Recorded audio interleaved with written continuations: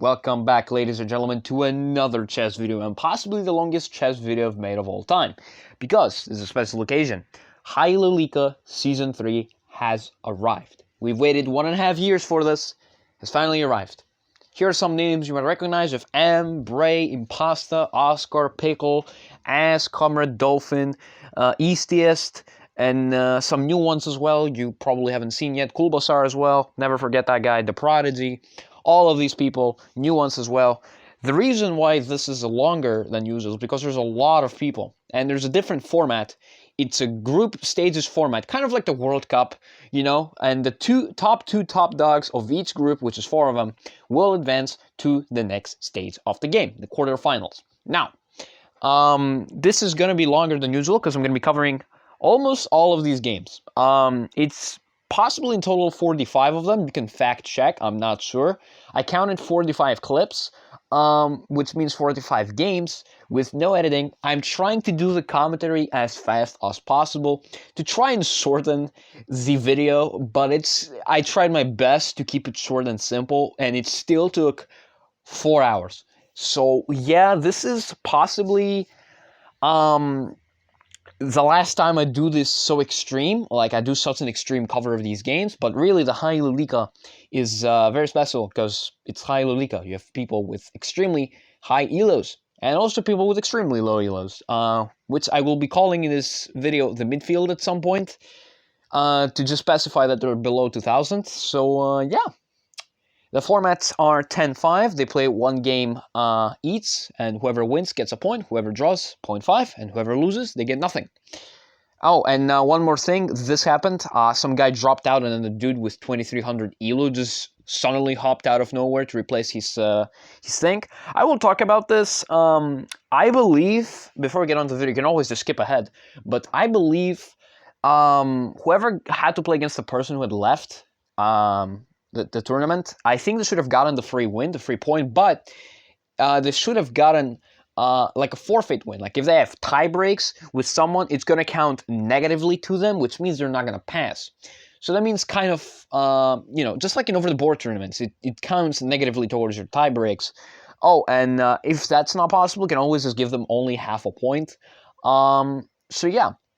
There were definitely other solutions for this than to just add a random 2300, which means that sometimes a 1700 can play against a 2300, which I'm going to be honest, is not the most fair way to balance a game. So yeah, aside from that, I'm no Leca moderator, so I can't do anything about it. So yeah. Oh, and one more thing, I did not participate in this because I have other businesses to attend to, such as another over-the-board tournament which I'm preparing, and I'm keeping energy for it. So I will begin the video. If you manage to last till the end, you have amazing attention span.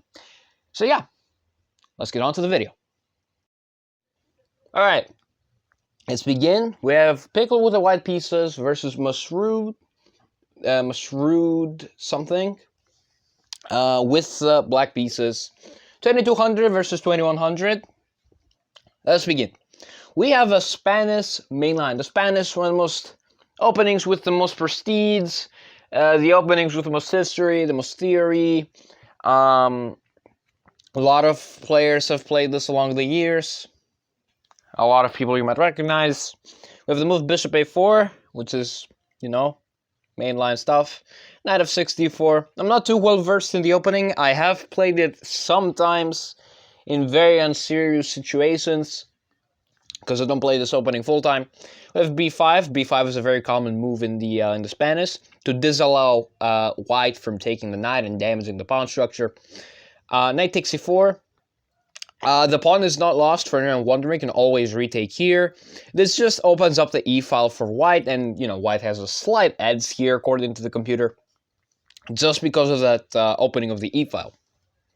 Castles, d5, and now knight takes c5. Knight takes 5, d takes 5, and c6.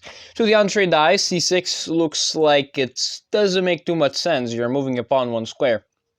c6 clamps down on white's position, and also dampens the scope of this bishop, which just makes it directly eat at a wall. This knight is nicely defended. A move like f3 here, not very good, even though it does give you that dopamine boost. There's always knight c5. And you lose the bishop pair, which in the Spanish could mean life or death in certain situations. But it's not always the end of the world. You can always play on. a4, trying to break up the structure. And now two moves are possible here. First of all, just moving the bishop to any of these two squares, which is probably the only move. There's also b4, clamping down and disallowing c3. That's a bit of complicated stuff. Because white can also play c3 right now and then get in something like this, which even though white has damaged their pawn structure, white has a very, very slight edge in development and could crack at the center with c4. Bishop d7, a takes, rook takes, queen takes, bishop e3. And bishop e3 develops bishop e7 and knight d2. And now black plays a very nicely practical move. I know the computer wants to trade, but a very practical move here is knight c5. Knight c5 essentially guarantees the winning of the bishop pair, which is a strategic advantage and a major advantage in open positions. In this case, you have to lose the light square bishop because currently it is eating bricks. Now, you could obviously attempt to rescue that bishop, and if black takes, you can actually control some dark squares, although I would still take that bishop probably. I mean, it can always activate and be kind of useful. In my opinion, I think that bishop could get better, even though currently it's eating bricks. So yeah. Instead, we have the move bishop takes c5, which I don't really like, even though I'm not too qualified to speak, because this guy is 200 points higher rated than me in chess.com. I didn't really like, because you're left with a light square bishop, and they have both. Your knight does control some dark, could control that, but in the long run, the bishop pair will just be a very, very nice advantage. Excuse me. Yeah, bishop takes c5, queen h5, activating the queen. Castles, knight f3. Knight f3 could prepare knight to g5, or knight to h4, or knight h4 and f4, f5. Something crazy you want to attack here. Queen c8, threatening in parentheses the move bishop g4. Bishop g4 essentially threatens to win a pawn.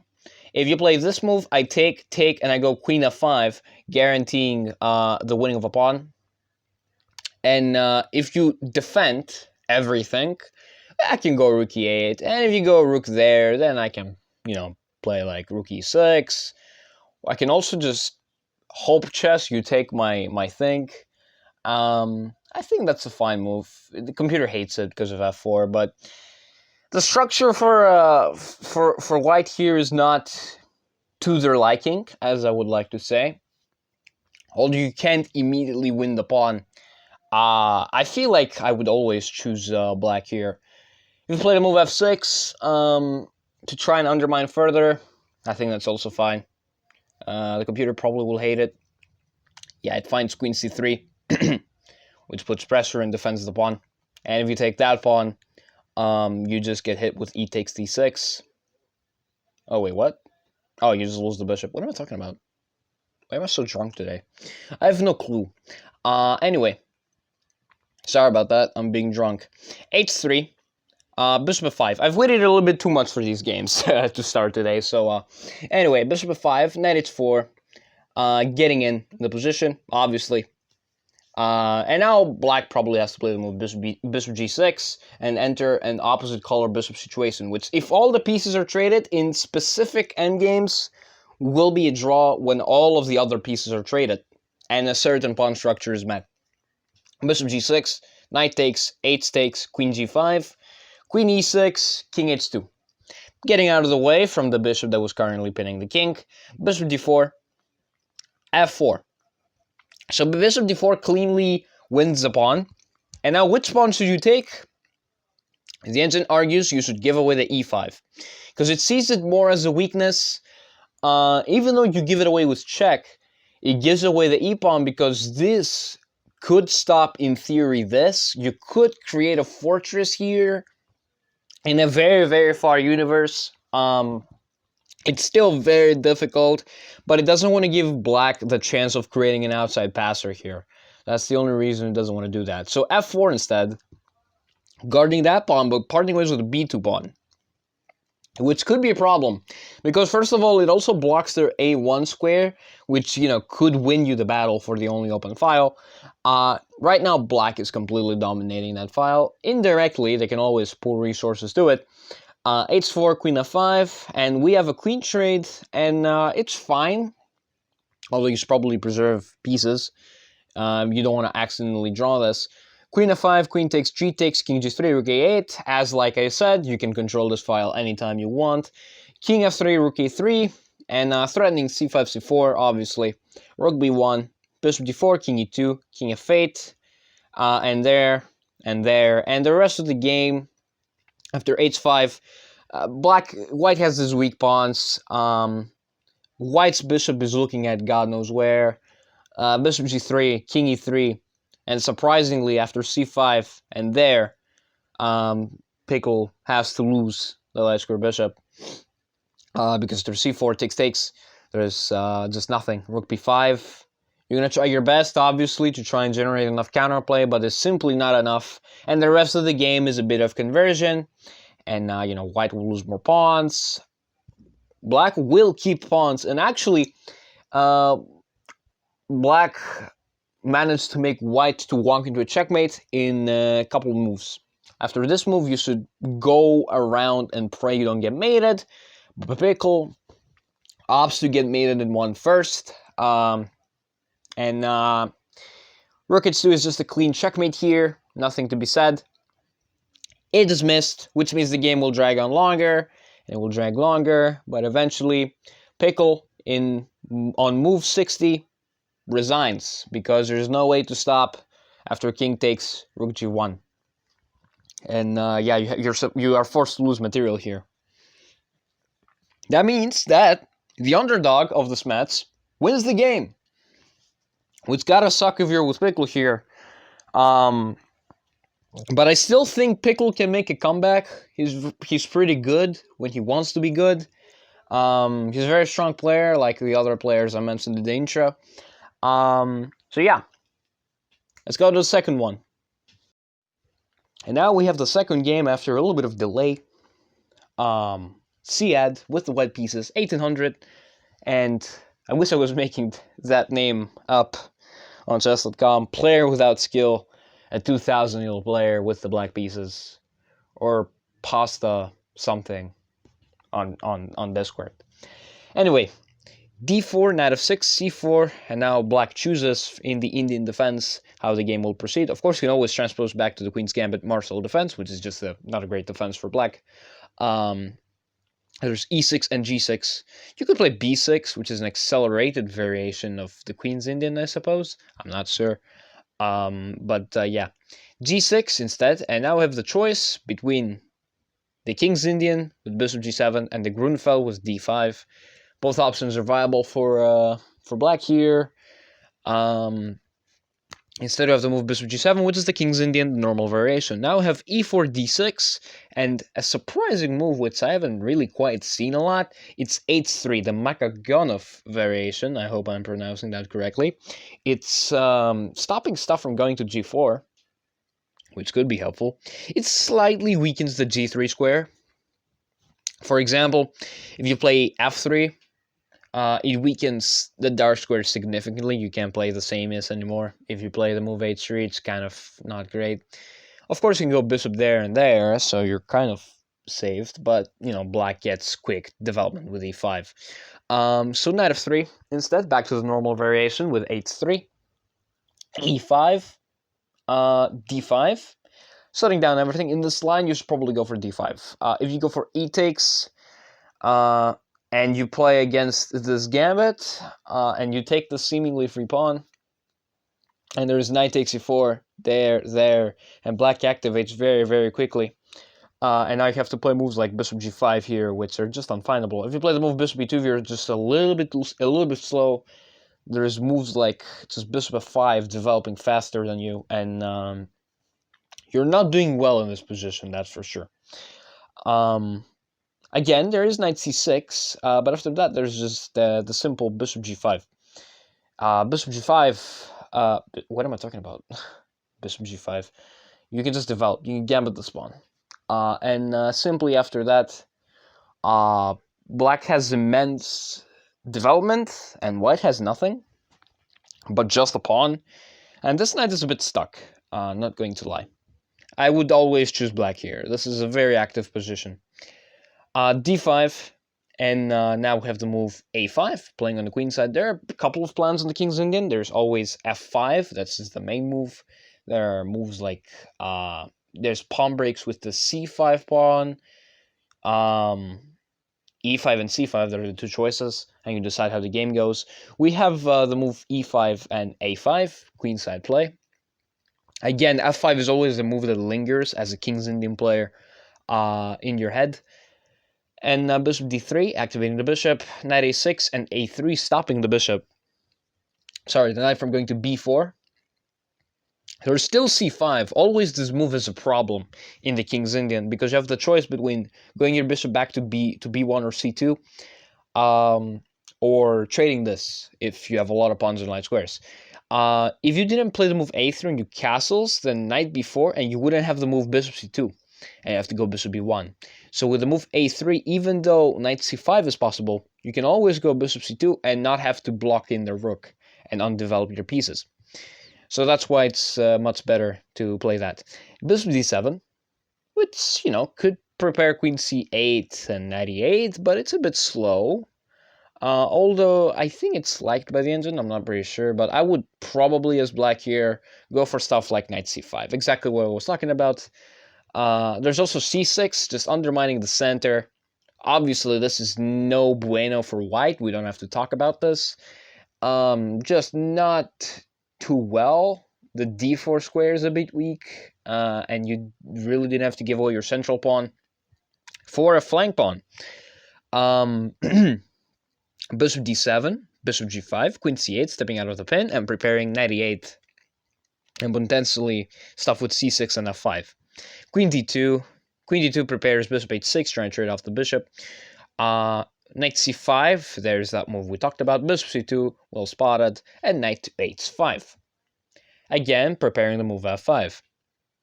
There are a couple ways to respond against this. G4 is particularly liked by the engine, because after G4, you have to go back to F6. So the engine argues you've wasted time. However, also white wastes a bit of time with that advance, and now the engine wants to go back and Bishop E3 and just, you know, A4. That's not human stuff. Not human stuff for the 1800 ELO level. Possibly for GM level, that's findable, but for this, no. This move is fine. Castles and F5. There it is. Exactly what we talked about. B4. B4 is a nice counterattacking move, responding to a strike on the king side with a strike on the queen side. The alternative to B4 is the move Bishop E3 or E takes a5. E takes a5. Obviously, trading down like this is not great. You activate black's pieces, and you've also, activated black's pieces. So, yeah. B4, instead, striking the queen side, takes, knight f4. And knight f4 threatens some sneaky stuff. And now, white has to be very careful here. White has to play the move knight h2 and prepare for absolutely pandemonium. But after c5, the game goes nuts. Like, from this point on, Ciad is going to have high cortisol, while player without skill is just going to, like, vibe to some music and, like, get free glazing from all the commentators. So sit back, relax, and let's enjoy this onslaught. Obviously, I support every player, but this was just massacre. So if you look at the engine, you'll see these two moves. Knight takes g2 and bishop takes h3. And in fact, bishop sacrifice is spotted. Bishop takes h3. Now let's talk about this. Why is this better than this? First of all, generally, the bishop is a much better attacking piece than the knight in some cases, in most cases. Knight takes g2. If you play this, if you take, there's bishop there, and like you just get in with queen g4, rook g1, and you just play queen takes c4. If you take the bishop, you lose the knight. You're in the worst endgame. You lose. So you obviously can't take that knight. So what do you do here? Very difficult move to spot for any level. Not for like 2400, but you know, very difficult move to spot either way. C takes d6. And basically pray that you survive. That's it. And now you have to go back to f4 and then take again. And then there's bishop takes h3. I will be terrified to play this position with white. I would probably lose this.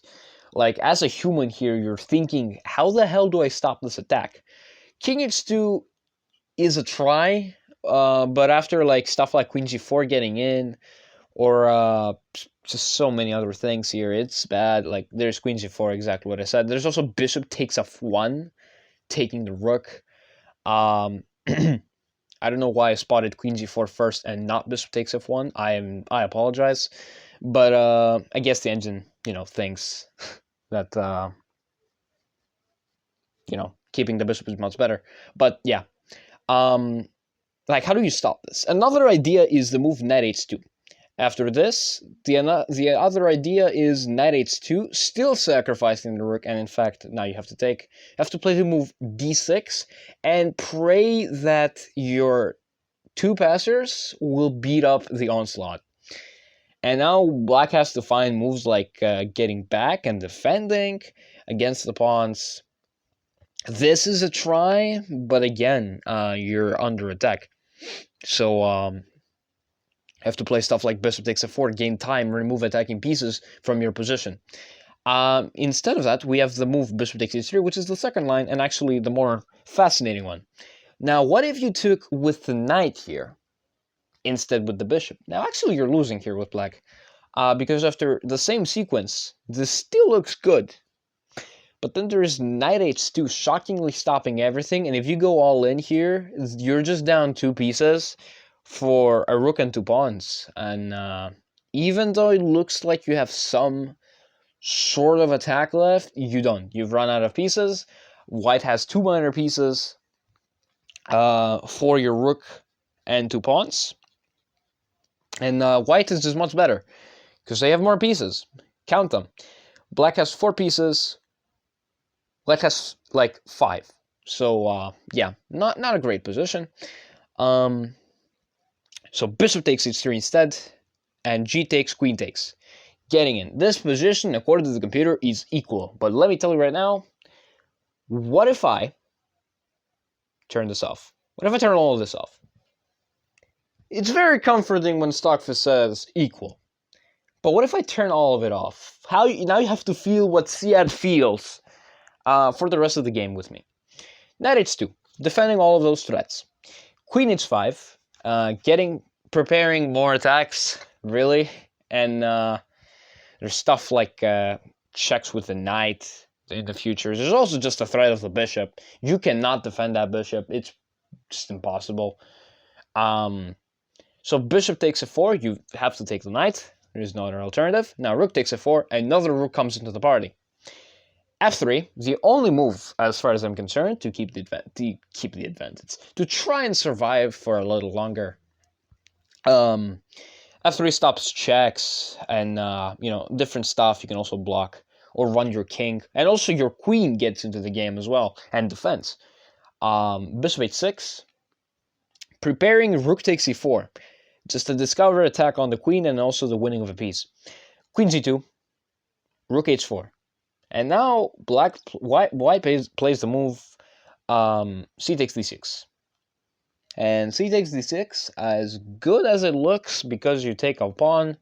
There's bishop e3 check and king h1. And after c takes d6, you're paralyzed. You're paralyzed, you can't do much. And after rook ae1, There's bishop f4. You probably will have to lose the entire house. Rook e2.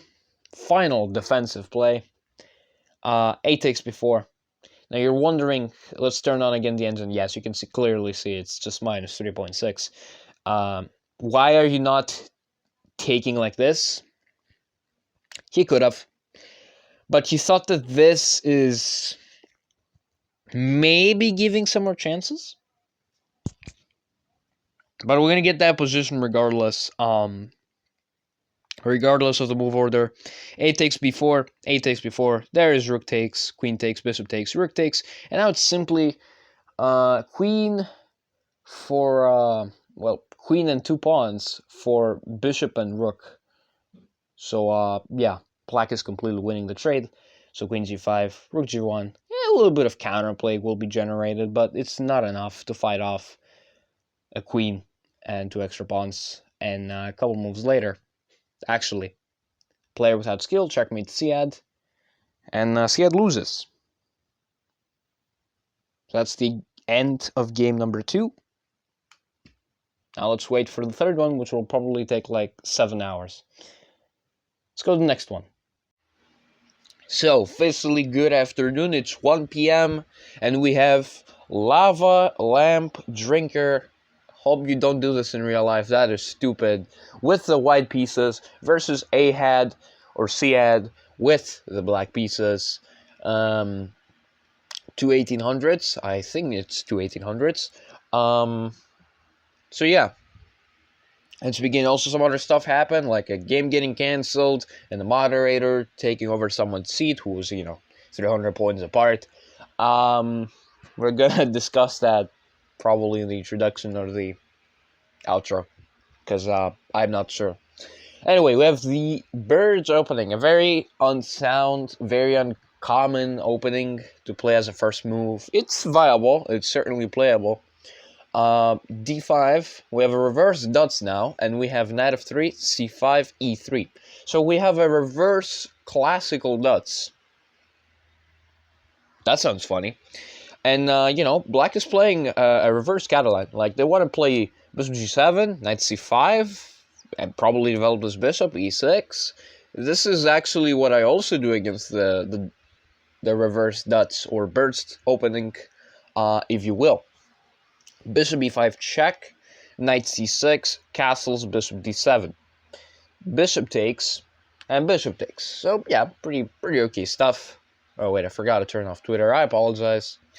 I don't really get notifications from Twitter every 5 minutes. Anyway, d4. So d4 could either be a good move or could backfire completely. d4 essentially attacks black's pawn structure.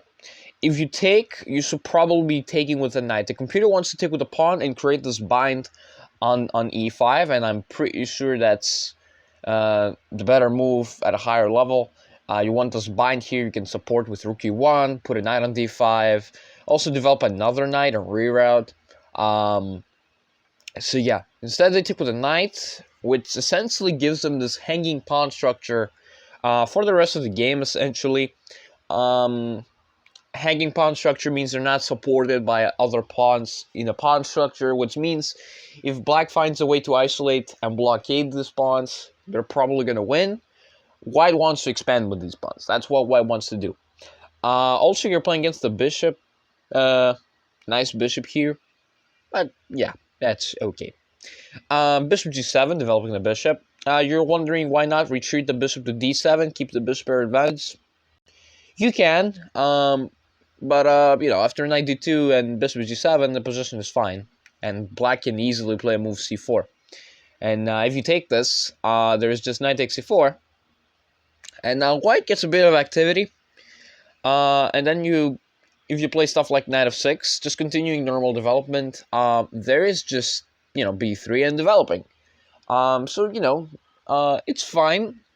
I think I would still choose black here, because of the bishop there. But white also has a lot of chances.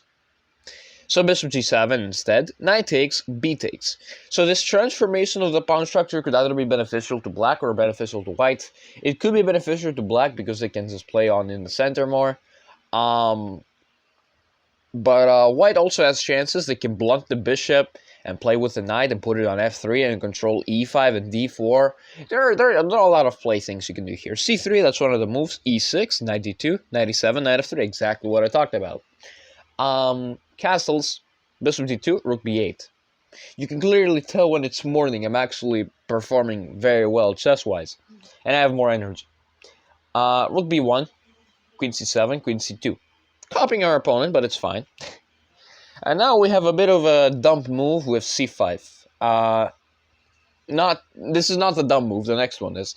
C5 takes base. You're preparing knight c6. You're preparing rook c8. You're preparing. You may even have a5 here if I'm being concerned. But after king h1, clearly indicating that you're getting out of the way and you're preparing some sort of attack, black blunders a pawn. Which, Siad, not very good. But it's fine. We all blunder pawns. Yeah, you can just take this, because if you take back, you lose your queen. Both is gambit style. There's nothing to that. So knight d5 instead, hopping in with a knight.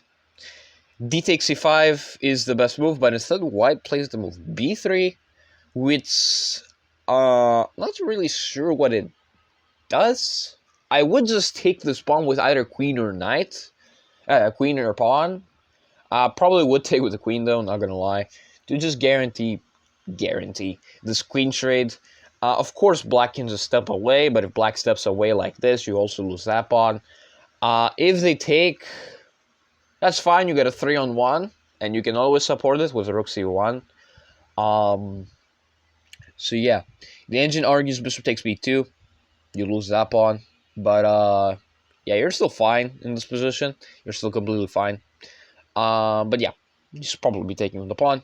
Get this 3-on-1.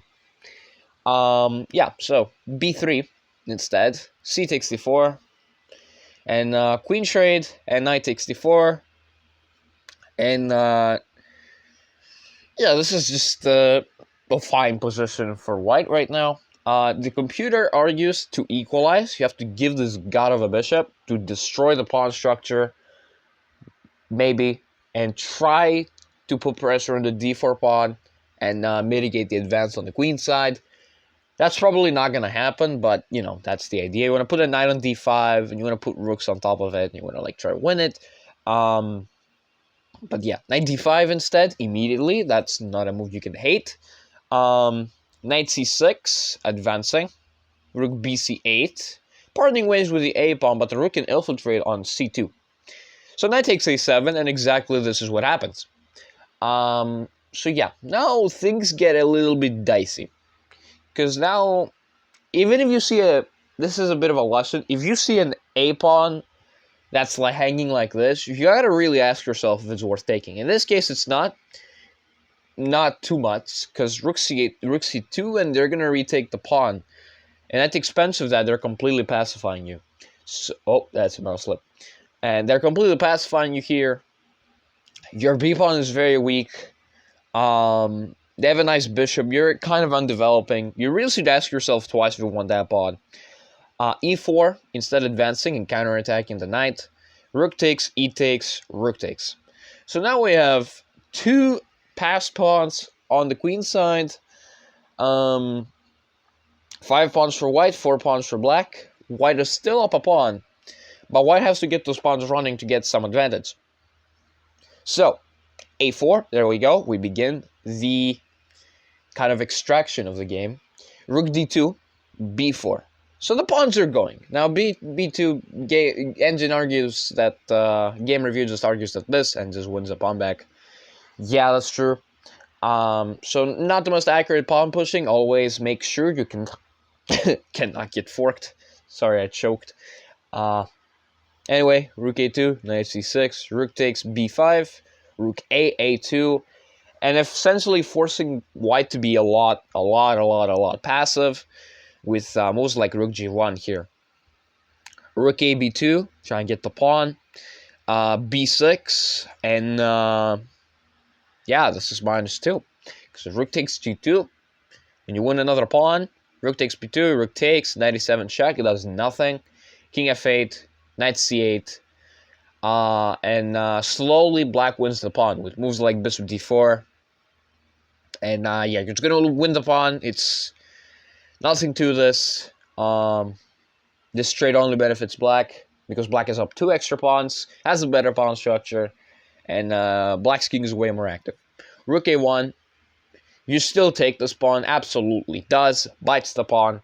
Rook a8, no threat to that move, you just move away. Move your king to like g6 if you're too scared. G7, excuse me. And if this, trying to pin you, which is what happens in the game, you always have stuff like bishop d4, unpinning yourself, and also offering an exchange of rooks. Then finds rook b1, rook b2, oh wait, no, rook g1, excuse me, and after king f3, bishop c7. Which, I'm not sure what it does. I guess it moves white's king. I'm not sure. I don't know. I don't get the sequence. I'm not that high level yet. But bishop d4 is a great move. Rook a8, rook f2, knight d6. No way to protect that pawn. Taken, knight e8 check, king h6, cutting away from all the checks. Rook a3, g5, and the rest of the game is just conversion. There's nothing to it. Pushing the pawn, going there, check, and checkmate on 2 moves. And Siad wins his first game, and that's beautiful. Let's go to the next one, which is crazy. And now we have a very, very, very fun game here. We have Pickle with the white pieces versus the top dog of the tournament, aka Oscar, with the black pieces. Why is Oscar the top dog? Because he's 2400. He's chilling with the Grandmasters up there, that's why. Not really, he doesn't have a title, but I'm pretty sure in like 1 or 2 years, he's at least gonna have FIDE Master if he keeps playing like the way he's playing. Not gonna lie. Another reason I respect Oscar is he plays the French defense, so yeah, we have something common, both of us. And I actually have to study these games because I'm learning stuff here. Knight f3, d5. This is what I also like to do against the French defense, against the French defense. In this line against the French, this is what I play with black. Knight c3. Now I have the 2 knights variation, which, you know, I haven't seen.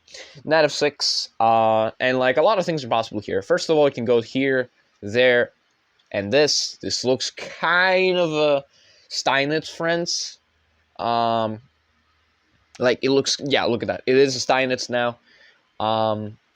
Yeah. It could transpose, that's what I'm trying to say. Exactly this is what happened in the game, by the way. With d takes c5, which I'm not sure is the more accurate response. Probably is. There are like other moves here. Knight e2, and black puts all of their pieces on that square. Queen b6 is one of them. Knight c6 is the main move here. And c3. And this is how you play this. D takes c5, though, completely gives black whatever the hell they want. And they get more central space. They can get more development. And actually, it ends in here. Savage. They want to go knight c6. They don't want to take the pawn yet, which is crazy. Knight c6, exactly what happens. Because you don't have to take immediately, I guess. And if you play bishop b3, you lose that pawn. Which I think is a more important pawn because it's more in the center. It's a central pawn. The other one's a flank pawn. And yeah. So bishop f4. Already Pickle is a bit on the... in the wrong foot here. Well, it's fine. Everyone has. Yeah. Bishop f4. Bishop takes c5. Loses that pawn because there was no way to defend it, really. Bishop d3, trying to develop. And f6, interesting move here. There are 2 pawn breaks in the French defense, c5 and f6. f6 is the second one. f6 is the one you play when you get the chance. Other moves here are possible, like a6, h6. But further down the line, you can see f6 is there, so f6 is a must move to play. If you play castles here... Oh, get out. Thank you. If you play castles here, I think that's also fine. But white gets enough time to breathe? I'm not sure. Oh, bishop takes h7. Just a Greek gift. My bad. I apologize. I'm supposed to be spotting these things immediately because it's a Greek gift. and I'm Greek. So, yeah. Anyway, f6. F6 is a good move. Pawn break. If you take this pawn, you're not on a good ride. You can take with the knight. You can also take with a pawn if you're, if you want to surprise your opponent and attack on the king side. But I feel like taking with the knight is much more common. And in fact, the engineer agrees with me. There's also queen takes apparently, which I don't understand. Knight takes makes a lot more sense. You control a lot more central squares. And yeah, castles indeed. Castles, queen e2. And also, if you're wondering, the Greek gift does not work now because you have a knight there. So that's just the hanging of a piece. So queen e2, bishop d7, bishop e5, takes 6. Bishop e5 is an interesting move that I don't quite understand. I guess you want to trade off the knight for the bishop. But I'm going to be honest, the Austrian bishop has much more future here than the knight. Although you can make the argument that the knight is better. Although, I'm going to be honest, I think black is the winner of the straight here. a6. You don't want the light square bishop in the friends too much. If this is traded, this is a completely different story. Because now white has the bad bishop in parentheses, and black can attack you with the dark square bishop. That's what the engine wants. And also the light square bishop in the friends is just a pain in the anus. That's pretty much it. Rook e1, rook e8, king h1, signifying that h3, g4 might be a thing. Bishop d4, f4, there it is. So that's the reason why they wanted a straight. Rook c8, queen f3, bishop c6. A lot of piece shuffling, but it's very good piece shuffling. Oscar is using the bishop as a defensive resource than an attacking piece, because you can't really attack with it. You're kind of locked away.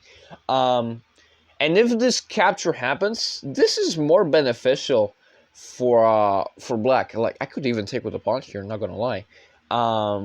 Yeah, taking with a pawn is much better. In the practical standpoint especially. Because you just get a very nice center, you open up the b file, you are parting ways with the a pawn, but after rook b8, black gets a lot of activity here, and after b3, there's moves like queen a5, queen a4, and queen b6, and just activating. Like, queen there just wins a pawn almost. Oh no, it just completely wins almost a knight. You have to play the move knight e2, which will be found at this level, but it's going to be difficult. And then you're going to equalize very quickly. And then I have to go c5. So it's still kind of scary. There's queen e2 here, queen trade, and now I have to play the move rook b6, and then knight f3, and yeah, this is complex, spottable, but at the end of the day, you get the a pawn back. So, yeah, fun stuff. Queen h3, rotating the queen on the king side, which, like I told you, ladies and gentlemen, will not end well with one of these sides, because there's going to be attack. Queen b6.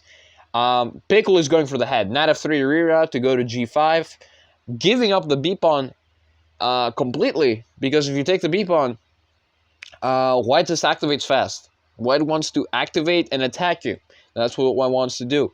And in fact, here there's knight takes d4. I apologize. Knight takes d4, losing the bishop. So yeah, losing the bishop, you trade, and then again, they get that pawn, and guess what? They also activate. Apparently that's a draw, but I don't care. This is a very nice continuation. The computer here wants bishop takes h7, sacrificing to go queen takes c3 and win the queen. Okay. I will not comment. Bishop takes c3. Getting rid of your dark square bishop for the knight, destroying the b pawn structure, but also removing attacking pieces, future attacking pieces, because that knight was not doing much. Bishop b5, bishop takes, a takes, which I cannot explain. I cannot explain a takes. I can explain queen takes. You want to trade, and you want to put pressure to the pawn so you can win the c pawn next. And if this move trying to put pressure, there's queen c4, and you're back in time. I cannot explain a takes. That's for Oscar to explain in the comments. That's not for me to explain that. I don't know. I can try to. I can try to say you want to open up the A file and the C file. I think, I'm not sure. 94. Essentially saying, yo, stupid, take my C3 pawn. And Black says, no, I'm going to play 94 and take the pawn this way. F5 attacking. Pickle is kind of sad that his pawn was not taking. So now Rook takes C3. And now Black gets in, apparently. And after Rook E3, Queen takes D4. Black is in. Black has -5, up 2 pawns. And Rook takes, Queen G4. You can try as much as you want, but Knight F2 check is, what a move. And if you take, you get mated in 1 in 2. So, King G1 instead. Knight takes G4, you gotta lose your queen. And Pickle resigns. Beautiful move spotted by Oscar. And Pickle goes down 2 games. Is Pickle gonna make a comeback? I'm not sure. I had him like a top seed at the start of this video, I'm not gonna lie. I really hope he makes a comeback. He's a very nice player. So yeah. Next one. So on to Pickle's third game. He's playing with the white piece. Oh, not the white pieces, the black pieces, excuse me. Against a person, let me get my notes, called Mr. Not Success, who is 1955 on ELO. 1900. How hard can this be? A little. C3. So we have a reverse Caro-Kann, or should I say reverse mouse slip Sicilian for people that play the Caro-Kann. I want to piss you off a little bit, but I want you to engage with the channel by sending me your hate comments. So yeah. I love when I see people say, "Oh my God, you're telling the Caro-Kann is stupid. You should unsubscribe from YouTube." You get what I mean from that sentence. Anyway, E5, D4, takes. So we have a Queen's Gambit declined, exchange variation, which these positions are very draws. You should just accept a draw here if you're like a Grandmaster. There's nothing. White could. And I say could generate stuff with F3 here. It's difficult, because after C5 now, actually Black is the one. If you take this pawn, Black gets more development, takes advantage of your weaknesses. So, yeah. Knight F3, Knight C6, Knight C3, Bishop F5, Bishop G5, F6. This is a decision that Black has to make here. Bishop E7 is the more calm approach, and after takes, the game will go E3, Bishop develops, castles, and stuff like that. Or F6 and keep some imbalance. And in fact, we're going to get some imbalance. Pickle wants the imbalance. Bishop F4, Knight B4, Rook C1, C6. Actually, shockingly enough, after C6, White is much, much better after the move A3 and E3. Because if you just develop like a normal human being, there's just always a trade. And the destruction of your pawn structure on the queen side, and then these pawns are weak forever, at the cost of the light square bishop, which does have targets and potential for a target, but it doesn't look at anything. It just points at squares and says, "Don't go there. I'll just attack you," and stuff like that. And if instead of that you actually go to C7, well, then you lose even faster. You go there, and you lose a pawn because Rook is on C1, and you've won a pawn. So yeah. E3, Queen A5. That is missed, however. Now A3 is played. Now the difference that A3 is not strong now is there's a very good move Knight A2. And now you need to be precise. You have to find the only move Bishop C7, which, God help us if that move is findable. And now Black has to find the move there, and then they have to take here, and like takes with King or Queen. Everything is fine here. And there, for example, and then they have to, I mean, you get the point. It's kind of difficult to find the best continuation, and it's still a draw, shockingly.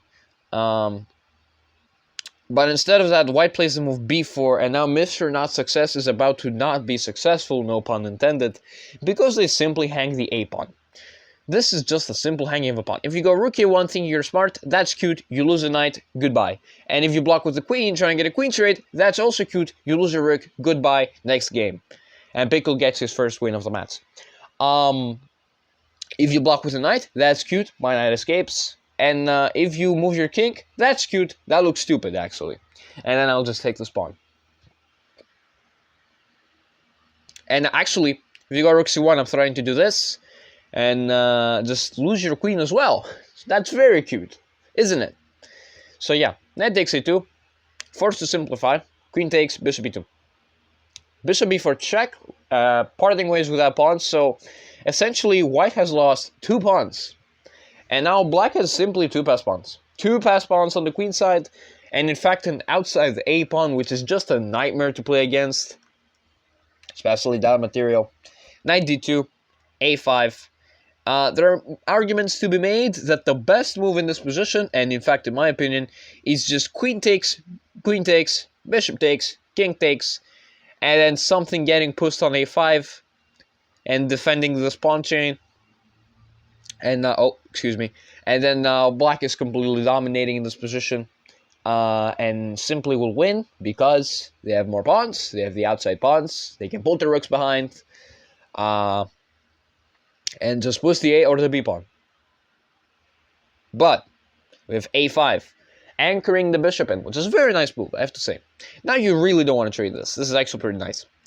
G4, bishop G6, H4, H5. So H4 parts ways with this pawn. You can't take back, because obviously you lose your thing. But you can take, then take. And then white has uncomfortable decisions. Black is still up to pawns. If you take thinking you're miscommunicating black's pieces here, you're not. There's always b5 and a4 on the table. If you go there, that's cute. If you go there, that's cute. Now you cannot get to my pawns. And maybe white can set up a blockade in time, but this is not possible. It's pretty hard, and you're not going to win. So Pickle is absolutely dominating in this position. He's absolutely putting Mr. Not Success into the floor here. Rook g1, long castles, g takes, and now queen takes. There is the simplification, and we just talked about. And now actually rook g7. So this is the small issue after rook g1. This is the small deviation, if you mean, after rook g1.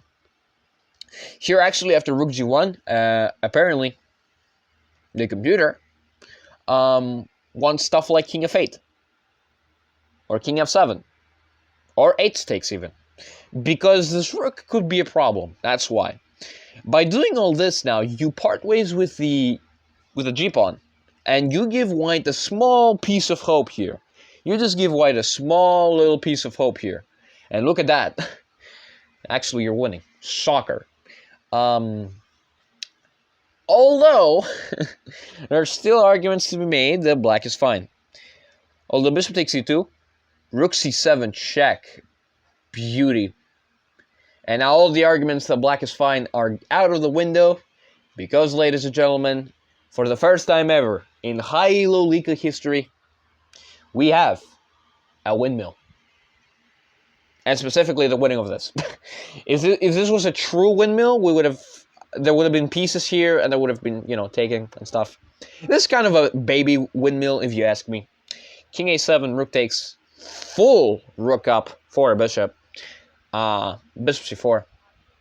And the rest of the game is Mr. Not Success winning the knight, because there was no way to defend it.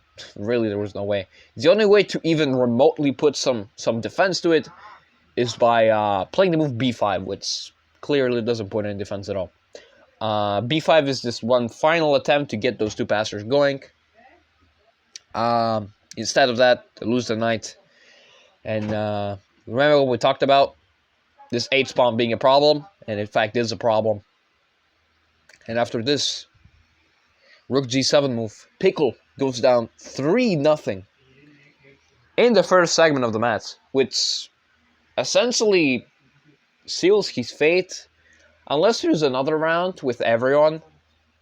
I don't think Pickle is going to make a comeback after a 3-0 game ends. Which is a bit sad. I thought Pickle was going to do way more stuff. I was kind of cheering for him with all my other picks. But yeah, now let's go to the next one. And now, yet again, we have another Oscar game. Oscar with the black pieces versus Basrud with the white pieces. A 300 elo gap. Kind of like the 200 elo gap between Spassky and Fischer. The 1976 World Mats. World Champions Mats. French defense yet again. My favorite, my beloved. E4 response. D4, D5, Bishop B3. So this is a gambit. Now, I've never seen this in my life, implying that this is probably bad, or not. There are actually two gambits in this position. There's this gambit, which is refuted. There's other stuff like F3 here. I've seen stuff like this, and I've won against all this. But Bishop B3 is the first time for me. There's also this response, which I don't know. I think the only point of it is to, like, lose your queen. I'm not sure. Anyway, Bishop B3, Knight F6. How does, Mr. Oscar refute offbeat stuff like this? Knight C3. So we transpose to a classical France, shockingly. Bishop B7, E5. And in fact, after this, we have something that looks like a Steinitz classical. Especially after Knight F3, or C3. C3, we have the classical France, yet again. It looks like a Steinitz, but white's bishop is there. That's the only issue. Knight C6, Knight F3. All stuff has been seen before, castles. And this is a problem with not developing this bishop. You have to move your knight again. Knight G3, C takes, and C takes. And even though it looks like Black has lost their major pawn break, there's actually, if you were paying attention, another pawn break for the French defense, the F6 maneuver. And now, stuff is possible. Now, there are moves. Does White take? Does White develop? Does White decides to take, because that's the only good move, and Knight takes. So Black has a better central control, but there's some holes in the position that could be taken advantage of. However, it's pretty hard, and its position is actually equal. Bishop D3, developing the bishop. Bishop B4 check, and knight to D2. Going backwards, that's a bit of an issue in this position. Because there's E5. E5 is aggressively striking at the center. And now the only move to try and survive is probably taking the pawn. And look at that. Actually, the computer wants to castle and lose the pawn completely. D takes, which is the human response. Knight takes, bishop C2. Stepping out of the way. However, now Black gets to activate everything. D4, striking in the center and pushing that pawn. And D4, I know the answer is going to say, actually Bishop G5. No, D4 is fine. In fact, Bishop 4 is played, which is actually way more aggressive than Bishop G5, because it attacks the piece. And now the piece has to move. So the piece moves to G6. Bishop G5 now, however, is a problem because of Queen A5, putting pressure to the knight. And Oscar is getting in because, if you were paying attention, White's king is at the center. White has to castle, and White does castle. But at what cost? They lose the bishop. So yeah, now, Mr. Masroud is down a piece. And probably will be down more than just a piece. Bishop takes G6. Bishop takes D2.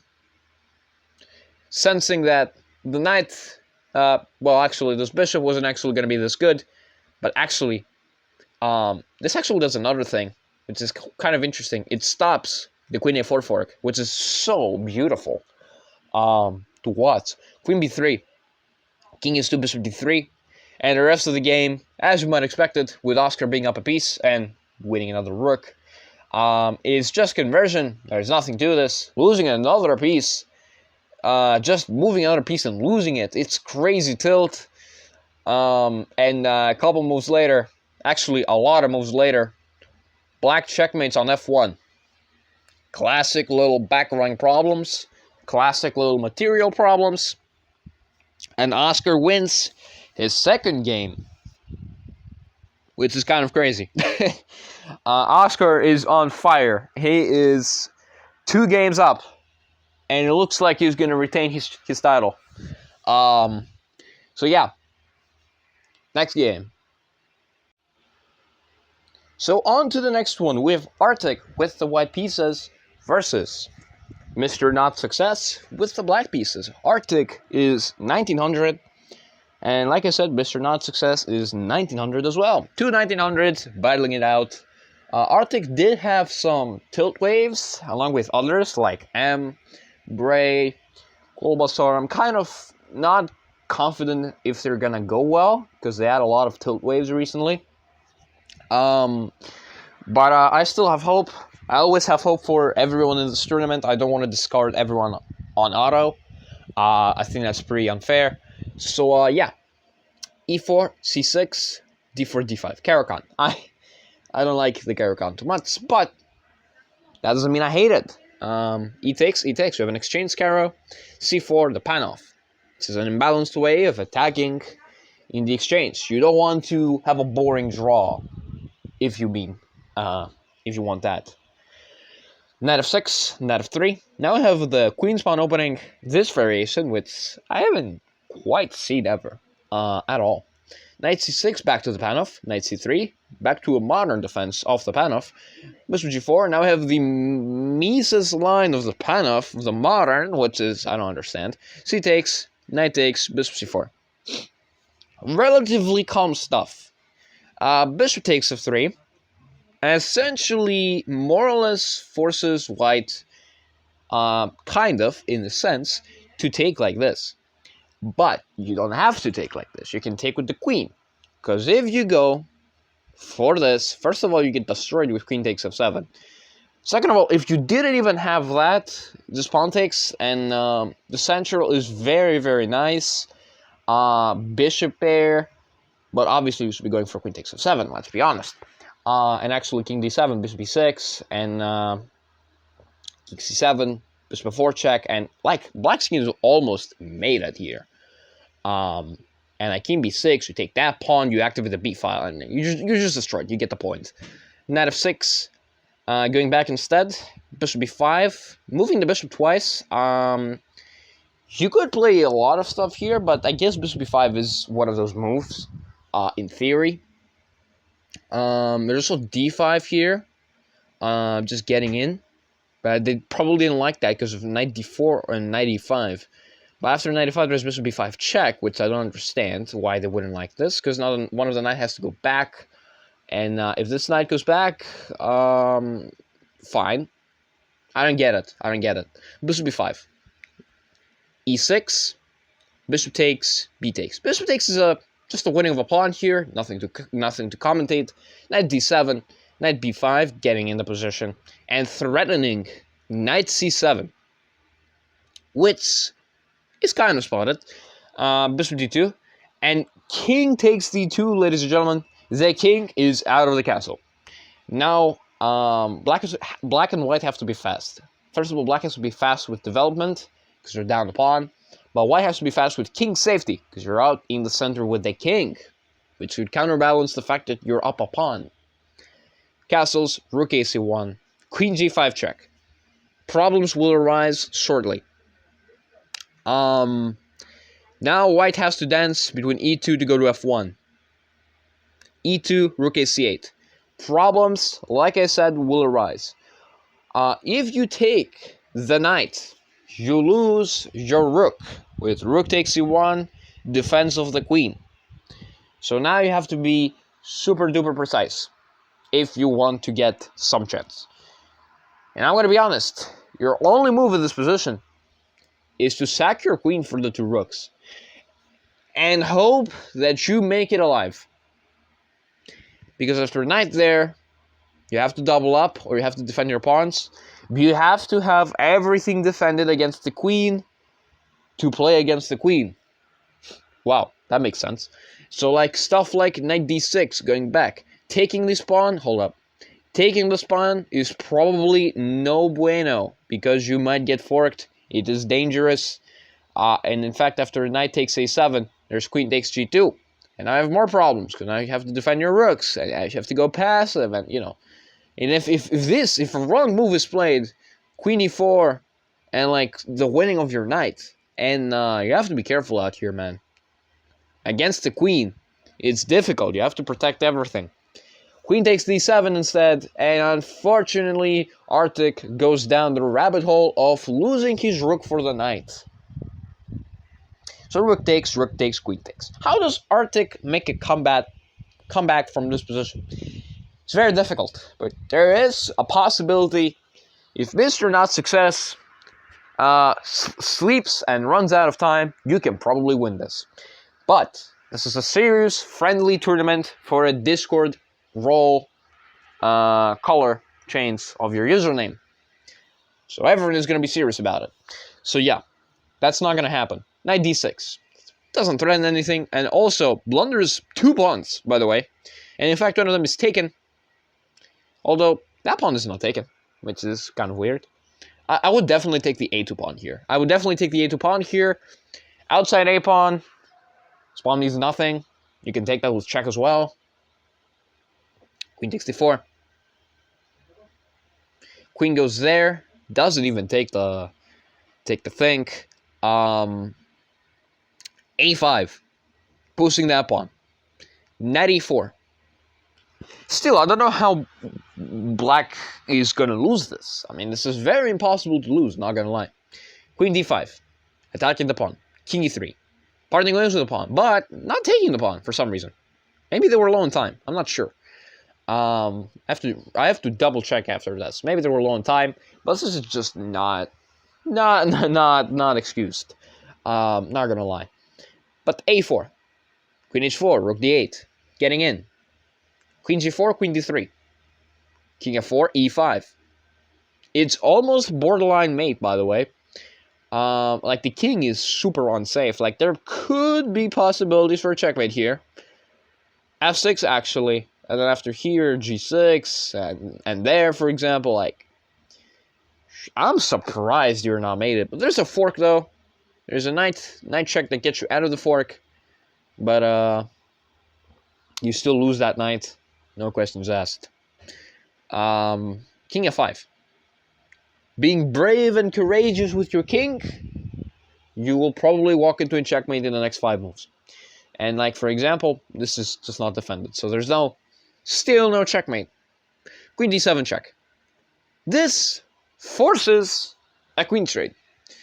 If h6 trying to be smart and g5, you don't actually lose your queen, but you're going to have a queen trade, which is bad.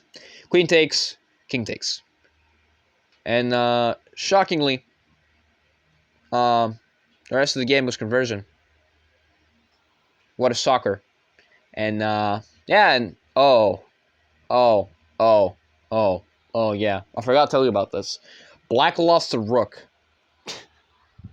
Black lost a full rook, but maybe they have a chance. Oh no. Oh no, guys. Oh no, guys, Arctic won. Yeah. So, next time you are making a queen, please don't hang your rook against the knight. Like, take the free pawn. Take the free pawn. Please. Thank you. And Mr. Not Success goes down 2 games. Actually, loses 1 game, but wins, the one against Pickle. And Arctic, somehow out of nowhere, wins the first game. Which, wow. I know luck is not a huge factor in chess. Actually, luck, in my opinion, does not exist. If you're not counting ping and stuff like that. But certainly not the ending I expected for a game like this. Well, that's fine. Next one. So, we have a massive rating imbalance in this one. We have Jack with the white pieces, 2100. And on Croissant checkmate, with the black pieces being 1700. Who the hell was behind those, the schedules? The ratings don't add up. But that's fine. It makes for good quality content because that means Jack is going to have an easy win, right? Yeah. E4, E5, classic Italian 2 knights, D3. Very common line. The most common plan in the Italian is the... not this, hold up. Is like defending your pawn and going C3 and, D4. So yeah, D3, D5. All has been seen before. There's nothing to comment on this. C3, there is the move. All of this has been seen before. Queen B3, though, has not been seen, at least in my games. And now, stuff gets wild. Bishop takes F3. G takes F3. Knight A5. Queen A4 check. Folks, on Croissant, checkmate has arrived, and he wants blood. C6, the best move. Bishop E3. Actually, oh no, that doesn't work. Never mind. I thought that worked. Actually, no. No, that does work. B4. And if you go... Oh, you can't go anywhere. You just lost the thing. Oh. So, yeah, black is down a piece. So, yeah. If you take the piece, your queen takes F3. And the position is uncomfy. But white is up a knight. So, yeah. Cool. Bishop B3. They don't go for this line. They go knight takes E3, F takes E3, B5. And they get forked themselves. So Jack gets forked. Out of nowhere, Jack gets forked. So I have to sacrifice and go for this. Which it is 1, 2, 3, 4, 5, 6, 7 pawns versus 1, 2, 3, 4. 3 pawns versus piece. What? I haven't never seen a position in the high Leca like this. That's the first one for me. So we have two pass pawns. And also they're protected. But down a piece. Wow. King D7. Rook G1. Queen H4. Unfortunately now, stuff gets wild. King F1. And the knight goes back. And check again. Yeah. And then rook takes. And there. And this. And now queen h3 check. Nicely spotted. Queen takes. Queen h5. And actually the move that the white had to play here was king d1. Getting out of the way and forcing rook a g2. Rook a g8. I apologize. And then f takes, sacrificing the rook because of this. And queen takes, king c8, and repetition of moves with queen c6. And if you think you're smart and you go here, thinking you're safe, I just got queen d6. And if you go here, made it 1. So yeah, rook g2. Queen h5 check, however. And now king f1, queen d1. King f2 there. And there. And there. And there. And there. Position is bad. b3. Knight e1, ladies and gentlemen. Queen e2, hanging the queen, but the queen is not taken. Because this is checkmate. Checkmate. By not taking the queen. So Jack, in the weird 10 of events, loses. Wait. When I saw the first game for the first time, I was like, whoa. So yeah. Next game. So if on Croissant checkmate with the black pieces versus Gu with the white pieces. Gu is also 1900 and is a lover of this opening and plays it every time and also has it on his bio. If I'm telling the truth here, yeah, he does. E5, the Fromm's Gambit, which I'm not qualified to speak for this stuff. I've never seen this, like, in a game. And I've never played this. And I've never played this either. So, yeah, f takes d6. So I guess this is a gambit to get development and attack on the king side. This is the only way I can justify this. Now, g3, g4, knight h4. Now, there's one move only here that's really favored by the engine. The move is bishop b7. And bishop b7 essentially forces white's hand to play knight to g2 to like claim advantage, and then black can continue their development and try to get some sort of equity in the center and the development. And then they have to go for it like completely. They have to go h5 here, which is this is why you don't play offbeat stuff against offbeat stuff. Anyway, knight f6. I'm not saying this is bad in any way, like the gambit, but I'm saying this is weird for me. Knight f6 though gives away the advantage completely. d4, taking space in the center. The computer is tied between d3 and d4. I think d4 is much better because you take more space.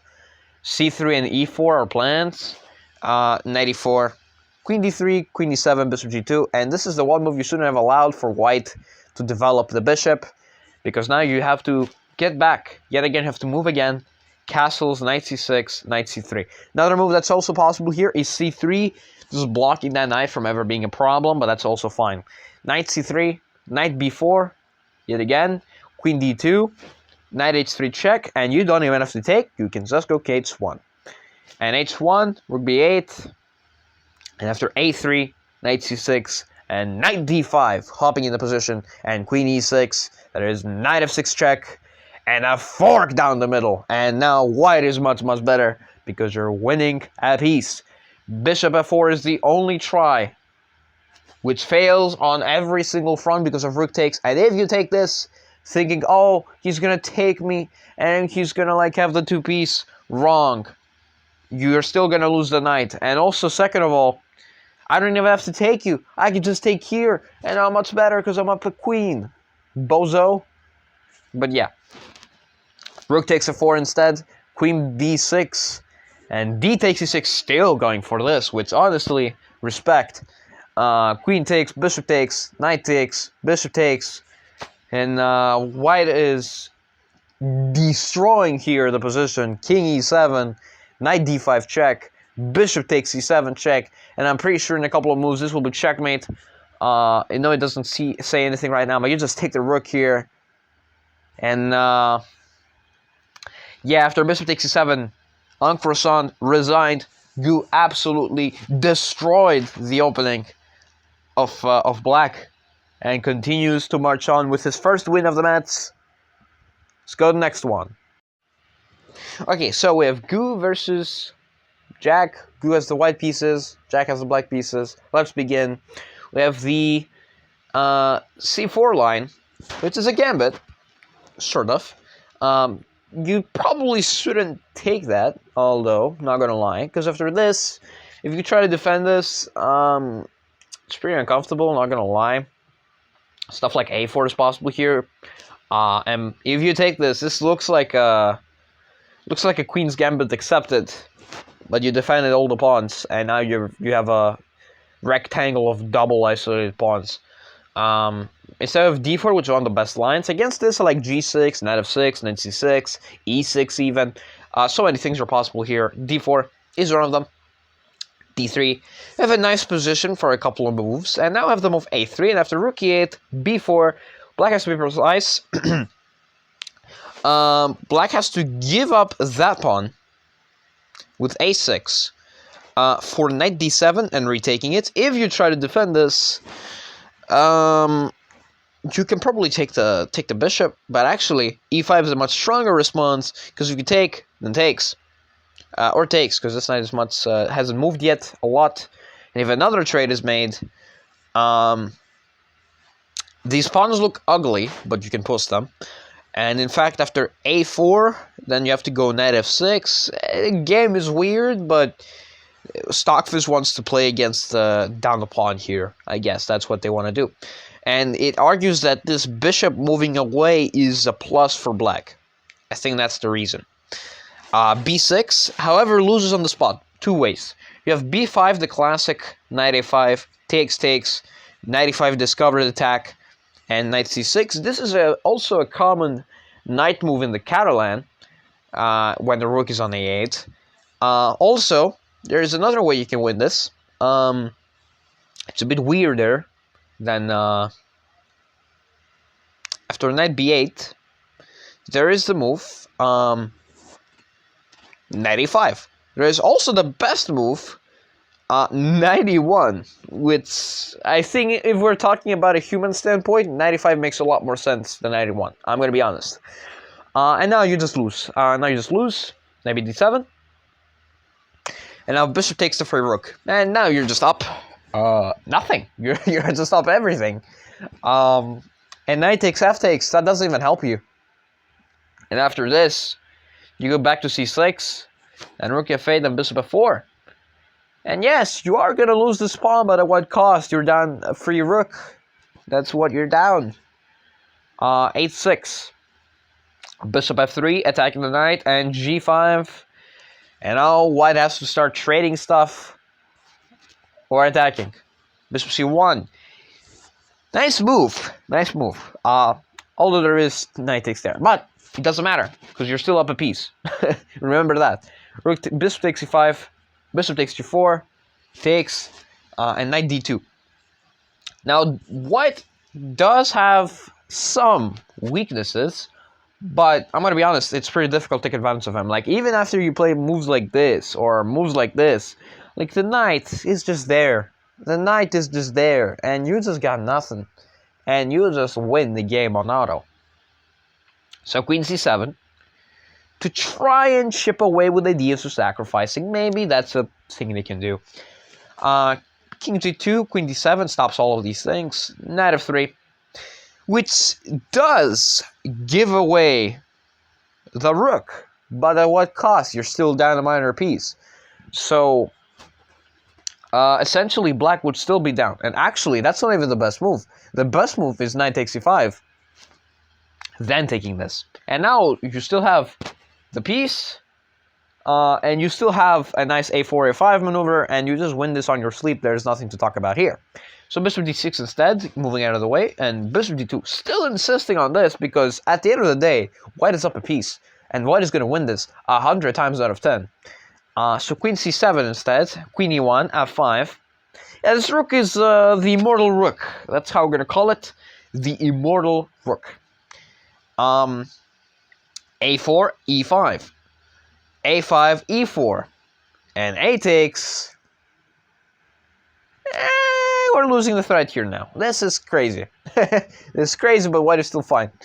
A takes b6 only move, and d takes e4, f takes e4, queen f2. Now white is losing the thread, because they had hubris. They thought they were untouchable. Actually, the only move here is knight takes g5. And after... you have to take the knight, because otherwise there could be fork and complications.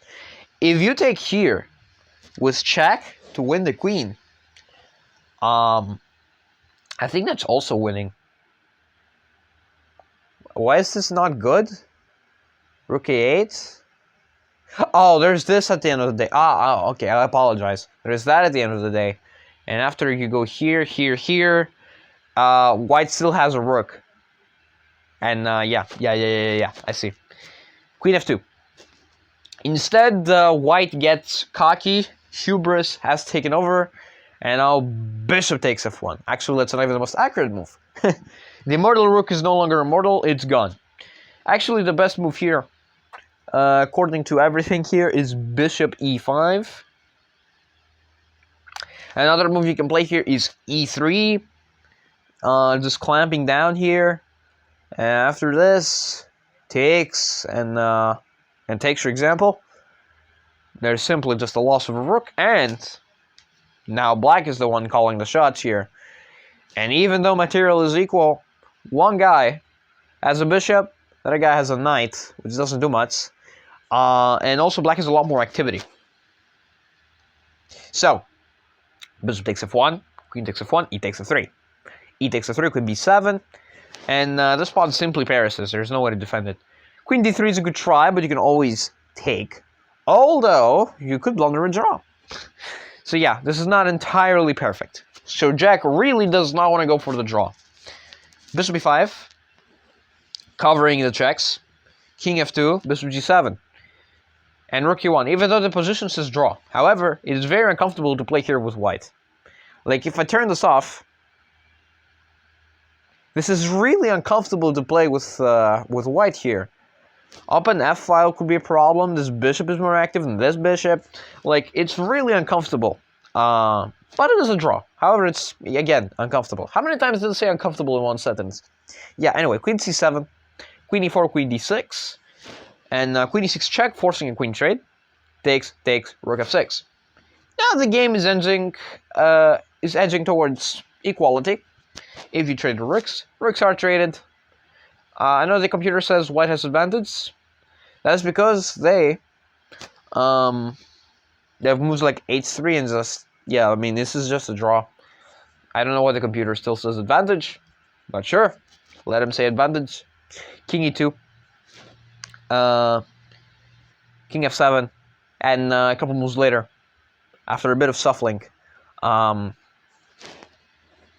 the position was agreed to a draw. Jack unfortunately takes the draw, and Gu takes a draw, which helps him. And yeah, that was another game. GG's. Let's go to the next one. And now we have Gu with the black pieces versus someone called Human Resources with the white pieces, who's 2100, has a very interesting username on chess.com. Sussy lol something. Anyway, e4, e5, knight f3, knight c6, bishop c4. You're gonna see the Italian a lot because the server really likes the Italian and the Spanish and the Ponziani and the Scots. Like, d4 is just not a common side at all. Also, the Caracan is a liked participant. We're not gonna see a lot of Grunfeld or King's Indian or stuff like that. You know, we might see King's Indian once or twice, but I'm not sure. Anyway, knight f6. And the fried liver attack. Oh boy, a fried liver attack at the 2100 level. Oh yeah, did I mention white is 2100 and Gu is 1900? Yeah, this is going to be fun. Anyway, bishop c5, the Traxler counterattack. The fact this is still played at this level is insane. Anyway, you should really be avoiding the fried liver past 1000. It doesn't work anymore. Like, people want, they won't blunder, the made in two trap, okay? They will not do this anymore. It's done. Get it out of your system. Bishop c5, castles, d3. You can see how no one is, like, doing crazy stuff, right? They're playing solid things. Even in the position like the fried liver, they're playing, like, normal stuff. Knight c3, bishop e6, and there, and now black gets, like, e5, pushes in the future. Knight a4, bishop b6, and takes the bishop. You don't have to immediately take the bishop. I'm pretty sure you can always just delay it with a move like c3. But it's fine.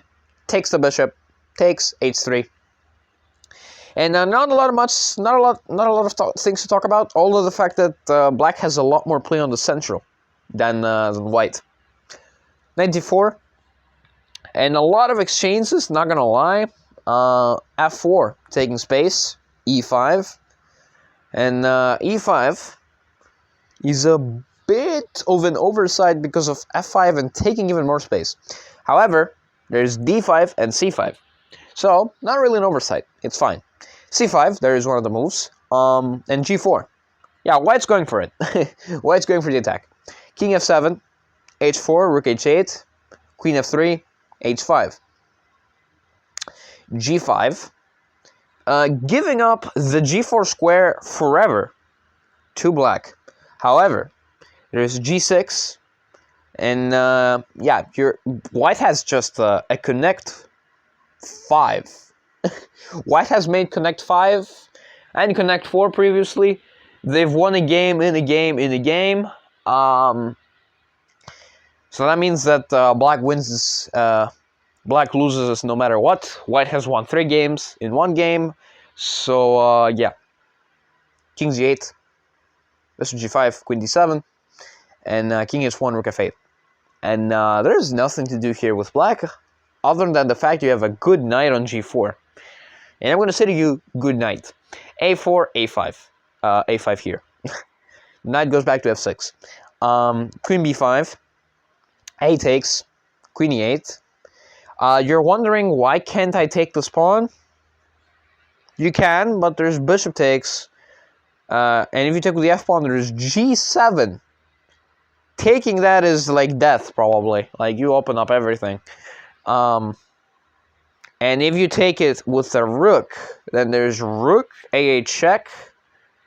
And when you block, there is rook takes f8, king takes f8, and f6. And you're getting in no matter what.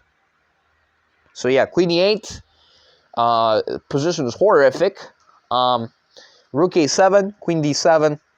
And a couple moves later, white pulls all of the resources to the A file. Remember, controlling the only open file in a closed position means and probably guarantees a very, very, very good position. Knight f6, takes, check here, f6. And a lot of things are just threatened here. First of all, if you take, you can get in with the queen or the bishop, depending on what you like. You can even get in with the queen if you want. King g8, and there's sacrifices. There's the move King g1. Apparently King g2 is much more human, but King g1 is the killer move here. Insane. But bishop takes f6. That was a little too much. Mate in 11. King g8. Now it's mate in 7. Takes a rook. King h8. And just queen f8 checkmate. That was absolute annihilation. Positional dominance from start to finish. It went from f5 connect 4 to g6 connect 5. And just this bishop, this knight, although scary, doesn't do anything. It's just like nothing. And yeah. And the rest of the game was just destruction. There was nothing. And lost a rook. They had no other choice, and it was just positional masterclass. Like, black had nothing. Although black did get a nice little pawn diamond here, so, you know, they won something at the end of the day. A free Rosen trophy. White got, like, 2 of them, if I'm honest. So, yeah. Now let's wait for the next one, which will take probably like an hour. For you, will be a second. And before we move on to the next two, there's a game I forgot about. Oscar with the white pieces versus Mr. Not Success with the black pieces. Let's begin. A very uneven matchup, if I'm really honest. But sure. Caro-Kann with d5, knight c3, d takes c4, knight takes c4, knight f6, main line, Tartic-Hour. So the Tartic-Hour, Caro-Kann, I don't know anything about it. But bishop d6, bishop d3, classic stuff, queen c2, knight there. A lot of h-pawn movement. I think that's part of the opening. I'm not sure. h3 is the move. h3 is designed that to soften up the structure. The best move, according to the computer here, is long castles to put rooks on the open g file when it opens up. For example, like this, g takes h3. H takes g2, excuse me. There's rook 8 to g1. And if you take another pawn, then there is just this. And let me tell you right now, this position is lost because the lines have been opened at the expense of a pawn. And after the bishop moves, you can't quite stop this at all. Like, you can try, but sacrifices are possible. You can get in pretty easily, and you're going to win this in no time. I'm kind of surprised why Oscar did not go for this. I was expecting like long castles here and going for this, but you went g3, g5, and long castles. It's still +1, but you don't get the open lines. Queen e5, getting active. King b1, bishop b6, and knight to c1. Looks passive, but it's actually massive. b5, starting the attack. f4. Now, Oscar is the one that's faster. b4, c4, shutting down everything. g4, f5. And after this, and c5, and when the bishop moves, for example, if the bishop moves back here, there's queen e2. Queen e2, the bishop gets in, the queen gets in. Like, this is not a great position at all. You just get in with white here. The dark squares are super, super weak here. The pawn is doing a lot of heavy lifting. And when the bishop and the queen gets in, it's going to be over in like 3 moves. b3 is one final desperate attempt, but there's simply just knight takes b3, and that just didn't do anything. You just lose a piece. So c takes, and queen d2. The rest of the game is conversion. There's nothing to it. Opens up everything. The bishop is there, and checkmate in 2 moves. And let's move on to another game.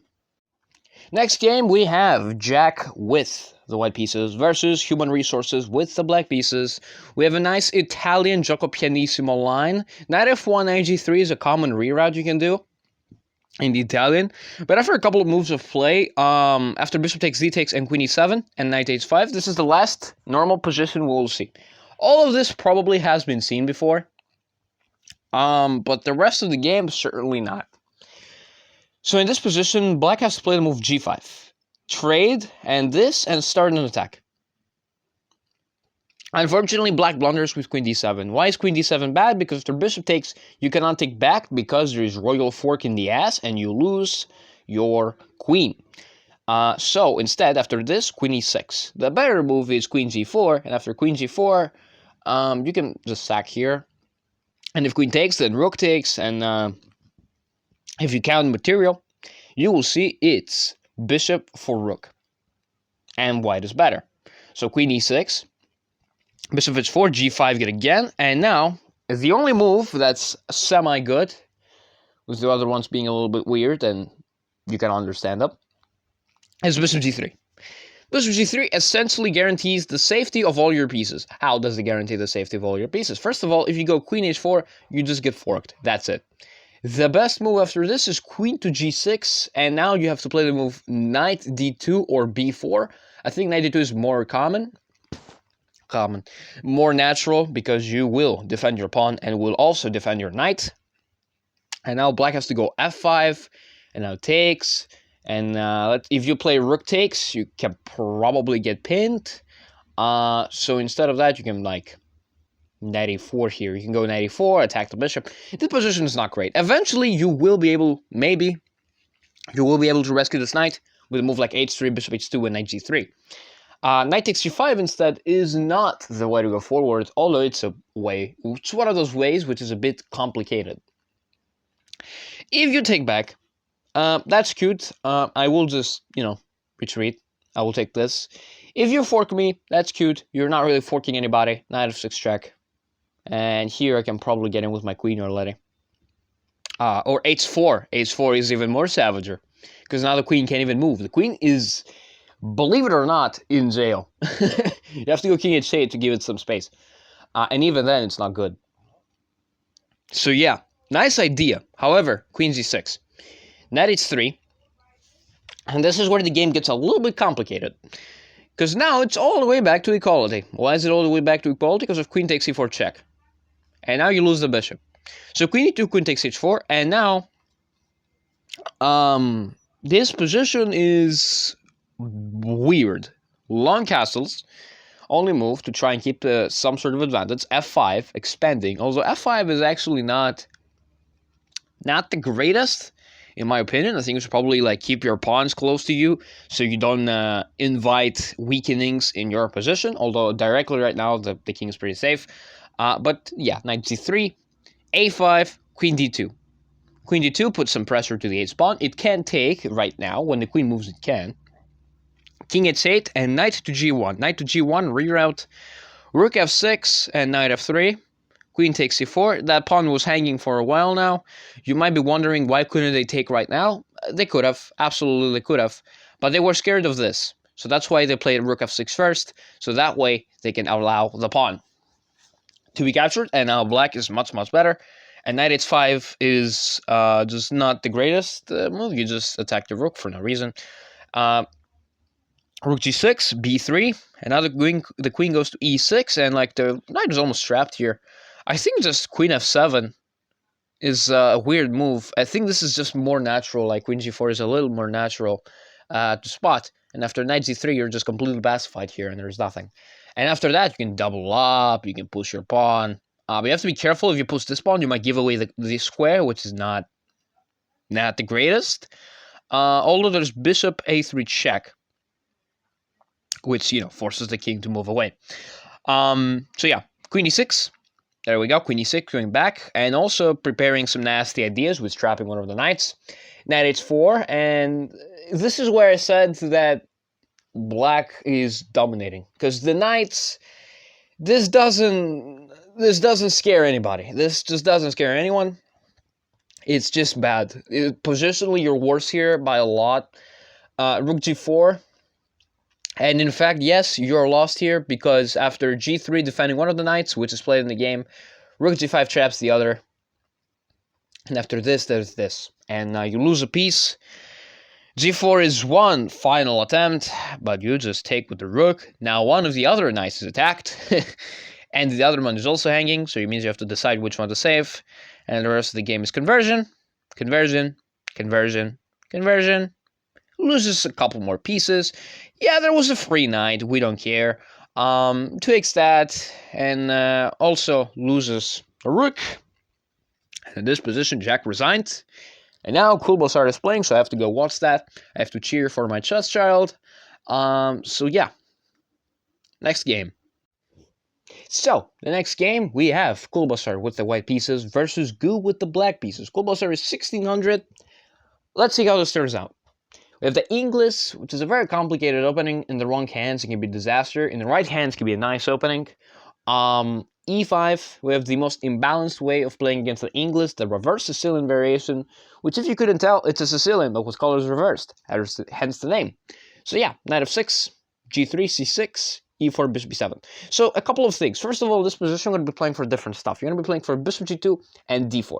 Bishop g2 is the one of the moves you can play here.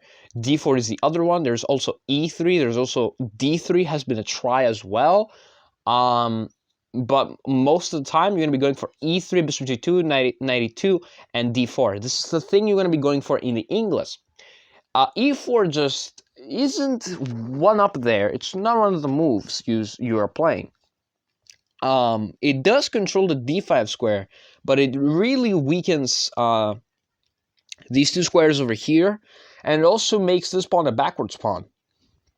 Kind of. A backwards pawn is basically a pawn that its neighbors have moved past it and could not go forward. Now, in this case, it's different, because after bishop b7, you can actually push this pawn forward. This is that one rare case where you can push the pawn. If takes, then queen takes, and now the white has this nice bind over here with the pawns controlling d5, and there's no attacking the queen. And c5 is ridiculous. c5 is just making this pawn a complete backwards pawn. There's no way to push it forward, and white is just much better here. Instead, we have to move knight f3, which I'm not really a fan of. I'm a fan of bishop g2 here. You want to like support this, or d4. Both of these moves are fine. I don't care that knight f3 is the top line. You really should not be blocking in the bishop further. So knight f3 instead, d6 and d3. Again, d4 is the heavily requested move. I know the second line is d3, but this is a much better alternative to d3. You get whatever you asked for in the English, you're getting. You're getting a nice bishop, you're getting a nice queen, you're getting a nice bind, you're getting some nice knights. This bishop, you can probably put it on d2 or e3, or you can even trade it off if you want. You're getting everything you asked for, but d3, fine. Castles, bishop e3, h6, bishop g2, bishop g4, queen d2. Getting out of the pin, knight h7, aiming for a reroute, potentially. You also want to support bishop g5, trading further, or you're going to go rook e8, knight f8, and knight g6. I think the other scenario is much more possible. h3, bishop takes, and bishop g5, and now I have the move long castles, which is the best line, according to the computer. Short castles is also a choice, but in this case, it's just going to equality. Like, black can trade everything and just be equal. So yeah, long castles instead. And now it's a issue of whoever gets to make the faster attack. And the faster attack, actually, shockingly, is white, because you can attack a piece, get more tempo. a6 prepares b5, h4 takes, and b5. Now, what has to be fast? If you take this pawn, you give exactly black what they want. You give them an open a file, queen a5, knight d7, open infiltration spots, and b4 in the future, anytime you want it. It's -1. You can't do anything. So g4, ignoring that, d5 is a bad move. Knight d7 is the move because you can go knight b6, you can go b4, you can go c5, you can go knight c5. You can do a million different things with knight d7, but with d5 you just lose a pawn.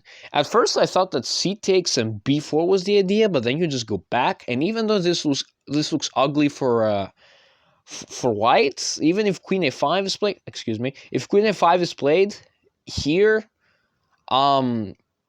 you can trap the rook, and there is nothing. If b3, I just go a3, your rook is still trapped, gotta lose it, and Kulbasser will be just much better, exchange up, and slowly will put the pressure on Gu, and we'll just pick him apart surgically.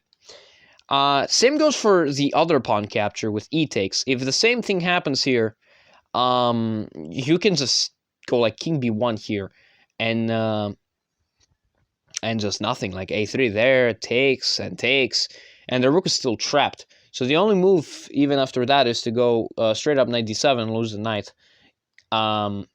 Or just not lose the knight, but go here and there and there. That's the only thing that black can try to hope for. With a bit more accurate play, however, this is just not going to be the case. And actually, in this position, it's still +4. Because white has everything they want.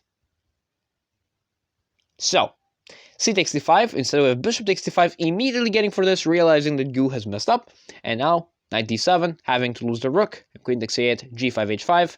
g5, if you take, you open up the h file, you get mated in like 3 moves, so h5, shutting that down, but that invites other problems in the later game. A takes b5. I didn't like this capture, although it's fine. You could probably get away with a move like king b1 here, rook h to e1, putting pressure to the pawn, f4. But c takes b5 just opens up the a file. You don't have to do that. But king b1, b4, knight e4, queen a5, d4. And after e takes d4, queen takes d4, rook a8, it's just simply over.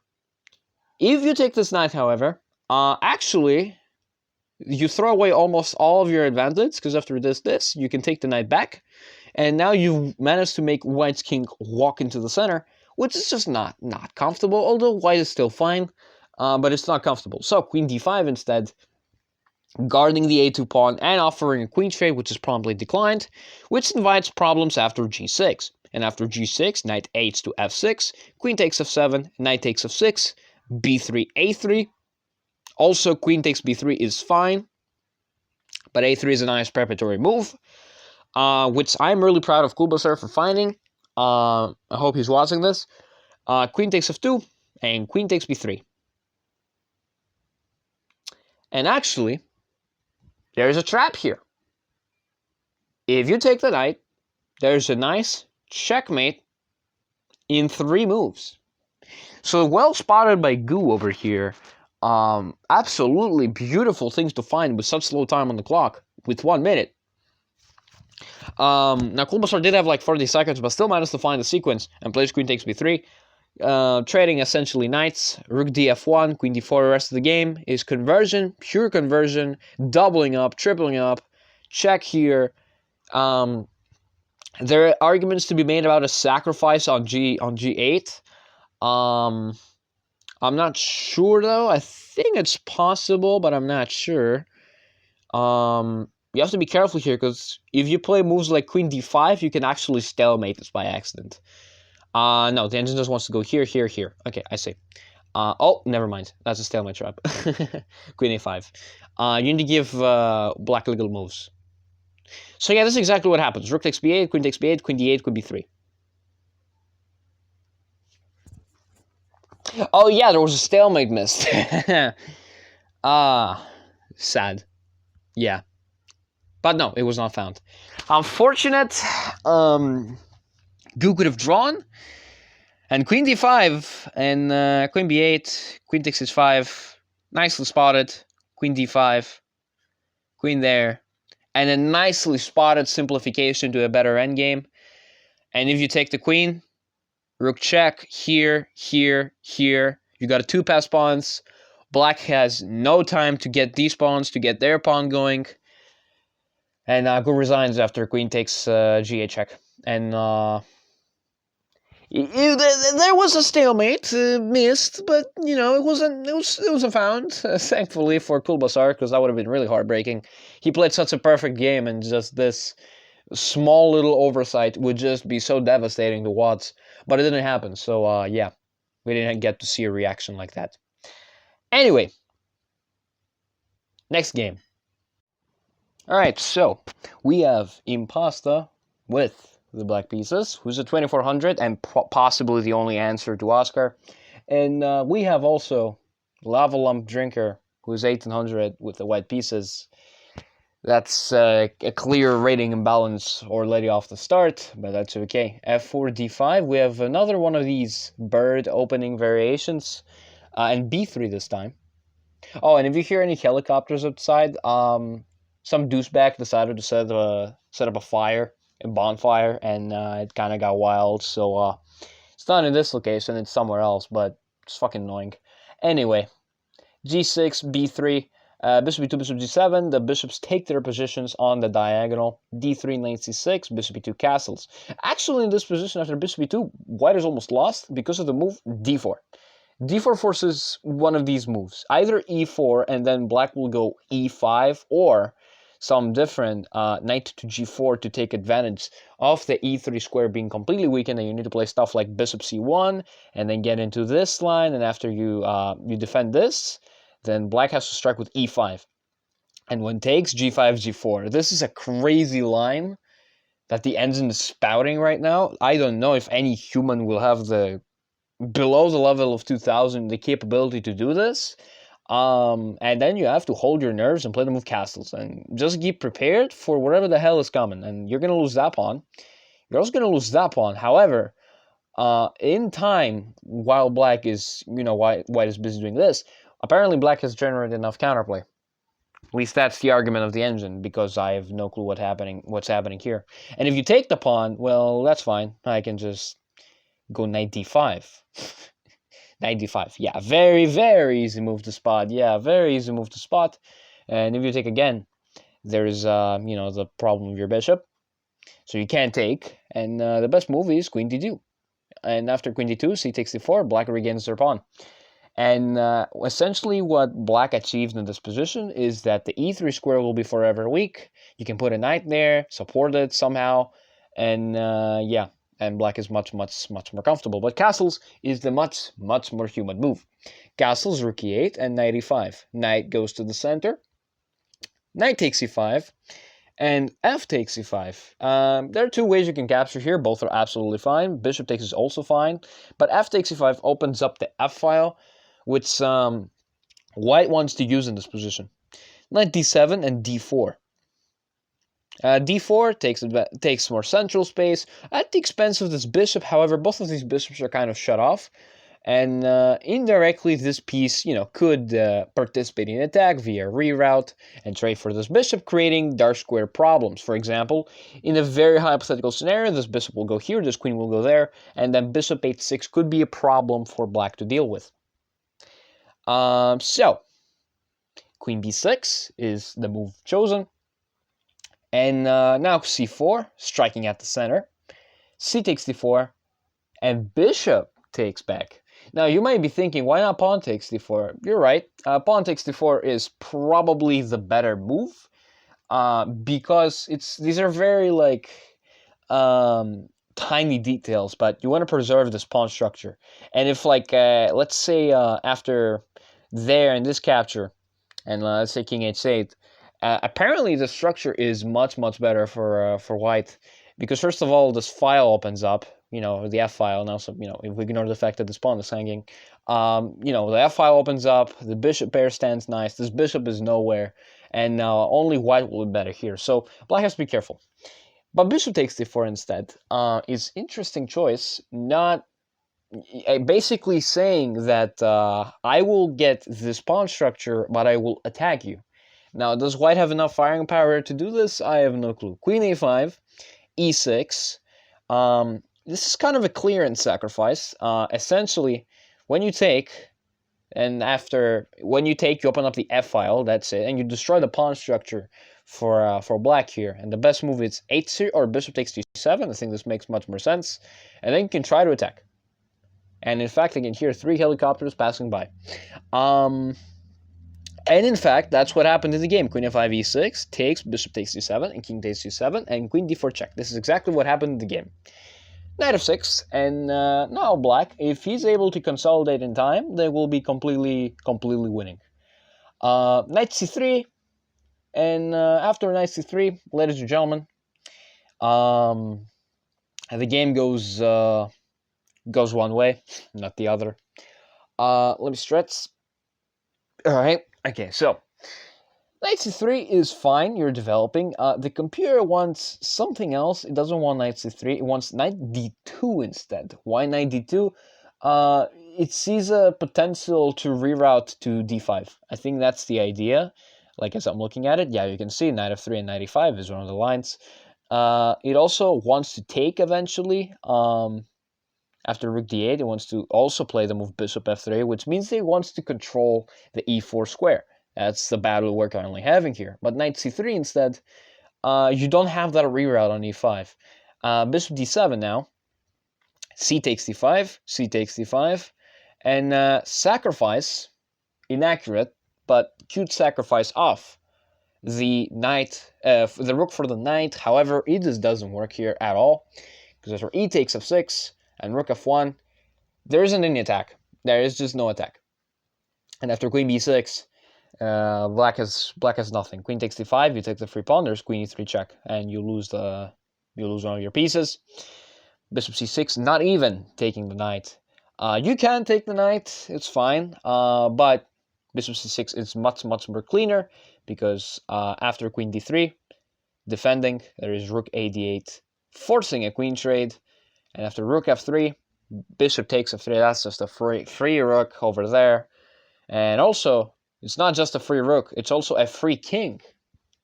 And Impasta wins the first game and is looking like he's going to dominate and be the answer to Mr. Oscar, which I've been glazing for half the video.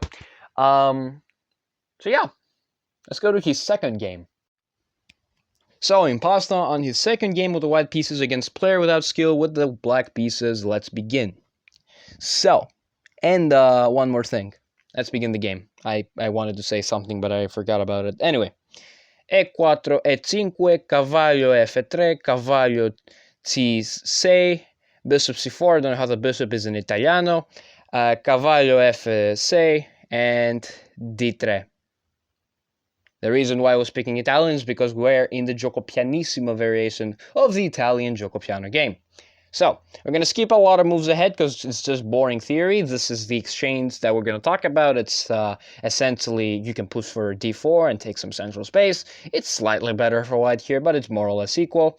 The wrinkle starts around here. So this move and this. And after this move, and queen there, and f5, white goes knight c5 and attacks the bishop. Harasses the bishop, tells the bishop, hey, I'm going to take you, and if I take you, then my bishop will reign supreme. Of course, because of that, black goes all the way back to c8, and also defends the b7 pawn, which was hanging. D takes c5, and taking this seemingly, wait, what happened? Oh yeah, taking this free pawn. So actually the move that had to be played here is e4, believe it or not, e4, and if we do the capture sequence of knight takes e6, and you have to play the move queen d6, you lose the capture chain, apparently. But you have to play this move, and now queen d2, and then you can apparently take this knight, and black has equalized the position, because they have to play the move c4. If anything else, like knight e1, white will struggle from the spatial side of things. So bishop c8 apparently is inaccurate, because you just lose this pawn. Knight d to e7, however, that was probably not just a blunder, that was probably something calculated. And now queen c4 check. The queen trade is fine, but your pawn is a bit unstable, so you don't really want it right now. King h8, knight e6, and yeah, forcing another simplification, another trade, I should say, and queen d5. Bishop takes a5, another free pawn, but it's not actually free because after rook takes a5, you've actually blundered the bishop. So yeah, not cool. But, this is the but. If you take, is there anything else? Because I'm really not seeing anything. I might be stupid here, but white has nothing. Who the hell was that? Get out, I'm recording a video, thank you. Anyway, queen c5. Apparently the free rook was not taken. The free bishop. If you take this, there's nothing. That broke my focus. God damn it. Whoever the hell you are, god damn it. Queen c5. Knight d4. Queen takes c5. Yeah, just a clean little pawn hang, why not? Happens. But actually after this, and queen takes c5, there's knight takes c6, knight takes c6, queen g6. And you can't stop the mate. So, yeah, this was proven genius. You had to go here. And after this, then this. You'd still be lost because you didn't take a free piece, but, you know, you wouldn't be checkmated. Now you're being checkmated because you forgot about that. Queen takes c3, check. And now I have to play rook takes a5. You have to lose your rook for the bishop. Queen takes a5, exchange down. And the rest of the game is impasta, doing some nice little conversion.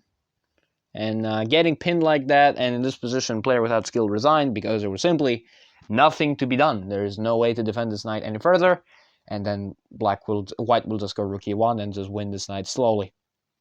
And Impasta wins his second game of the match. And if we exclude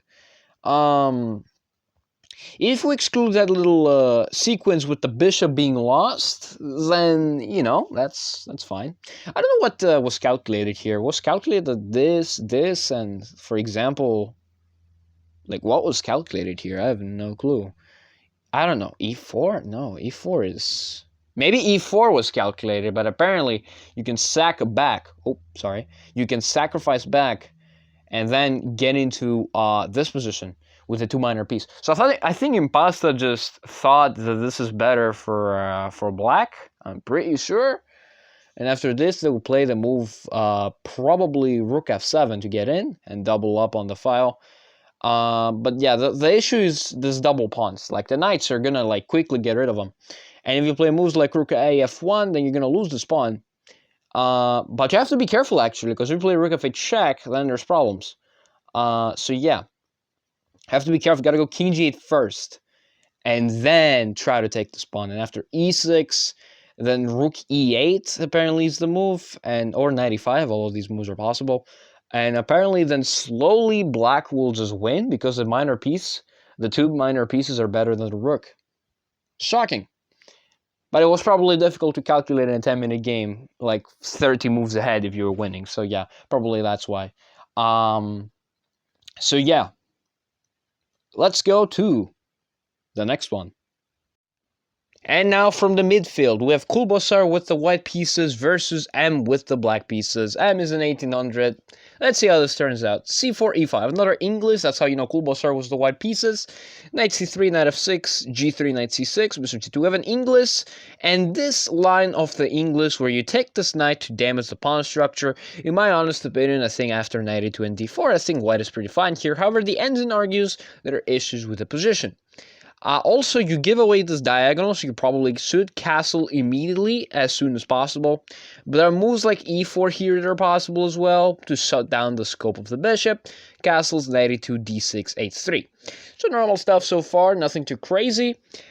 Bishop e6, normal play. d3, defending the pawn. d3 is fine. The engine probably will argue for e4, which is a move I cannot explain myself. But d3 is just fine. I don't get it. What, it's not good. Queen d7, f4. f4 is questionable at best. Because you're opening up the center while your king is there. Probably should castle first once you deal with this issue, or develop another piece. The engine wants e4. Again, the same idea, to just get central space, but set down this bishop for some reason. Anyway, f4, rook ab8, and e4. So e takes f4, knight takes there, rook f8, and you should probably take the bishop. But knight takes e6, there it is, taking the bishop. Queen takes e6 and castles. So castles, we have a bishop pair advantage for Kulbasar versus M's better pawn structure. However, this is actually better for white here. You can always push the pawn forward when you get the chance. And this bishop could be activated in some way, in some capacity. Knight e5, bishop g5. You shouldn't really trade your bishop for the knight, honestly. But you could, in theory, damage the pawn structure. However, black will just move. And so they do move, indeed. Bishop f4. A bit of a weird bishop shuffling. You should probably develop another piece. Like the queen, for example. It's just been stuck there in purgatory, hasn't been moving. You should probably move it yourself. The computer argues for a ridiculous engine idea, the a4 maneuver, to play bishop c1, which, God help us, is that spotted in the game. I believe queen d2 is much more natural, honestly. The engine argues that f6 could be a problem, or h6, and you just lose time. So that's why it's bad. But a4 is just not found by 1600. That's just not found. Bishop f4, queen z6, and king h2, moving the king to defend the pawn. And now have the move h5, attacking. So this h5 maneuver has 1 point. You want to play the move h4 and soften up the structure. For example, in a scenario like this, if they take the pawn, this could be very ugly for white. Yeah, it's a bit ugly, for sure. It's ugly. It's probably not losing, but it's a bit ugly to deal with. However, white is better. But I think the idea of h5 is pretty much that, because there's no other reason to push that pawn. Let's be honest. You also stop the move g4 from happening, which probably wouldn't have happened anytime. c5. c5 is a pawn sacrifice, because if you take, first of all, you destroy the pawn structure over here. However, that also kind of helps black, because they might also decide of pushing the pawn of their own. So yeah. Interesting stuff. And the best move, in fact, is d4, striking immediately. And after knight c6, they have to go rook c1. And let's say this exchange, and white will just have this nice center of pawns, which obviously is not good for black. So, knight c4, getting in with the knight. Interesting move. Now e5, taking a little bit more space. If white is able to control both color complexes by the end of this game, it's probably going to be wraps. Rook b to d8 and queen to b3. The queen activates in a very nice square. Knight b to b6. And now I have the move bishop takes b7. That was just a clean pawn. However, what Mr. Kulbasar failed to realize was that this knight can move. And where can this knight move? To a5. And look what does that do to your position? You lose a bishop. Oh, you know how you could have prevented that? By thinking.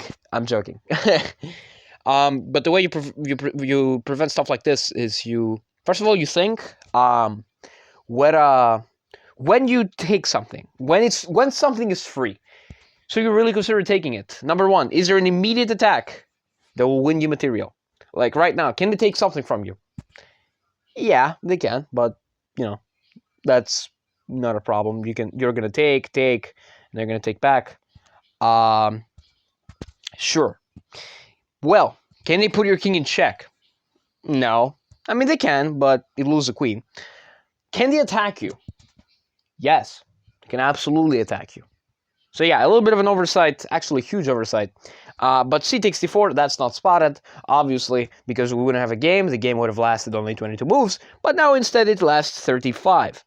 So yeah, c takes d4, again the same thing is plundered, but it didn't happen once, so it's not going to happen twice. And actually now you can defend your bishop. After this.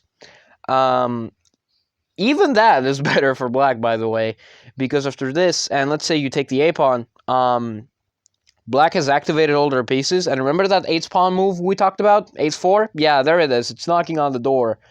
And it ain't pretty. Let me tell you right now, it ain't pretty. Because for this and this, your pieces are nice. But they're very not coordinated well. And also, your queen is God knows where.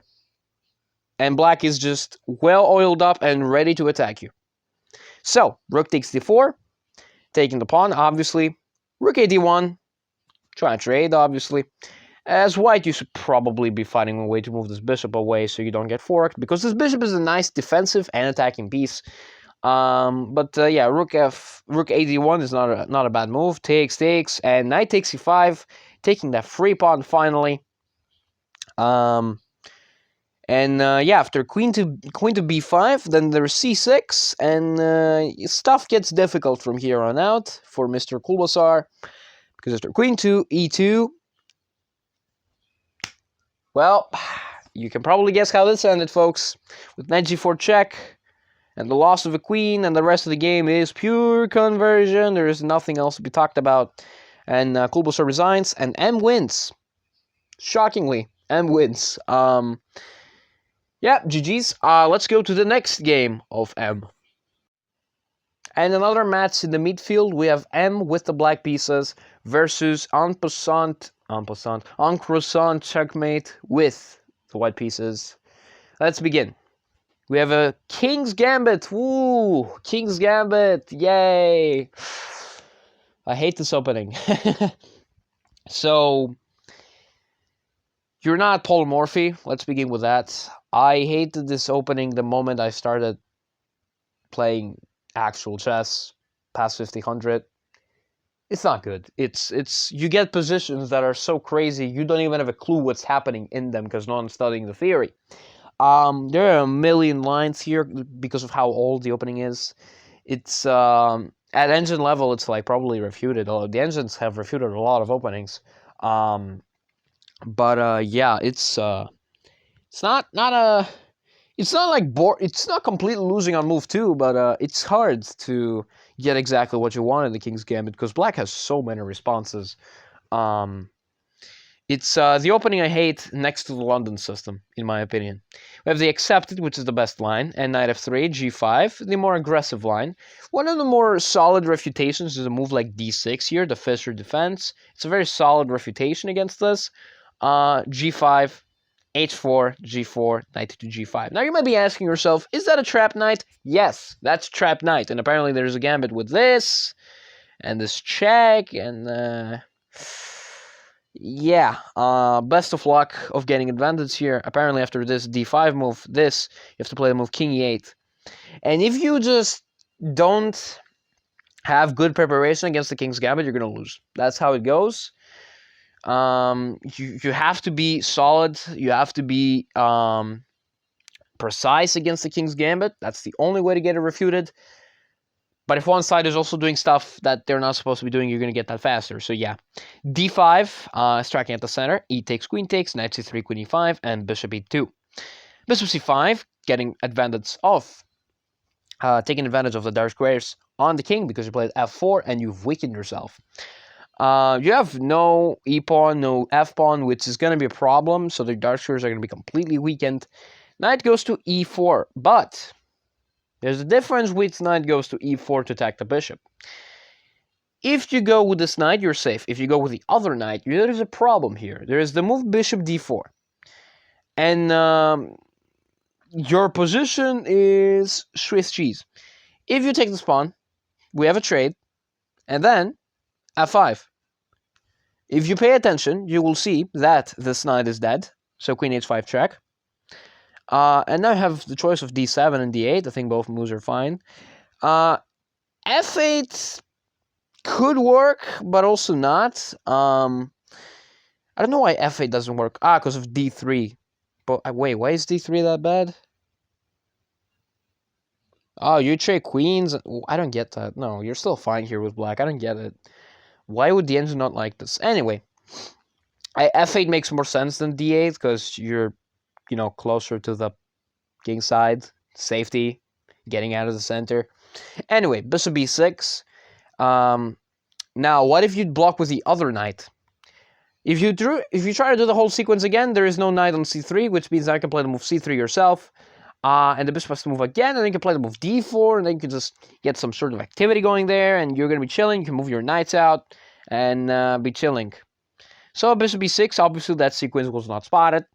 And from move like 6, the players were starting to tank so much time. Like I said in King's Gambit, if you don't know your stuff past move like 20, like past move 10 minimum, you're gonna get bad positions. You're gonna get if you don't get bad positions, you're gonna get complicated positions which you yourself have no clue how to play in.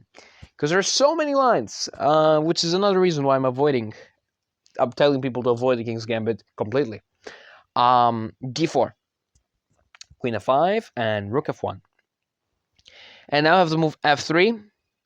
Essentially desperadoing the pawn. Computer will probably argue like something else, but it's not easy to play this. It's like +2. It's plus 2.5. Black has messed up. How has Black messed up this position? Let's begin with the first order of business. This is a free pawn. This is the first order of business. I don't know what the threat of that was. I don't know what d4 did. If you get this pawn, there's bishop 3 c3 check. And if you're paying attention, that's just a loss of a knight. There's nothing to that. So really, when d4 landed on the board, I for sure did not understand it. I tried to calculate, but I didn't see any threat. Any remote threat, I'm going to be honest. But Queen f5, and now you're immediately lost. In the King's Gambit, if you make one small mistake with Black, and the opponent lances onto it, you're done. So Rook f1, f3, g takes, Queen h5. A lot of queen maneuvering, and after bishop g5, you're ultra stuck. If you take again, and I take like this, you can also take with the rook. I think both captures are fine. Yeah, bishop takes and queen g6. White has insane amounts of development, which counterbalance the fact that I have, unsafe king. Your king is also very unsafe, and with equalized material as well. Even though I have an isolated ace pawn, but White's development is so good here, it's insane. Queen z6, bishop d3, and queen e6. A lot of queen creepy crawly stuff. And now queen e5, queen d4, queen e3. This queen went on a damn journey, man. This queen just went there and there and there. It's the creepy crawly variation of the King's Gambit. That's what it is. Queen takes e3. Now the queen is gone, and after bishop f6, the rook is almost trapped. The only way to save it is to take the bishop, and after this capture, and king f8. Oh, apologize. King e7, modified bond cloud. Look at that. King f8 is a move I cannot explain. King e7, knight c2 e4, getting in the position, and knight a6. Actually, there's a very good move here with the name of bishop d4. You gotta move your knight out of the way, otherwise you're gonna lose it. So, yeah, you gotta go to either this, moving your knight out of the way, or playing the move d6, which is unfindable. d6, after you take, now you can move away with your knight.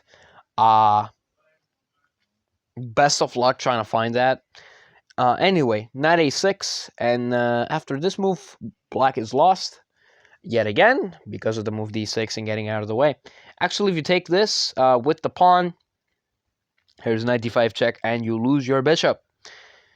And f5, white misses that. It's okay. Knight c5, and finally white sees it. And now black has to move to f8.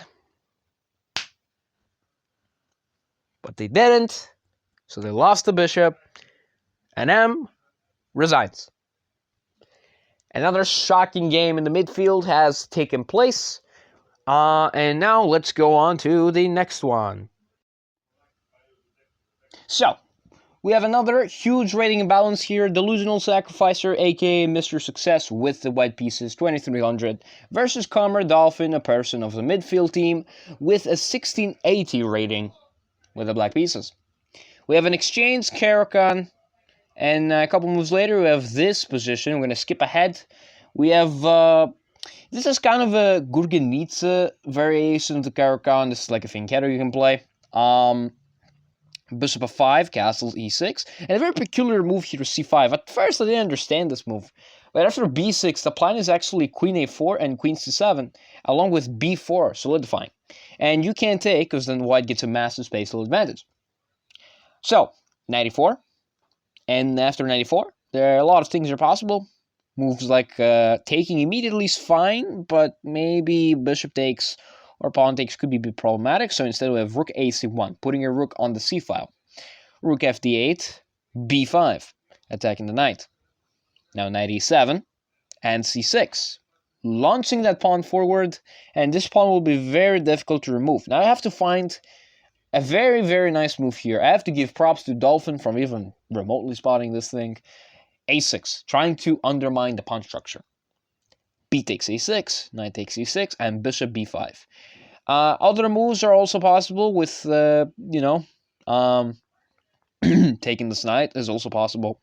Like this, knight takes there, and after this move actually, and d takes e4, you can take with the rook first, and after like something to try and pin you, you can move your knight anywhere, and you're completely winning. So yeah, bishop b5 and rook dc8 and knight takes e4. There is the sequence we talked about, and now Dolphin will simply be losing a knight. After d takes e4, rook takes e6, simply losing the knight. Queen e7 and knight e5, hopping in the position. f6, which creates more harm than good. Rook takes c8 check, and knight c6, powerful knight. You will not be able to remove this. And apart from also being a powerful knight, this a pawn is also creeping to become a queen. And a couple moves later, after this, getting in the position in e5, you just get in here, queen f8, and yeah, you can sack. You can like try to get the queen in. You can also just trap the rook like this with knight b8. This is also possible to be done. So yeah, and then you just be completely winning this rook, and then at the next move you will be making a queen. This looks like this is the weirdest thing I've ever seen in my life. By the way, I've never seen something like this in the middle of a game.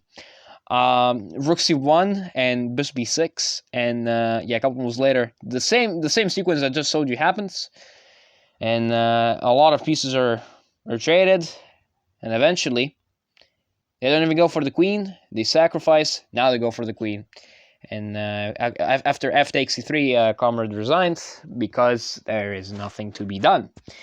Yeah, that was a quick one. Let's go to the next one.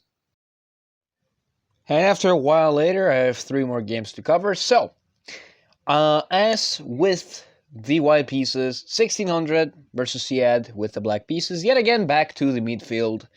We'll have like probably 1 or 2 more games. Probably some more.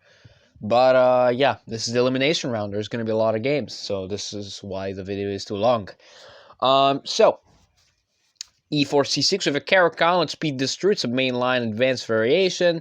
c5, c3, basic stuff. Knight c6. Kind of in the style of a Friends, not gonna lie. Now this is better, well, in the sense that it's a quote-unquote better Friends because you have no light square bishop, but also white doesn't have a light square bishop, which means that also black and white are equal here.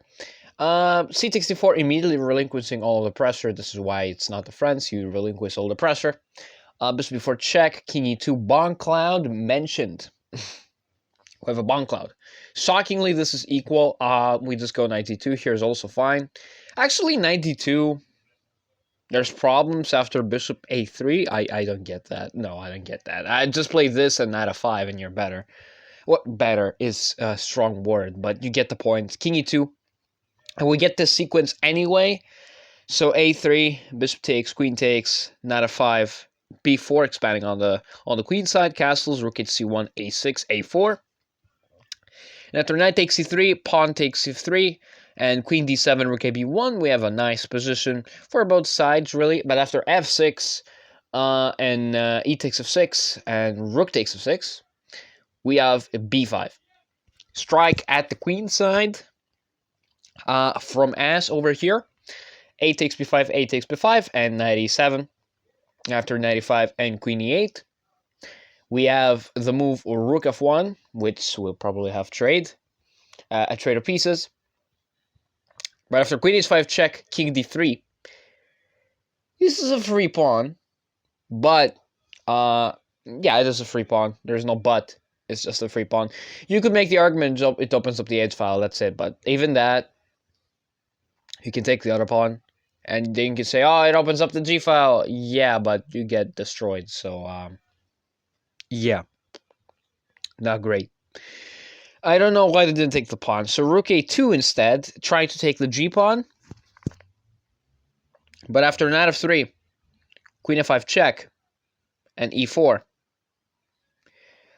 Unfortunately, the shocking turn of events, mate in 1 has been blundered. Unfortunately, the idea of rook a2 had nothing to do with the g-pawn. It was all about the checkmate in 2 moves. And c had checkmate's ass. Now let's go on to the next one. So the next one is the Obliterator with the white pieces versus Mr. Success with the black pieces. Like I said, the Obliterator is the guy that replaced the other dude who couldn't make it to the tournament, which low-key upset some people. Others were happy. Low-key, most people were upset. Not gonna lie. So yeah, equal ground, equal footing. We have a Catalan. Finally, something that I can approve for once in this tournament, in the way that I like as well. So yeah, for the white side right now, for the black side we have the Friends, we have the Nimza, we have the Queen's Indian. For the white, not a lot of people play the Catalan in the server, so it always makes me smile when I see Catalan. C6, one of the more popular ways to play against this, against the Catalan, is to play a semi-Slav. So bishop b2, bishop b7, castles. Knight e4 is a bit of a deviation, which is interesting. I've never seen this. So knight b2, f5. It's very clear Mr. Success wants to go for a stone wall setup against the Catalan, which is also popular as well. But I've never seen the knight e4 move order. I've seen like knight d7 and f5, and I've seen stuff like that. I haven't seen knight e4 first yet. So we have a stone wall and castles, and some developing moves later, reinforcing the knight as well. Yeah, rook d1, queen h5, and bishop f4. Bishop f4 isn't too good because there's g5 gaining a lot of gaining the initiative. Initiative is when you force someone to make a move that you want. In this case, it's retreating the bishop, and also you are kickstarting your attack. So knight takes d7 instead, counterattacking the rook with the capture. Bishop takes d7, knight e5, g takes, knight takes on d7. There was another exchange, and f takes g3, ace takes g3, rook f7, and bishop f3. So this position is dangerous, although the Catalan is still kind of solid. But there are problems here. The problems are that black will get rook g7, rook g6, rook h6, and try to attack you. If this bishop is gone, there will be massive weaknesses, and if the f-file opens as well, there will be another front of attack, and this bishop could get activated. So what white has to do instead of bishop f3, according to the finite computer over here, is c takes d5. They have to take and open up something. If black takes back, apparently now white is equalizing after 95. Still pretty worse, not gonna lie, but at least now you're getting some pieces back to the defense. So bishop f3, queen g5, knight e5, rook g7, and now a very controversial move over here by the Obliterator. Bishop takes e4, which essentially loses your own light square defense, and also opens up the f-file for more attacks, which I didn't understand, not gonna lie. I don't understand it still, why he would do something like this, but again, it's pretty difficult to find a move here. Like, the only choice for white is to go and attack on the queen side. That's the only thing that white has left. So yeah, c takes d5, e takes d5, and queen b3. And now white has to face against this, and against this, and an h5 infiltration looming. Rook f8, king g2, and bishop d6. And now this knight will simply just either Paris, or will Paris. Queen c3, defending the knight in the sense. Queen f5 and f4.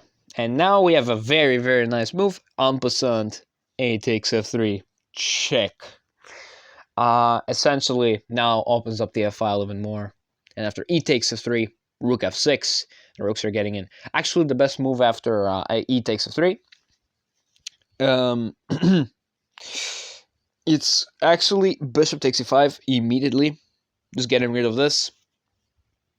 Because after this capture, apparently queen f4 is really strong. You force g4, and after that you got the h5 infiltration, and you're completely winning here. And now you gotta go rook d4. And after this, after rook d4, you can go rook takes d4 check, sacrificing. Because if you're taken, apparently, you can go queen f2 check, which I don't have to tell you that it's like almost a mate. You have to go king h1, and then you have to go queen h4. Like, the win is still a bit convoluted, but I think it's pretty findable. Like rook f2 and it's just mate. You gotta go queen h3 with, I don't think anyone is finding. And after queen takes h3, you gotta take the rook. And even though you got two rooks versus the queen is too strong. There's a passed pawn on the h file. And yeah, this is pretty lost. So, rook f6 instead, rook d3, rook h6, knight to g4, and rook h g6, and rook e3, h5. There's that h pawn we talked about. Finally, it arrives. And the rest of the game is rook e8 check, and, rook h1 over here. Try to put some pressure. It's very difficult to do anything here. But actually, around this point, White was getting some advantage out of nowhere. I have no clue how this happened. You have to go rook h6. You have to go queen d3. Actually, the best move here is rook h6 to keep some defense on the h pawn. But after this, there is queen to d3, going for the queen trade. And apparently after this queen trade, White is much better. White is much better because the h pawn will either drop, or, much better because, from a practical standpoint, obviously, this pawn will either drop or you're going to have to defend it, which both honestly look pretty ugly. Or you're gonna have to push it, which is a very difficult move, and it's the only move that keeps the draw. h4, g4. This is the only move to draw the game, which is hard. That's why I said it's winning for White, because most people will just play this and be worse, and after g4 and h4 again, the difference now apparently is king h3. And after this, there is this. And then you win the h pawn. Eventually. You gotta go here. Actually, no. You don't gotta go here. You gotta go rook e1 and reroute around. Okay, that's interesting. So yeah, queen e3. King g8 and g4. Apparently, after king g8, there was a draw. Apparently, when I plugged it in the...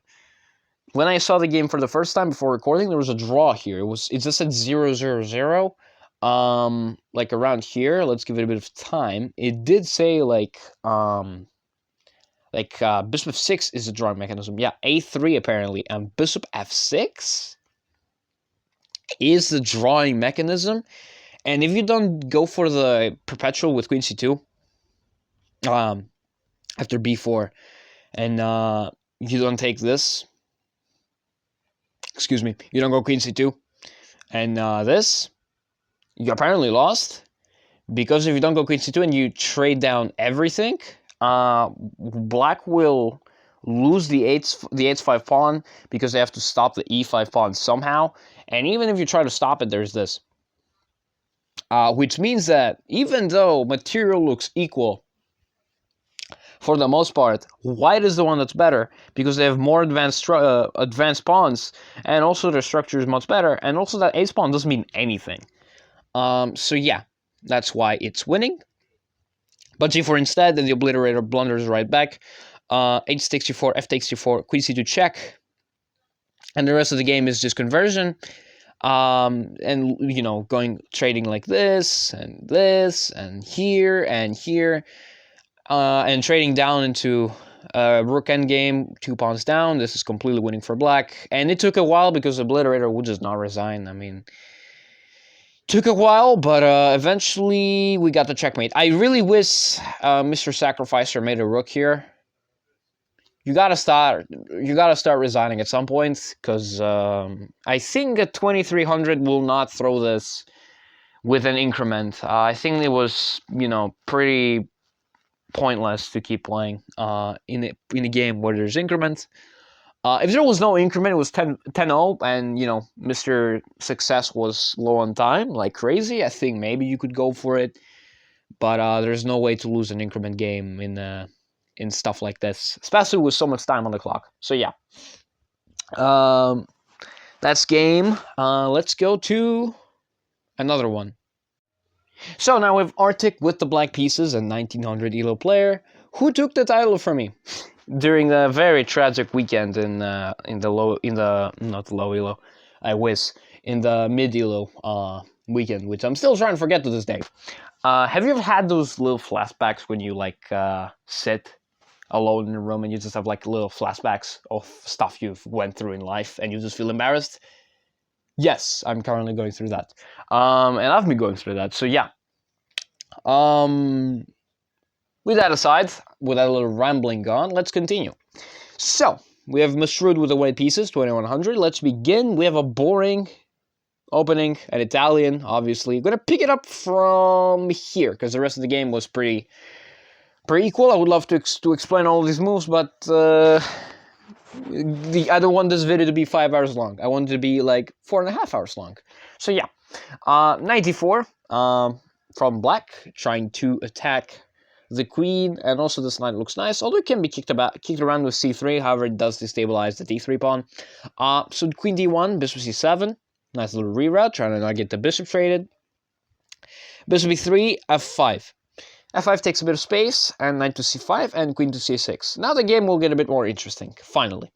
Bishop takes d4, e takes d4, knight to b3, queen d6, and g3. g3 stops mate. F4, trying to break in.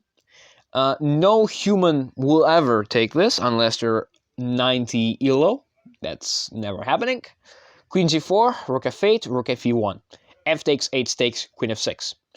After queen takes d4, which, if you didn't realize, it was an isolated queen's pawn, which is a huge weakness in most of the time, unless you generate some sort of attack on the open files it provides and the open lines it provides.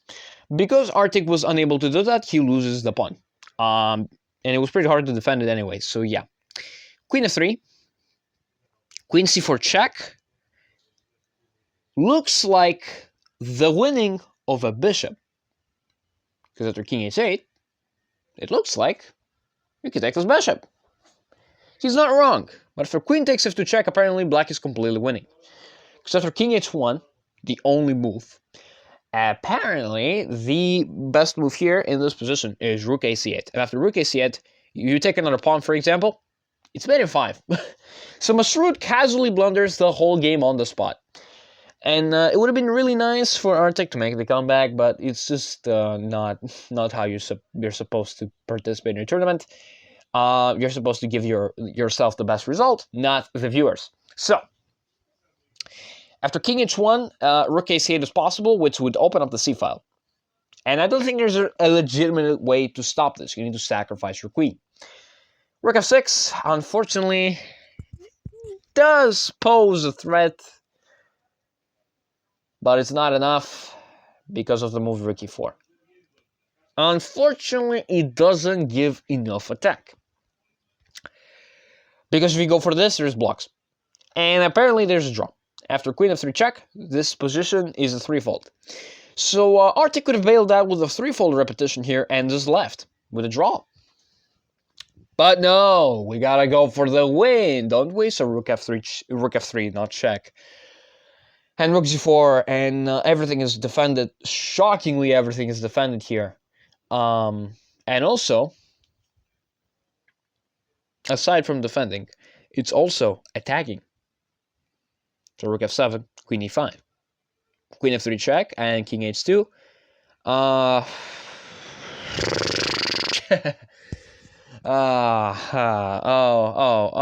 Masrud. Oh, that's very cute. Oh, Masrud. You had us in the first half, but now you're gonna lose the game, and it's gonna be pretty sad. And yeah, this is gonna be the saddest experience. And Masrud,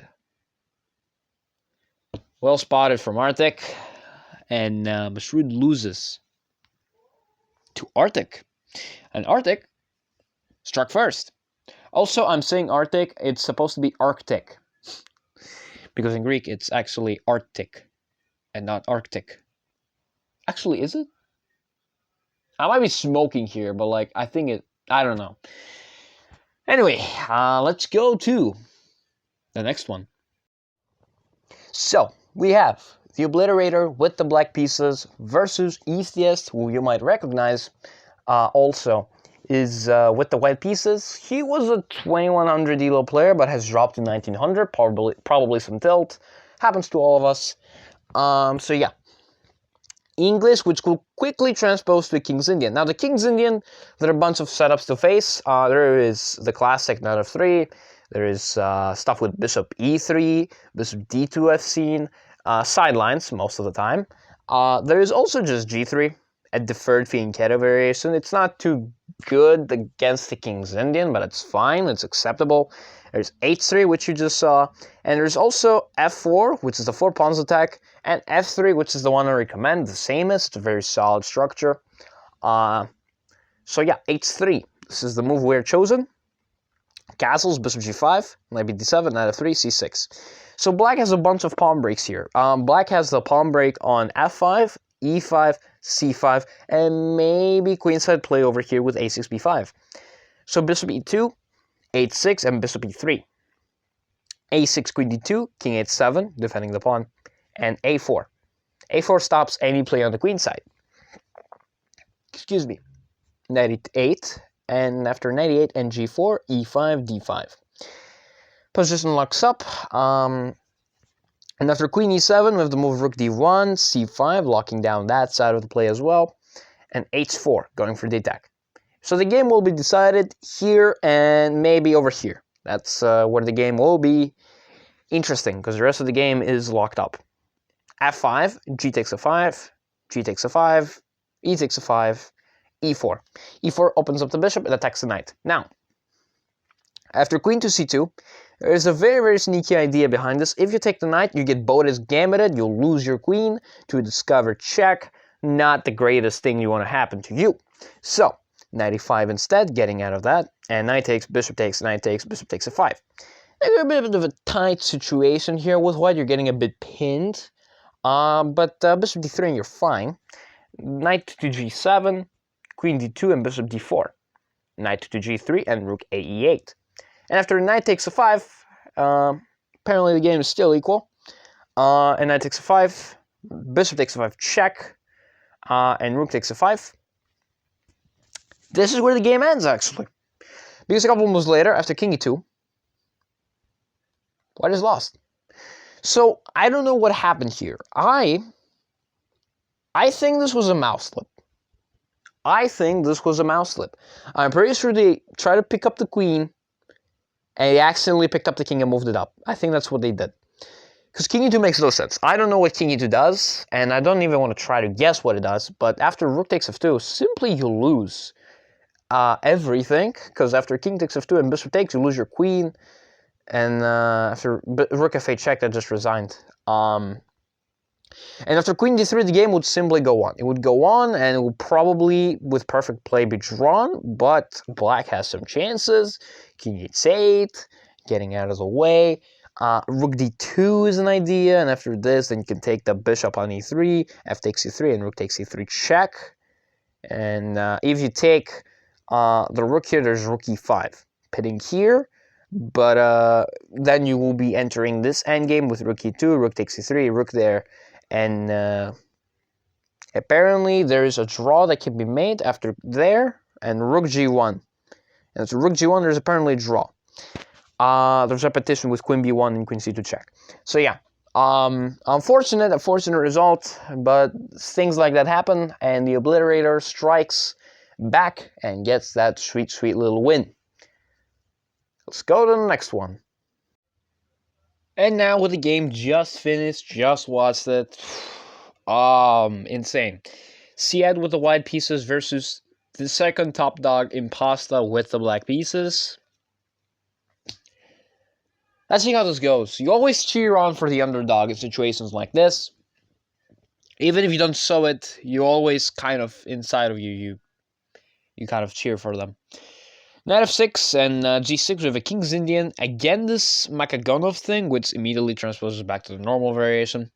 c5, this is the pawn break. The more common of the two is actually e5. But c5 is also fine. d5, b5. So b5 is a gambit.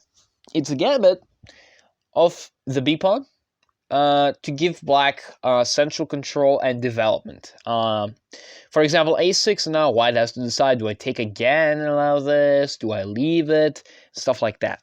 So bishop takes a6, bishop takes, knight takes. Black gets the b4 square and could get a reroute, different reroute opportunities, gets the developmental lead.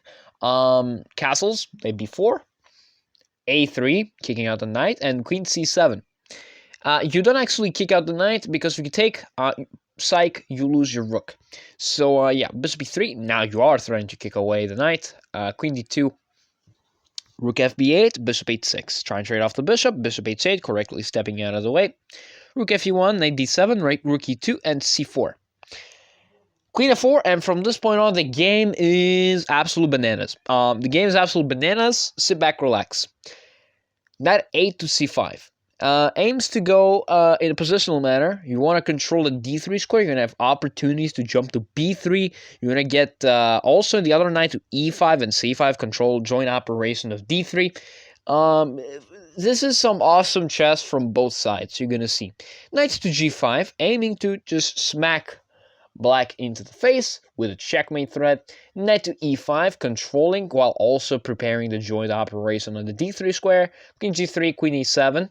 Queen e7 is a very sneaky idea. If you play the a4 maneuver, the f4 maneuver, excuse me, psych, Boda's gambit, you lose your queen, now you're gonna cry.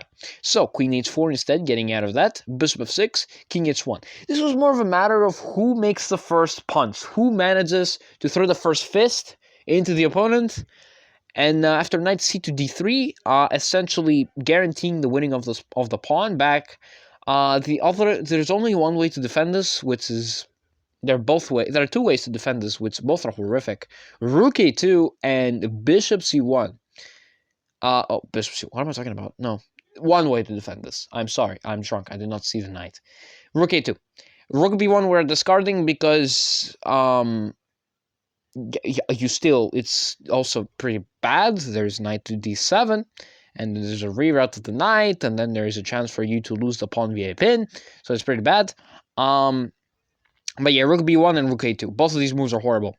F4, instead striking. This is exactly the moment where white throws the first punt. So knight to d7, the knight goes all the way back. F5, white is not pulling any of those punches back. He wants to throw fist fight onto Imposta's face. He's gonna take that pawn that you're watching right now. He's gonna shove it into Imposta's mouth. That's what's gonna happen. That was a nice fist bump. So yeah, knight 7 to e5. The knight hops in. F takes g6. Knight takes g6, and queen g4. Queen f2. Queen sacrifice. We have a Boda's gambit. However, this is not quite a Boda's gambit, because if you take, you get forked, and you just lose. You just lose after this pawn trade, and you can do like a million things here. First of all, you can take this, you can check, you can take on b2 with your rook, and I can take the knight, and then you're threatening another winning of a pawn with the bishop upping up the rook. It's just chaos. You probably shouldn't take that queen. Evidently, c8 spots that and plays a move knight takes f7. Knight takes f7 is fine. It also threatens stuff with queen e6 in the future, and like a knight moving out of the way and checkmating. So rook takes b2, getting in. In this position, I started to have second guessing black's integrity of the position here, but it was actually pretty fine. Bishop e3. I was watching this game live, and after bishop e3, my heart sank to my stomach because of queen takes e3. Rook takes e3. Why does queen takes e3 work? Because, no, it doesn't. No, queen takes e3. It's that, yeah. Sorry, guys, I'm drunk. And then this, sorry. I read e2 and not e3. I'm sorry. It's 12 a.m. I can't do much. So, yeah. both of these moves work. Rook takes e2 is also fine. Rook takes e2 is in fact the move chosen. Knight h6 check. And my heart sank to my stomach because now black is completely dominating here. Queen takes e2 and queen trade. And not quite, because after the knight trades, you drop the rook and the rest of the game was conversion. And pretty unfortunately, white is checkmated and Siat is done and gets checkmated. And Imposter wins another game, which puts him at 2 wins, if I recall correctly. Yeah. Next one. So we have Bray with the black pieces, who is a name you will recognize. 2000, and we also have Delusional Sacrificer, who I've been messing up his name, his other name. It's not Mr. Success, it's a huge ass 40 letter username, which I'm not even going to try to spell, with the white side. So, we have a Scots game, specifically the Scots Gambit. I guess it's fine. I haven't seen this a lot to be qualified to speak. Knight of 6. We have this, a long-ass defense, which I'm not going to bother reading. This, and d5, and we're going to kick things off from here. So yeah, equal stuff. Bishop c5, bishop e3, castles, knight takes e6, b takes e6, bishop takes e5, knight takes e5, and bishop takes e6. So from the end of that sequence, black will end up with an isolated a-pawn and a hanging pawn structure. In the meantime of that, after rook b8, also apparently now we'll also lose this pawn. But you have to also protect the b pawn. So queen takes d5, queen e7 castles, and rook d8. B pawn is still hanging. I don't know why it's not being taken. I don't know why it's not being taken. I think it has to do something with like development. I'm not sure really. No, you can just take that. There's nothing to it. So yeah, rook d8, it's fine. Queen c4, bishop e6. Yeah, Mr. Delusional Sacrificer walked in front of a skewer, lost the rook, and now is getting toasted, roasted. Joseph, I'm getting in, and now queen trade and conversion, nothing to it. Clean conversion, incoming, inbound, any word that means it's coming. And not just up to rooks, by the way. Just asking there, just up to rooks, and yeah, not much to talk about this one. It was kind of short. Let's go to the next one. And now I have Comrade Dolphin with the white pieces versus Bray with the black pieces. This is also a very short one, so we're going to skip over this pretty quickly. We have another one of these Scots gambits, pretty common apparently. And another gambit in d5, and after bishop takes, queen takes, knight c3, just getting in here, there's queen d7. The knight has to be given up. Knight takes e4, bishop b7, bishop g5, castles. And bishop takes, queen takes, knight takes d4, and bishop d7, and queen h5, and looks like white has an attack. There is a possible attack incoming. Rook e8 and c3, and now it's actually kind of last, because after knight takes, I can't even speak. Knight takes, pawn takes, there's f5, and you cannot move your knight because, oopsie daisy, I'm sacrificing my queen for the checkmate. And in fact, that's what happened. Knight to g3 and queen sacrifice. And the only way to prevent this is to take a knight f1. But after this, simply the move bishop to b5 is winning, because even if you get that move h3 to be played, you just lose still. Because it's just a queen against 3 really good pieces. And in the very, very long run, which will probably not take this long, black will just slowly put the pressure and slowly win the game, because black will coordinate their pieces that are up. They've traded their queen for 2 rooks and a bishop, while also having 6 pawns versus 5. And slowly, Bray would win this. So after knight f1 and bishop b5, Comrade Dolphin straight up resigned. And yeah, that ends this game. Let's go to the next one. So we have Impasta with the white pieces versus Ass with the black pieces. Let's begin. E45, yeah, I have another Italian. We're going to skip ahead. We're going to pick up the game around here. Rook takes A7. What an interesting maneuver. I don't know if Rook takes 7. Yeah, Knight takes A7 is much, much better. You're ruining your coordination for no reason. Plus, you can also play C6 and D5 in the future. Yeah. Rook takes A7 instead. D4, G5. And this is going to be serving an example as to why you should not be crazy with your pawns. G5 is just the beginning. D takes E5, Knight takes E5, Knight D4, and number one mistake, which in my opinion sealed the game, even though Stockfish really loves this move, is C5. C5 will be the move that seals the game for me. For me, this is the move that seals the game. Because C5 creates this massive weakness on C5, and even though it's the best move according to Mr. Stockfish up there, if you don't know how to defend this position, this pawn on D6 is just going to be a problem. Knight F5. You're going to see why pieces are much better than pawns when it comes to movement and maneuvering. Queen D7.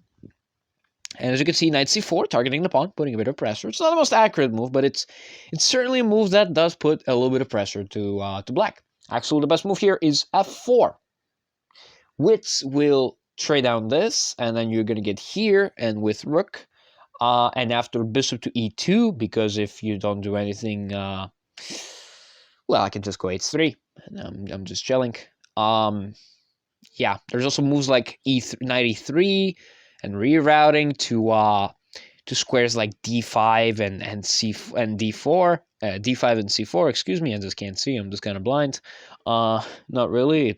I've been recording games since like I forgot when, but yeah, Knight C4. It's not the most accurate response, but it's certainly a response.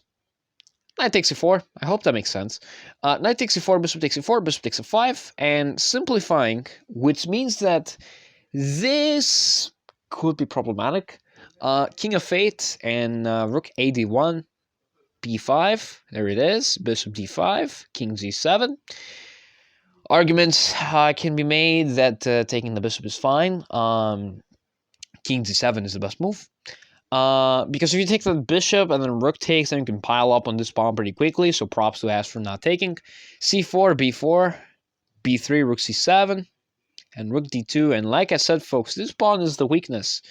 Rook CC8, rook FD1, knight E8, queen B2 check, and it's not looking that great. Because for F6, now it's +5. Now it's just +5. After just the simple... very, very simple bishop e6. Just a very, very nice skewer. But there is also another strong move here, the move rook e2. Which I think I'm sure Impasta saw the skewer, but he thought that the bishop was much better than the rook. And I'm gonna be honest, I kind of agree here. This bishop is a monster, but still, I would probably still do this, not gonna lie. I would just tunnel this and then still go for the skewer. But yeah, rook e2. Nice move. Knight c7, now he goes for the skewer. But now I don't understand why. But that's also fine. Rook takes f8, there's no way to defend that pawn. Remember when I said about this pawn being a backwards pawn and it's just gonna fall? Yeah, it does fall. And it falls in a pretty barbaric way like that. And queen d2 and king h8 and rook d7, and yeah, now white just gets in, and a couple moves later, nice sequence by the way over here with the queen. After this nice sequence, rook sacrifice. If you take, you just get forked, and a couple moves later, Ass gets checkmated. Let's go to the next one, and I have another game after a long while. We have Obliterator with the white pieces versus Comrade Dolphin with the black pieces. So, and also Norway scored. It's 2-1, I think. Unless they call it as offside, so that will be sad. If you're wondering what I'm talking about, World Cup. So, yeah. I have something else on the side watching while I'm waiting for these games. So, the Duts. We have a Catalan against the Duts, which is a very solid weapon, not gonna lie. Bishop g7, bishop g2, d6, castles, knight c3. As you can see, a million different transpositions. We have the Duts defense, Leningrad, then back to Anglo-Duts, and then back to Leningrad, back to Duts and they're ready, and then back to the Anglo-Duts, and back to the Duts, and back to the Warsaw areas. I have no clue how many. We had like 5 transpositions. Insane. D takes c6, bishop takes c6, and b3. Now back to the ready Dutch variation. This is the game with the most transpositions, I'm not gonna lie. I think I'm gonna pinpoint this as the game of transpositions. And knight e4, knight takes e4, f takes e4, knight d4. No, the obliterator did not hang a rook. There was just the knight going back there. If you play the move c5, there's this, and then, you know, you lose your queen if you take the rook. So you just lost a piece for no reason. So yeah, bishop d7, rook b1, queen b6, and bishop b2, knight a6. Obliterator has a slight edge, and if he gets an even bigger edge, he's gonna obliterate his opponent, no pun intended. Bishop takes c4, because that's a free pawn, and knight c5, and bishop g2. Rook a d8, and e4. Rook f e8, rook e1, rook e7, queen d2. And rook d e8, b4, knight takes e4. Knight takes e4 is try to take that pawn. And queen d3, bishop f5. And after knight takes f5, which gets rid of the bishop, actually, now you're lost. Shockingly, now you're lost. Why you're lost? Because black doesn't have to immediately take back. They can just take here. And now, after you go to h1, there's knight takes c3 check, which is a desperado. And if you take back with the h-pawn, then we'll take the e1 rook. And then, as you can clearly see, Comrade Dolphin will be absolutely winning this position. If I'm not talking loudly, because it's 1:20 a.m. and the other reason is because I have been on Justin Com for 15 hours today. So yeah, not a great position. So instead of that, we have, unfortunately, Dolphin would have had the biggest victory of his career as of now in the Leca tournaments, but instead of that, he plays the move g takes a5, which misses that whole opportunity, and now it's back to +1. And after bishop takes e4, f takes e4, queen takes d6, rook f7, there is c5, and simply black is completely dominated here, because after queen a6, there's bishop takes g7, king takes g7, and queen d4 check, winning that pawn, and king z8, rook takes e4, rook ef8, and rook c4 check. And in this position, Comrade Dolphin resigned because it's mate, and after you block with this, there's queen g7 checkmate. Let's go to the next one. And I think for the night, this will be the last game I cover, because it's pretty tiring. Of course, for you, that doesn't mean anything. It will just go straight to the next game. But for me, I think this is the last one for the night. For you, it's going to be like immediately skipping to the next day. So yeah, let's begin with the last game for tonight, and then we're going to go straight, obviously. I'm going to say next game, and it's going to immediately like go forward like 9 hours. So yeah, here we go. e4, c6, another Caro-Kann defense. d4, d5, f3, fantasy variation of the Caro-Kann. It's an unsound way of playing. There are a bunch of lines against this. e6 is one of them. Knight c3, bishop b4, e5. e5 is what white kind of wants, and the whole fantasy is just this e5 move. Now you're kind of playing like a friend's defense, if you kind of squint a bit. Knight d7, f4. This is kind of the fantasy that white is aiming to achieve. Knight c5, c5, knight f3, knight e7, a3, bishop a5, and bishop d2, and queen b6, putting some pressure to the center. Now d takes e5, queen takes b2, taking the b pawn.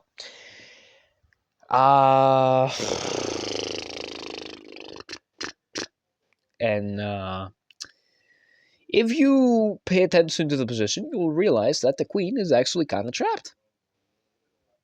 True, that's very true. So queen takes a1, And the game was uneventful, there was nothing, and Cucumber just won the easiest game of the tournament with no problems. And yeah, next one.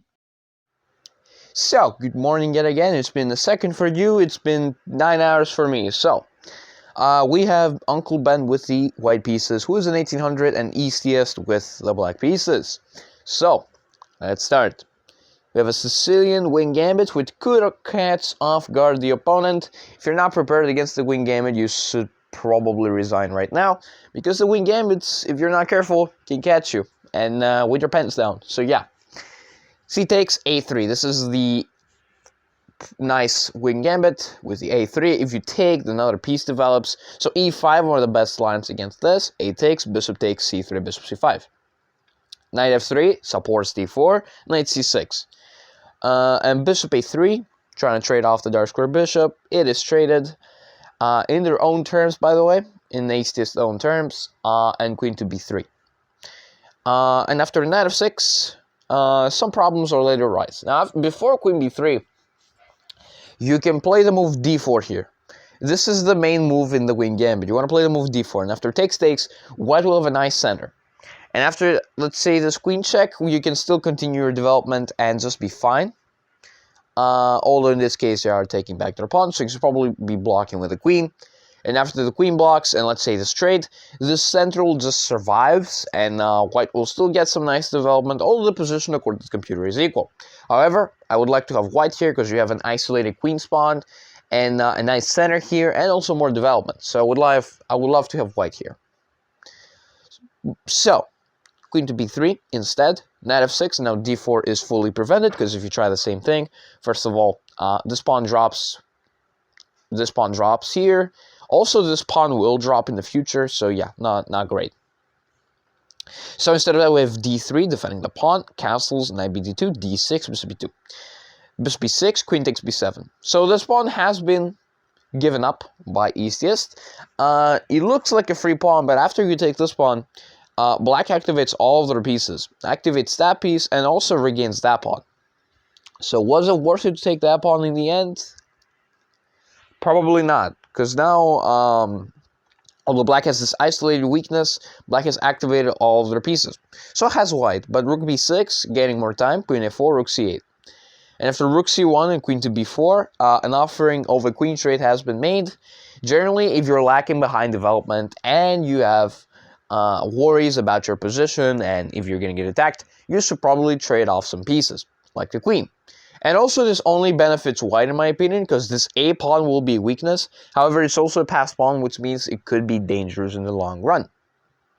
So rook a6, rook b6, takes. Now the a pawn has become a b pawn, and knight c4.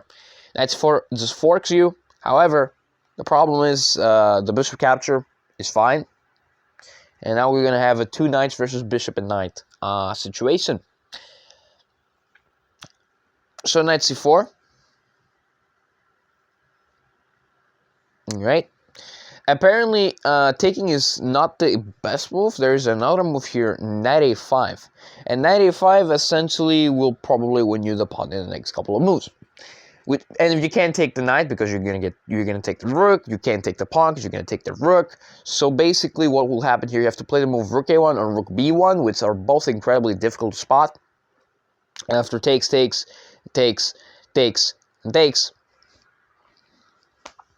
is the position you're getting. You're gonna lose the e pawn, and black will just have 2 passed pawns. But they're split. That's the only thing you've got going for. So not a great position, not gonna lie. So bishop takes c4, and now, which way you capture? Obviously, you capture back with the rook, because you don't want to split your pawn, so you don't want to lose your pawn. Knight e7, rook takes c8 check, another trade, and now we have king f1, and we have an entry to an endgame. Knight e7, and king there, and h3 to stop the knight, and there, bishop goes back. This will be a long endgame, a long grind. And we have some pawn advancements. Now, this is a nice square here for the knight. This is why black is better here, because the knights are actually dominating the bishop. The bishop is behind light square pawns, and he can't do much. This knight can jump around everywhere. This bishop is just stuck. It can't even go there. which is how you battle a bishop in the end game. And also, black's pawns, almost all of them are all in dark squares, which means that this bishop has no targets. So, e4, d4, that one desperate attempt, and now have the move e5, d5 check, a counter check, but e takes d5, knight takes here, and, excuse me, Twitter, forgot to turn that off yet again. And if you take this pawn, you should probably just resign because there's a fork. So you gotta play him with king d3, king d6, d takes e5 check, king takes 5, knight d2. And knight d2 loses to the move knight e to f4 check, which if you're paying attention, after you play the move king c4, and there's knight e3 check, and you lose a bishop. So yeah, b5, b5 pushes the pawn, also stops the knight from going to c4. That is not spotted. It's a hard two-move combination with low time, and also the endgame is pretty tense. So knight e4, knight e to f4 check, king b2, and b4. The pawn still goes. Black is still better because of that pawn and because of how well coordinated these pieces are. This bishop doesn't mean anything. Knight c5, king d4, knight b3 check, king c4, knight a5. A lot of checks with the knight. After knight b3 and the knight going there, the bishop gives the check. Finally, the bishop moves to a useful square. Now the bishop goes there. Knight f d4, h5, knight to g5, king e3, and the knight goes back there. And f4, kicking out the knight. And after knight h7, knight d4, takes, and knight f6. Parting ways with the f-pawn, which surrenders the game back to a draw. So, that in fact does happen, and after this we get the g-pawn instead, which according to the computer is still a draw, because this type of structure you can put a blockade here and you're just safe, and also this pawn is easily stopped. This is what the computer thinks this is a draw. King e4, it's far from a draw with people that have low time. King c5, and a couple of king shuffles later, straight up, this is the endgame we have. And yeah, now it is a draw 100%. All you gotta do is post up a bishop, pre-move this, and make sure the pawn doesn't make it to b1.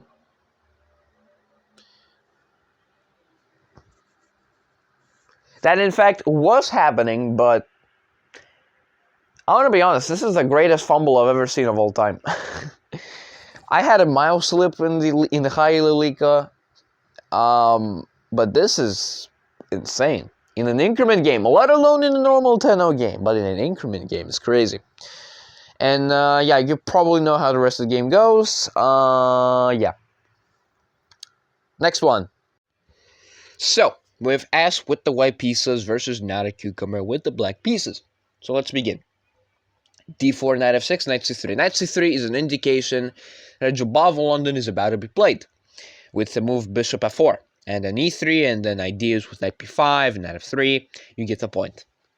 d5, bishop g5. We have this thing, which looks like a Trapowski attack, but you've moved your knight to c3. It's called the Richter-Vereshov attack. I don't know anything about it. But yeah, let's see.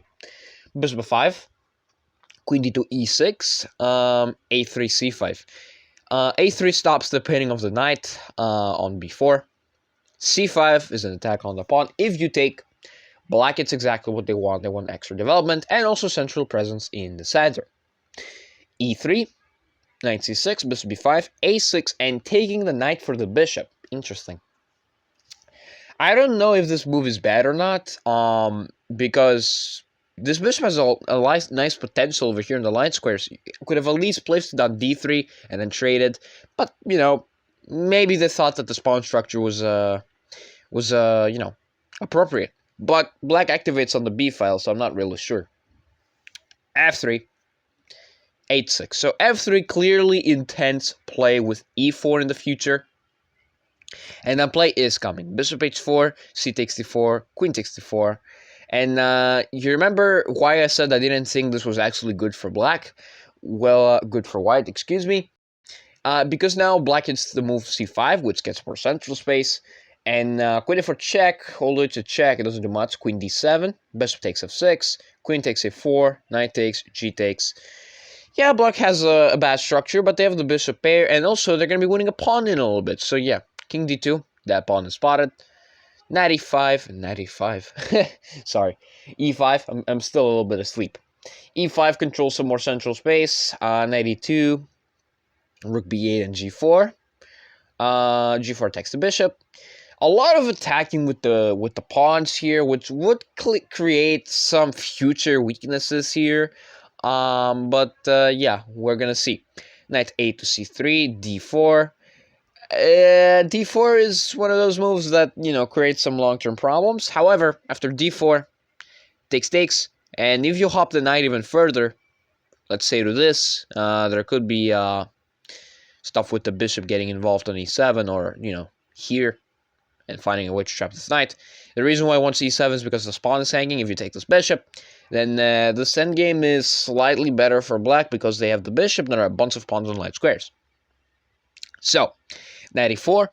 Knight e4 is a nice knight outpost, a way to counterattack the bishop. Bishop e7, b4, f5.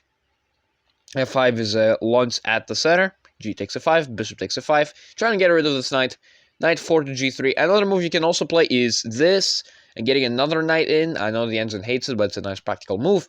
But bishop g6, and you have some nice knights. That's all you're getting. Then you can play moves like developing the rook, or playing the move h4 to stop h5, h4 from happening for black. So yeah, knight 4 to g3, bishop g6, and rook h to e1, and rook c8. And rook ac1, castles, and king d1. King d1 is a weird move. I don't know what king d1 does. I would just continue with like normal development. Like position is bad here according to everything. Like I think, in my opinion, black's position is much better. Oh yeah, king d1 just stops the fork. Okay, I see. Stops the skewer. My bad. Bishop g5. Bishop g5 is played indeed.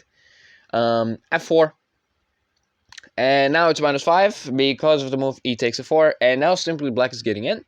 Because after knight f1, f3, discovered the attack on the pony and on the cookie. Knight e to g3, gotta part ways with the rook. And after you part ways with the rook, you get checked. And they play the move f2. And you get d3, knight d2, and a checkmate a couple moves later. And I think, in my opinion, As is out of the tournament. The format is basically the top two people just proceed. A lot of people are out already, which is kind of unfortunate, but that's how it goes. Next one. So we have the Australian version of Magnus Carlsen with the white pieces being Oscar versus Arctic with the black pieces. You always, inside, you cheer for the underdog, but it's going to be hard. This one's going to be hard to cheer on. We have an Italian going to pick up this game from somewhere around here. This is going to pick up the game. F5. Attacking. Initiating the attack. Arctic wants to win. He does not want to sit back and get a draw. Knight eg5, queen f6, knight h3. And f4 is a very nice move here. Opens up the bishop to initiate some sort of doubling of the h-pawn structure and opening up the king. So knight hg5, bishop g4, knight e4. You still can't stop the doubling of the pawns because of the move knight e4 in the future. And for queen g6, king h1, knight e4, c3, takes. This is the position we're working with here. Rook g1, queen h5, and rook g5. Queen h6, rook g1, knight d7. The knight reroutes over away to the king side. Knight to g5, queen h4. And a bit of shuffling the pieces around, but white is a little bit encroached here. This bishop is doing some job. This bishop could always activate whenever he gets the chance. So d4, h6, knight e6, and I have the move or rook f6. And after rook f6, stuff gets weird.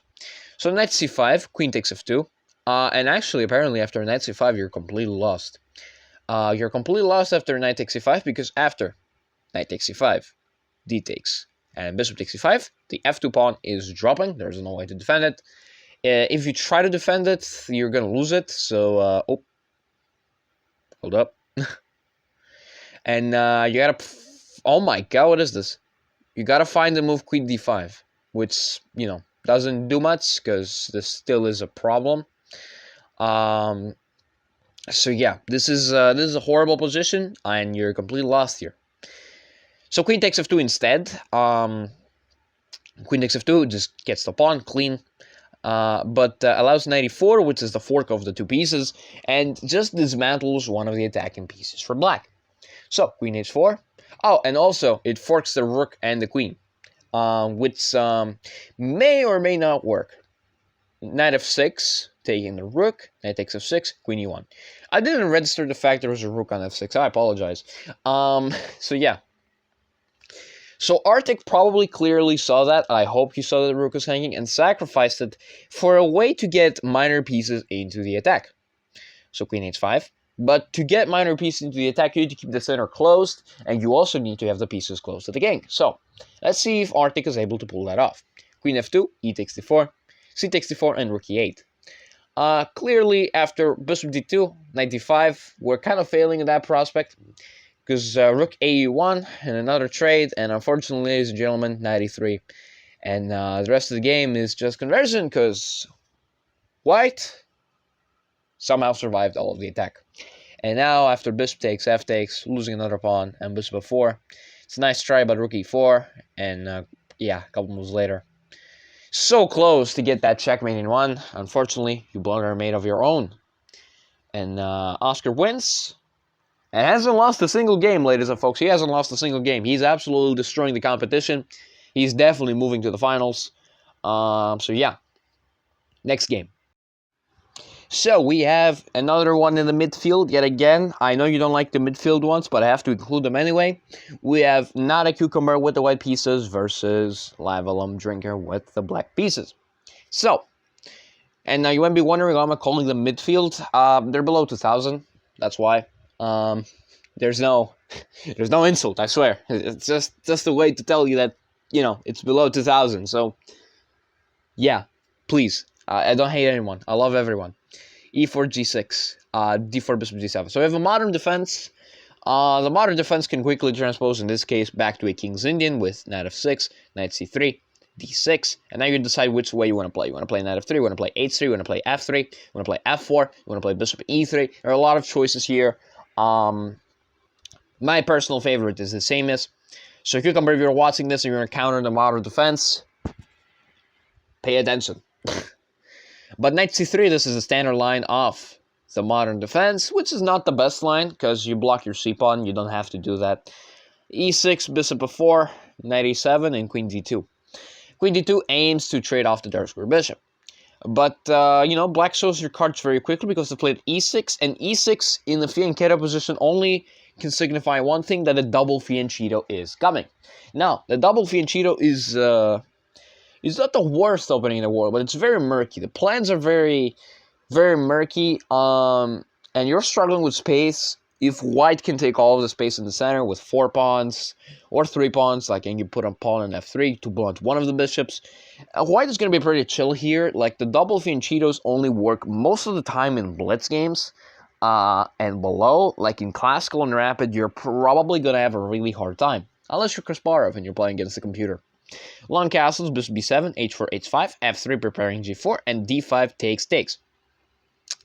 Another move you could have played here is also shutting down both of the attacking bishops, which after c5 to try and break out of the kind of a prison position for black here. There's knight to b5, and you're aiming to get in on d6.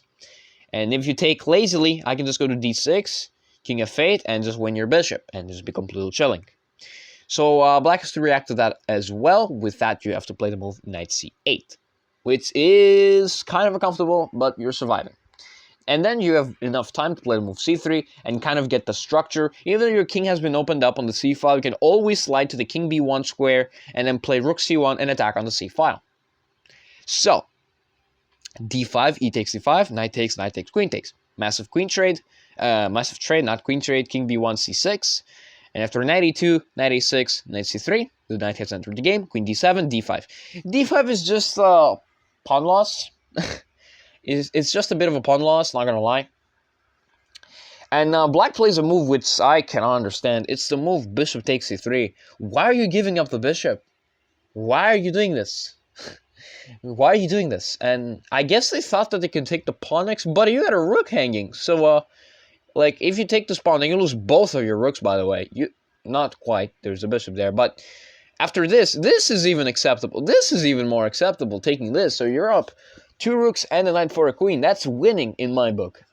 So yeah.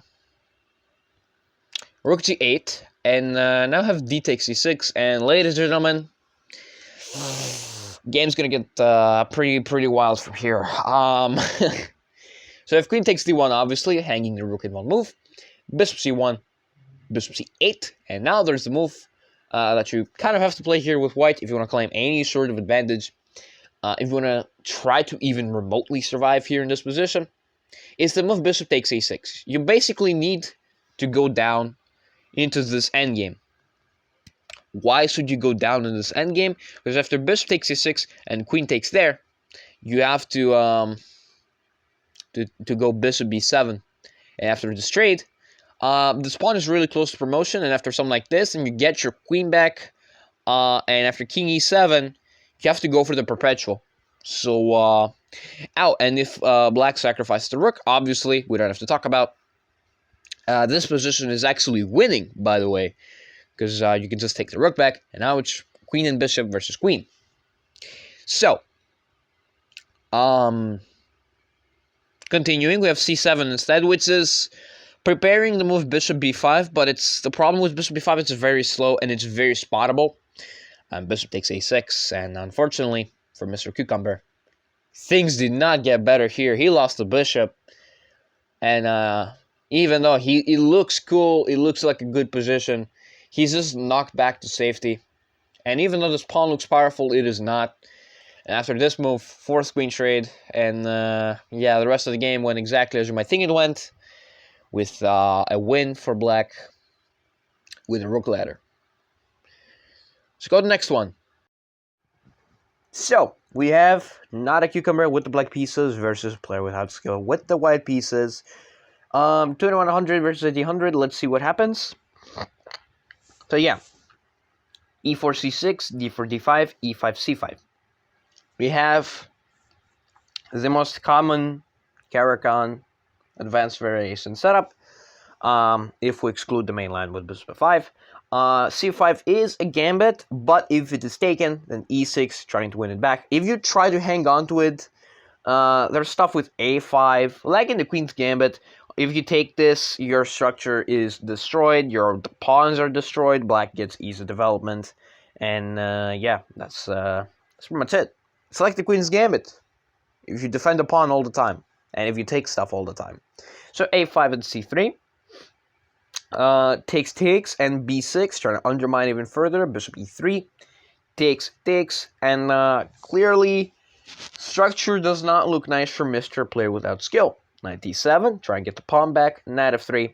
A move like c6 here, not very good. You're moving the pawn into the enemy territory, and knight takes e5, you lose that other pawn. So you need to defend that pawn first. So bishop takes e5, takes, and queen f5 check. A way to not immediately take back with the knight, but to keep the pressure on this pawn by giving the check with the queen. Knight b2, queen takes e5, bishop e2, knight e7, castles, knight to g6. Now this pawn is also going to be lost in a couple of moves. Knight to b3, attacking the queen to b6, a4. And yeah, positionally speaking, I think black is completely dominating here.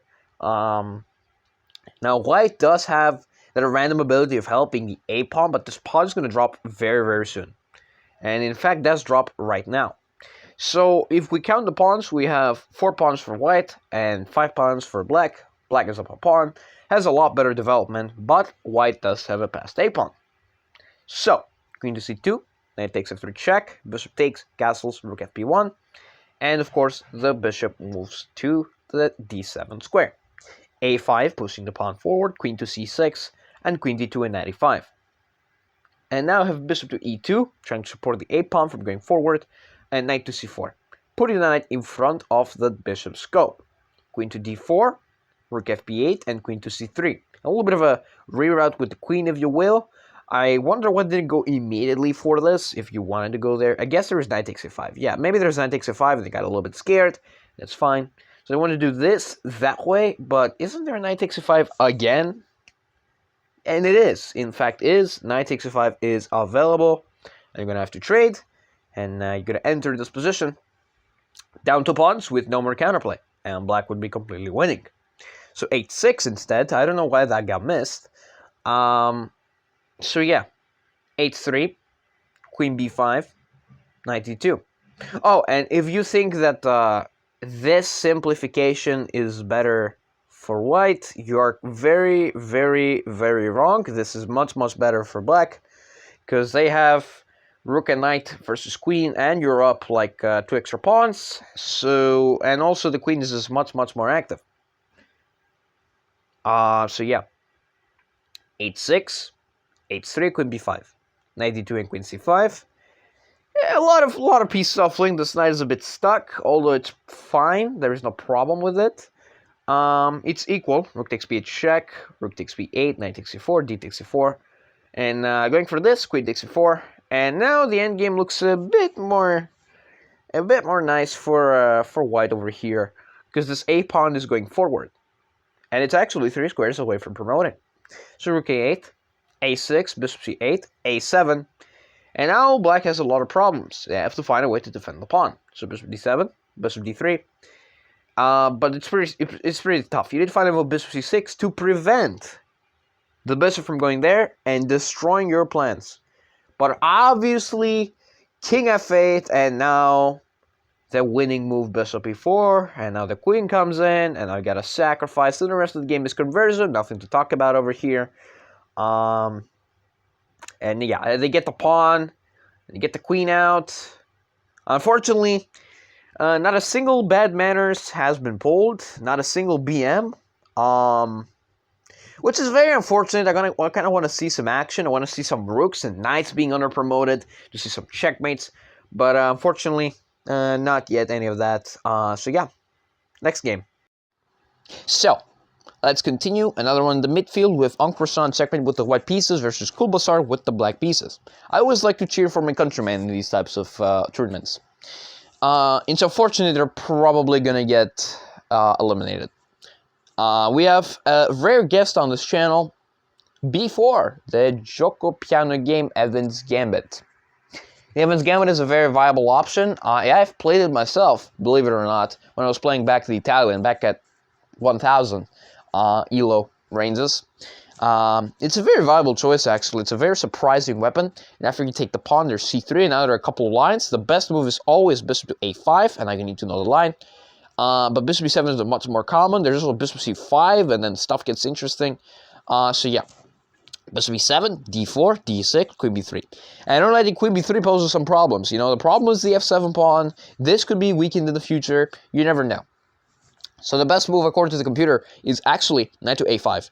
Inviting all this, because you gotta go queen a4, takes, and apparently this is the position the computer wants. And after this, you gotta take the pawn here, and this is the computer what the computer wants. I would love to have black in this position, believe it or not, because the bishop pair is nice. Although the king has been a bit misplaced, you can move it with knight f6, rook f8, and king z8. There's no problem.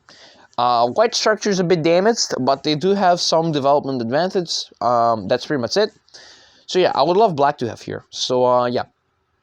However, here's the problem. Against the Evans Gambit, if you do something stupid, you're going to get punched in the face. You're going to get punched in the face. Kulbasar, I'm sorry if you're watching this. You probably are. But if you do bullshit against the Evans Gambit is going to bite you in the ass. So, f5 loses a knight on the spot. Bishop takes c8. F takes c4. Queen f7 check. King d7 and queen f5. And king e8. Bishop f7 check. And discovered check.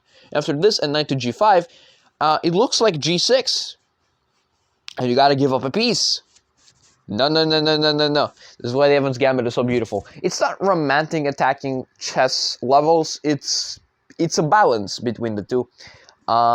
It's not as crazy as the King's Gambit. Make no mistake. These two are the complete opposite. But yeah. We have the beautiful bishop takes c8, which is a fantastic move. First of all, if you take with the rook, you get royal forked, and we trade queens. If you take with the queen, you lose your bishop, and you probably get checkmated. If you play the wrong move, if you play the correct move, well, we can probably still trade queens. So, yeah. Also, you lose a rook. Let's not forget that.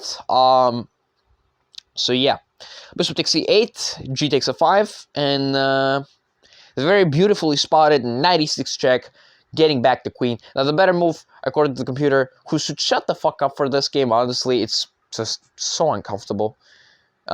It's some other move. It's not showing it because it's not strong enough. It's some other idea. I don't currently see it. But, yeah, knight e6 is much, much better. The computer can eat an entire franc for just tanking all that evaluation off the floor. King e7, knight takes d8, rook takes c8, knight takes c6 check, getting out of the way of that. And if we count the material, folks, even though it says +1, it's much, much worse than that in a practical standpoint. White is up a knight, 4. If we count the pawns, we have 8 pawns for black and 6 pawns for white. So that means white has a knight for 2 pawns. Soon they're going to have 3 pawns, maybe. Bishop b3, rook b8, d takes c5, bishop takes c5, bishop takes c7. Now it's 1 pawn. Rook b2, and castles. Another viable option here for black against this, for white especially, is this move, which would trade, and, you know, you would have the knight. So, yeah. Castles, and c5. Now the bishop is a bit stuck, which is a bit of a problem for Mr. Player Without Skill. Because after knight a3, yes, you can get the bishop unstuck, but here's the problem, rook a8, and you lose the bishop. Or so you think, because there's knight to c4. But then you're going to be like, wait, isn't just, you know, taking this fine? No, you lose your rook. But there is another move here. There is the move rook takes a7. Because after this, you get to skewer back and re-win your rook. And now it's yet again rook versus rook and knight, which probably in the long run will be a win for black. But it's still not over. It's, you got a lot of pawns here with black, and as you can clearly tell, it ends in favor of only one person in this position. So yeah, maybe it's not all over for black. They have 3 passed pawns. White has 1. That's the only reason that white can claim any advantage. And they also have an extra piece. So yeah, that's another reason. So yeah.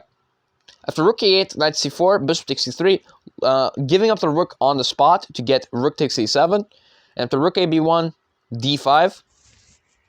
And knight to d1 and bishop d4. We have knight e3. And folks, it's not going to get better from here because king e6 and a4. Losing that pawn. But here's the problem. If you're losing that pawn, immediately he goes to the b7 pawn. Honestly, losing that a pawn was kind of stupid, not going to lie. But rook exchange, and this weird move, which I didn't understand. So Kulbasar had was given the gold path to winning over here. I don't know what the hell this knight takes thing was. Why not play rook takes c5? And when they take you, well, you have to go down this endgame where, yes, you're going to be down a knight, but you have some chances. It's, well, down the knight. You're going to lose your knight, but you're going to have 2 rooks versus rook and bishop. Most likely a draw, but, you know, everyone, most of the time with black here would probably mess this up. I'm not going to lie, it's pretty tough to play this position, but it will be a draw.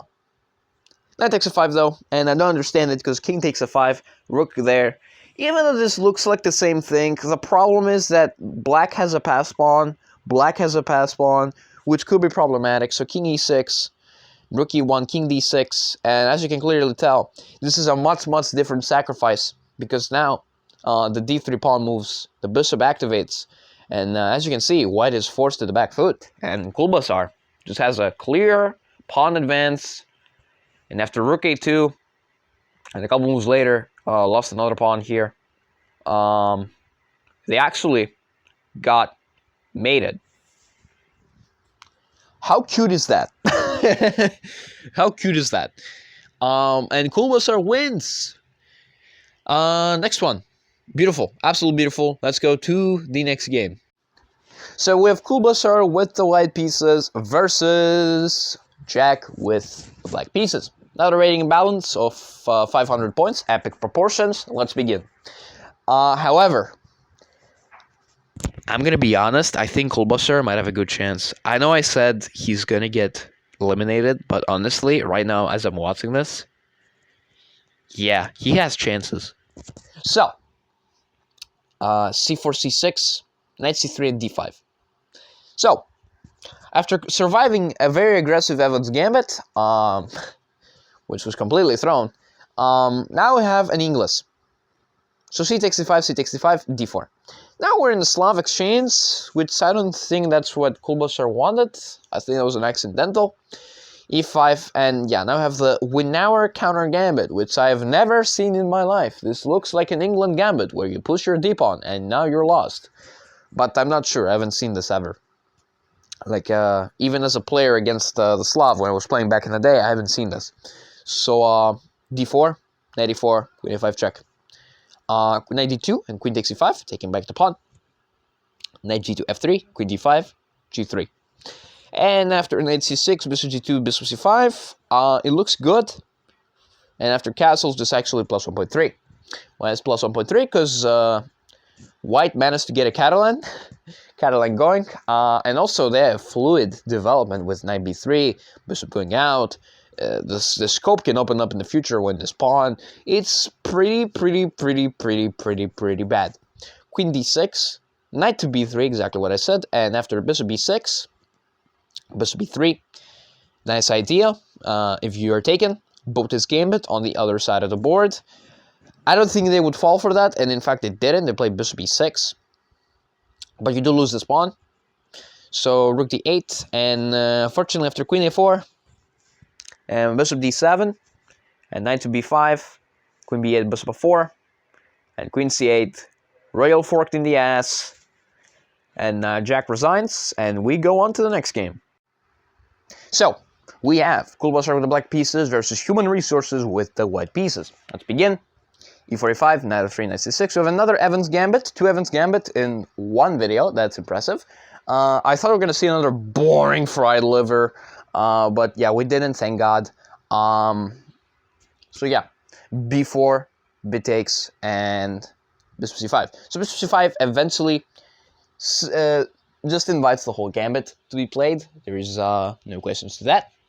d4, takes, and bishop b4 check.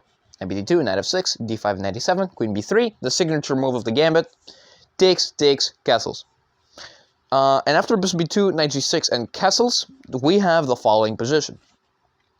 So, white has the bishop pair. White has 5 pawns. Black has 7 pawns, my bad. So, black is up 2 pawns in this current position. But white does have the bishop pair, which is their arguing point that giving up their 2 pawns was worth it. But they still have to justify this. So d6, rook a1, rook e8, f4. There is f4, grabbing a bit of space, a6, a4, b5, losing a pawn, which is interesting. Interesting nonetheless. But there is an idea behind this. After all these exchanges are done, there is rook b8. Now you need to invest on a queen a4 or a queen c4 maneuver, and in that time, black will try to generate some more play. Queen to c4 is definitely the move you should be playing here to disallow moves like c6 from being a problem and a pain in the anus. And after bishop a6 and this massive trade, the position is equal. White has lost their bishop. And if we count the pawns, it's 5 pawns versus 5. It's bishop and knight versus 2 ponies. I think I would love, in this position, now that I'm looking at it, now I think I'd love white here, because the massive bishop pair advantage is gone, and also we've restored equality. But in my opinion, I think white structure is a bit more weakened than black structure. So, queen a4 instead. Queen a4 is fine. You put up some pressure against the rook on e8. So c6, another pawn blunder, or, pawn giveaway. There's a very difficult engine move to find here with black. It's a very difficult move to find here. The move is bishop there. That's an interesting move. Oh, wait, what?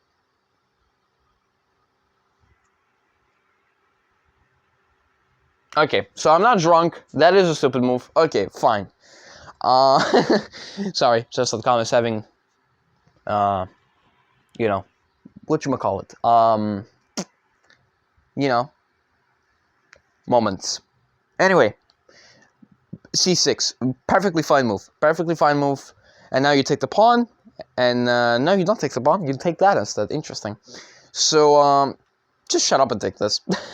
Just shut up and take this. And just be chill. And after rook takes b2, and this, for example, apparently now, actually, you're not doing that well. What? That's crazy. So I guess my observations were incorrect after all. So apparently you actually need to do this? I don't get it. I don't get that sequence. Loki, I don't get it. What is wrong with c takes? Queen e7? Oh, because you can't take the bit. Oh, okay. Okay. You need to develop. You need to get out of the way. Oh, I see. Okay. Okay. Computer proved me wrong. Ha.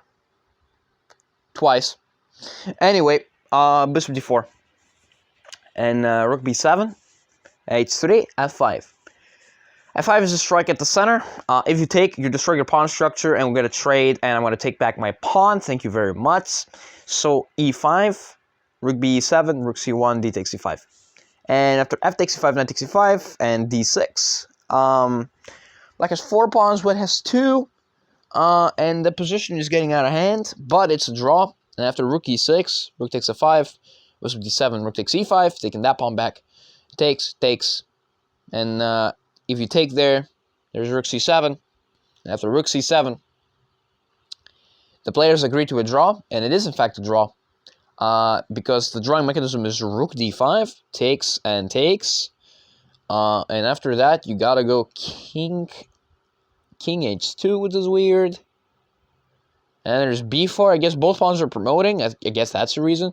Both pawns are going. King f4, there. And wow, it takes balls to play the draw here. Wow. It takes balls to play here. Gotta go rook b7. And that, okay, then they would take the pawns. I see. I thought there was something weird with like moving the king up. My bad. So yeah, they agree to a draw. Game ends peacefully, and Kubasar ends with a nice 2 wins, 1 draw and 1 loss. I'm not sure if he's gonna qualify. I wish he does, but I don't know. I honestly don't know. There's some pretty strong players at his group. So yeah, next game. So now I have the most confusing game of the whole tournament. I don't understand it, but sure. King's Gambit. Wait, what? M with the white pieces versus Human Resources with the black pieces, and we do have a King's Gambit yet again. I hate this thing. So yeah, d5 was a Falkbeer counter gambit. E takes, knight f3, queen takes, and a couple of moves later we got the falling position, castles. So in this position, black has a very slight edge, according to the analysis. If we count the pawns, one person is down a pawn, and also, knight e7, knight g5, trying to generate some sort of play. Castles d5, that d5 move doesn't do much, but it is there. d5 attacks the knight. Knight e5, the knight hops in. Bishop takes a4, taking back the pawn. Queen b6, although now black has generated enough development for themselves and given the pawn at an opportune moment where they now have equalized development. If not, they have better development. King h1, knight 7 g6, bishop takes e5, knight takes e5, and queen h5. After queen h5, the position gets a bit complicated after h6 and knight f3. Bishop g4, nice fork of the queen, queen h4, bishop takes, g takes. And after a6, apparently the game was agreed as a draw. I'm not making this up, this is a draw. Like, I'm trying to scroll down, this is where the game ends. And in fact, I checked if the time controls were wrong, if the colors were wrong, were reversed. No, it was just agreed upon as a draw. And they straight up posted the score in the bottom. And it said M and Human Resources 1.5, which means this is a draw. Definitely the most confusing game. I guess that Mr. Human Resources wanted like half a point, but I'm not sure. Why not play this for a win? Like you're better here. You're just better here after I guess they didn't like the G file, I'm not sure, but you could definitely play this for a win. After a6 and the bishop going back, then there's queen takes b2, winning that pawn. Now the knight has to move, and if it moves there, for example, there's knight takes f3, which wins another pawn, and if you take, you lose your rook. So I don't get it what went wrong here. I don't get it why they agreed to a draw. This was definitely you were definitely able to play for a win here with black. After this, there's also this pawn hanging over here. But if you take this, I think it's a bit more unstable now. I think no, you can still take that as well. After rook g1, maybe there's problems, but still, there's f5. There's also just going back to g4. If the queen takes, that's fine. If the queen takes, that's fine. But you're going to be down a piece. Oh, no, you got f5. Never mind. I'm drunk. I'm stupid. Never mind. There's f5, and you're back in the driver's seat. I'm bad. And if they take back with the rook, you lose their rook. So I don't get it what went wrong here, why they agreed to a draw. I'm definitely sure that Mr. Human Resources could have played on, but, you know, game is game. So yeah, next one. So another one in the midfield, we have M with the white pieces versus Gu with the black pieces. Let's see one more game in the midfield. We have a King's Gambit d6. We're going to skip ahead a little bit. Around this move, we're going to pick it up. This is a nice position, both sides. And black plays this weird move, bishop takes f3, which I don't understand because you're just losing the bishop pair for no reason. I mean, you're also helping white develop and also open up the f-file in the future. I don't get it. Knight f6. And now, in fact, it is plus 1.3 because after f takes, d takes, there is the move queen to b3. And if they take the pawn, it's just checkmate in 2 moves. There's nothing to that. So they can't do that. They have to defend against the mate. So a move like queen e7 is, one of the moves. But if queen e7, you lose this pawn. So actually, the best move is to play bishop c5. Invite all this, and after rotating the bishop back to c4, and there's stuff with knight c6. But even then, you still lose this pawn, which is a bit problematic. But you can play the move rook f1. Oh, get out of here. Rook f1, and you just pin this knight. No more it can move. And you don't have to take the b pawn. And if the b pawn is defended, problems arise on the diagonal. Problems arise on the queen b5 next, and then you're just going to lose this knight probably in a couple of moves. So that's why it is not played. I don't know why it's not played. Instead, M plays the move d3, which I don't understand. It's a solid move, but you could have just won on the spot. But sure, knight c6, castles, knight d4, and queen d1. After bishop c5, the problem is you could have also played the move queen f2, and after bishop c5, which you were clearly worried about, there's nothing after this. If they sack, you take the bishop, and if they take your rook, it's 2 minor pieces for the rook, and it is a much better position for white. You don't even have to take back the knight. You can immediately go for queen d3 and start attacking stuff. So, queen d1, bishop c5, and king h1, castle c3, kicking away the knight, knight c6, bishop g5, bishop e7, and the computer here likes a move a4, because after knight a5, trying to win the bishop, you can just go here, and this bishop on a2 is a strong piece. This pawn is pinned, the king has to go to h8. This f-file is open, which could open up opportunities for an attack. And white's position is much more comfortable here, without any particular weaknesses. And once, white gets a knight on d2 and another square, for example, f3, I think white has a very good position. So, yeah, bishop e7, knight d2. Instead, we go for this. We don't actually get to keep the bishop pair because the knight will go to a5 and we'll try to win this. However, there is a long sequence by playing this, and here. Although that just wastes a lot of time. Even though that's actually not even this bad. You can actually get away with playing something like this, but you don't get that powerful diagonal. You can get it if they get a bit drunk and they, miss... And if they, miss b4, which, kicks away their knight, obviously, and then you can post up your bishop here, but you have to be mindful of your pawn. So, yeah, not great. So queen a4 instead, going for the trade, and knight h5, another trade, and now the move knight f3. Knight f4 is not a problem. You can always play the move g3 and disallow that from happening. King e8, stepping out of the pin. Rook d1, c6, controlling some more squares, and rook fe1.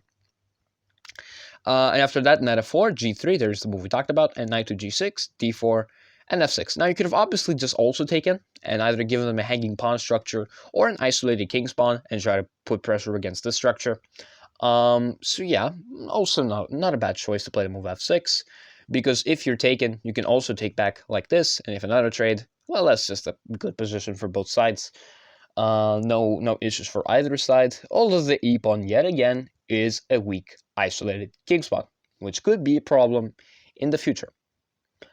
So, queen d3 instead, rook d8, queen e3, queen e6, attacking the a2 pawn, which is properly defended, and after f5, takes, we have a very bad move. Not like it loses on the spot, but it's a very weakening move that you should avoid playing. You should stop attacking pieces for the sake of attacking them, because it creates weak problems, a lot of problems. So after g4, this pawn is permanently weakened. You gotta play a move like h3 to defend it. Also, g3 used to do something. It used to protect against these two squares, so that means f4 is officially up for grabs yet again. Also, this pawn is just a bit weak now. You have to defend it, like I said, with either a move like rook g1 or h3. So yeah, not the greatest move, but it's a move. Rook f8 takes. Actually, another thing to point out, this is just a free pawn. Like takes and takes, if they go for this tactic and regain your pawn, psych, you're actually winning the game on the spot after this rook move. And black has to lose material. They have to go here. You're going to take their queen. You're going to take their rook. Queen versus pawns, you win this on your sleep. But instead of that, they go for g4, rook f8, and now taking this free pawn. The difference is, another problem with playing the move g4, is that after knight takes, queen takes, I don't have to trade queens with you. I can just go straight to take back my pawn. And unfortunately, after that move, you have to be really careful. Now, you have to be really careful. It's a draw, but you can mess this up. So, by not messing this up, M plays the move rook g1, and after queen f3 check, she resigns. Because you gotta block, you're gonna lose your rook, and after you block again, you can find ways to stop this. You can go back to f7, or defend with a rook on f7. And M promptly blundered the rook in one move. So that was that game. Let's go to the next one. Alright, let's see Jack with the white pieces versus M with the black pieces. Let's see if M is able to make a comeback. And let's see if Jack is able to untilt himself from all this. So I have another boring Italian game. Obviously, going to skip ahead a little bit. We're going to skip ahead and we're going to pick it up from here. This is where it gets interesting. After e65, knight 65, this is where it's fun. This is where it gets fun. After knight e4 and bishop b6 and castles on knight a5, actually, after bishop takes and queen takes, black is lost.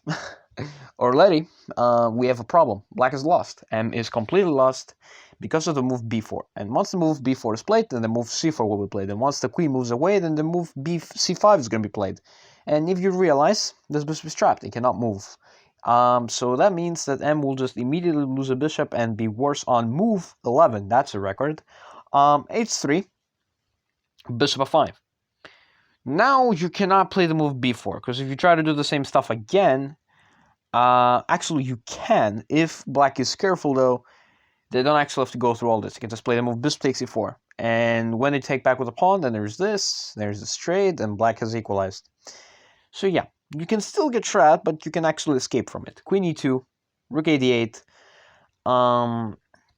rook e1, and knight c6. Actually, rook e1 is lost, because, if you were paying attention, this pawn is hanging here. It's hanging by a thread, and after this, I mean, black will just emerge up a pawn, and there will be no issues. So knight c6, instead missing that, for some reason. I guess they thought that after this, maybe there was... No, there was nothing. I don't know what they missed. So yeah, knight h4 instead, bishop b6, rook d1, now defending the pawn, and queen d7, bishop e3, bishop takes c3, taking the knight. the bishop, and now this, and after queen there and knight there, we have the move h6, which clearly intends to go either g5 or to just have this ace pawn to prevent the knights from hopping in. With both moves are understandable. Knight c5, b6. b6 is an interesting move, which is a bit weakening. Like I like to point out, if you play b6 for no reason, most of the time it's going to prove weakening. In this case, it's fine, but also not. I really think this bishop had potential. I really think this bishop could have some potential with like a b6 and bishop b7 and reroute of the bishop. I really think the bishop has some potential to be a really, really, really good piece. But unfortunately, we don't get to see that in action. So b6, knight takes, queen takes, and rook e1, rook f8. Rook a d1, queen t6, and queen d4, and f5. f5 is the attack beginning, and now queen c4 check, and queen e6 blocking, and another queen trade. It looks like Jack just wants to go for the draw, trading down everything, d4, e4. M does not want to go for the draw. M wants to score a win. That's what M wants to do. d5, forking, and now shit gets complicated. You need to play the move rook e d6 to pin, and after knight h4, rook takes d5, rook takes d5, rook takes d5. If you're paying attention, black has an extra pawn, which is always nice. Rook e2, king f7 and g4, and after g4, I think it just goes downhill pretty quickly for Jack here, because M is simply just going to be up a pawn, going to trade even more, and after this, it just looks like there's nothing anymore. But here's the problem. Both sides start to run really low on time. Even though with increment, they start to run low on time, and as you know, with low time, mistakes actually start to happen. So black takes another pawn. That means they're up another extra pawn. It's 4 pawns versus 5. You lose this game as follows. You bring the king, you defend your pawns, you make a queen. You got more pawns. King z2, king f4, knight d2, knight e5, knight b3. And now a move a5. a5 is kind of pointless, I'm not going to lie. Just push these pawns and just create your queen, but okay, I digress. Knight d4, knight there, and after b3, there's a way to guarantee the winning of a pawn here with the move knight c1. One of the pawns will fall, and if they go to a4, that's very weakening because you weaken this pawn. And after this and this, you can actually slowly win the b pawn, and yeah, be in very, very good shape. So king e4, knight e6, and g5. Knight takes e7, losing that pawn, but h5, and now these pawns are finally starting to go. Knight a8 and b5, knight c7 and b4. And in this position, a very good move to play here is a very practical way. There's sometimes c4 can be played, and c4 will just create this passed pawn. However, the problem is in this case there's knight c1, which could guarantee the winning of another pawn. So yeah, c takes b4 instead. Knight takes a3, knight c2 and b4. Takes and takes again. M is still up a pawn, but this endgame is closing towards a draw. So knight a6, king f5, and unfortunately a couple moves later, the time scramble proved a little too strong in the game as a draw, as they have insufficient material, and yeah, M and Jack called the draw. Next game. So we have the Prodigy with the white pieces, who's a subscriber of mine, who's also a perennial 2100 on Leca, which means like midfield on chess.com, but has an interesting opponent by the name of Oscar with the black side. And it's also, you can see it's actually on Leca because there's like these dialogue things that pop up. It says inaccuracy, bishop d6 was best, and this and that. So yeah, so e4, e6, we have knight c3. We have a transposition to the Steinitz classical variation of the French defense. After e5, knight ft7, knight f3. Knight f3 is one of the lines. There's also f4, that's also a line, and then go knight f3. And then you can also reroute your knight to e2 and pressure the center. A lot of moves are possible. Knight f3, c5, that's just the way you fight off against this with black. Bishop d3, knight c6, and unfortunately we have the move castles, which just cleanly blunders this pawn for no absolute reason. And in fact, it is taken. Because knight takes d4. Now, the most accurate move is d takes e5, because I guess you don't commit a knight. I don't know. I don't know the difference between these two. Knight takes d4 is perfectly fine. Knight takes d4, c takes d4, and knight e2, which is another inaccuracy because you're trying to really win the pawn, but it's pretty difficult. And also that pawn is also hanging. Oh, you can see it. I can highlight it like this. Look at that. I can highlight pieces with my finger. So yeah, this pawn is weak, which means you can't take that pawn. So yeah, knight takes e5, knight takes d4, knight takes c3, queen takes d3, and strategically the prodigy is just lost. However, if we skip a couple moves ahead, you can clearly see that we have an opposite color bishop situation, which when I was in call with some people, they said that if black is able, if white is able to trade queens and rooks, this endgame most likely will be a draw.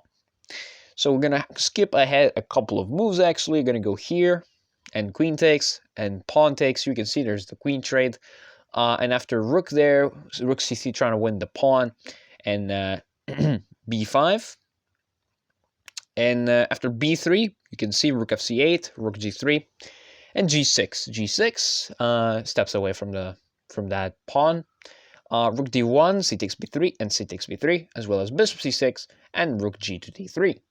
And after bishop d5 and h3, and a5, rook c3, and b4. And after b4, what really white should be aiming is to find a way to trade the rooks.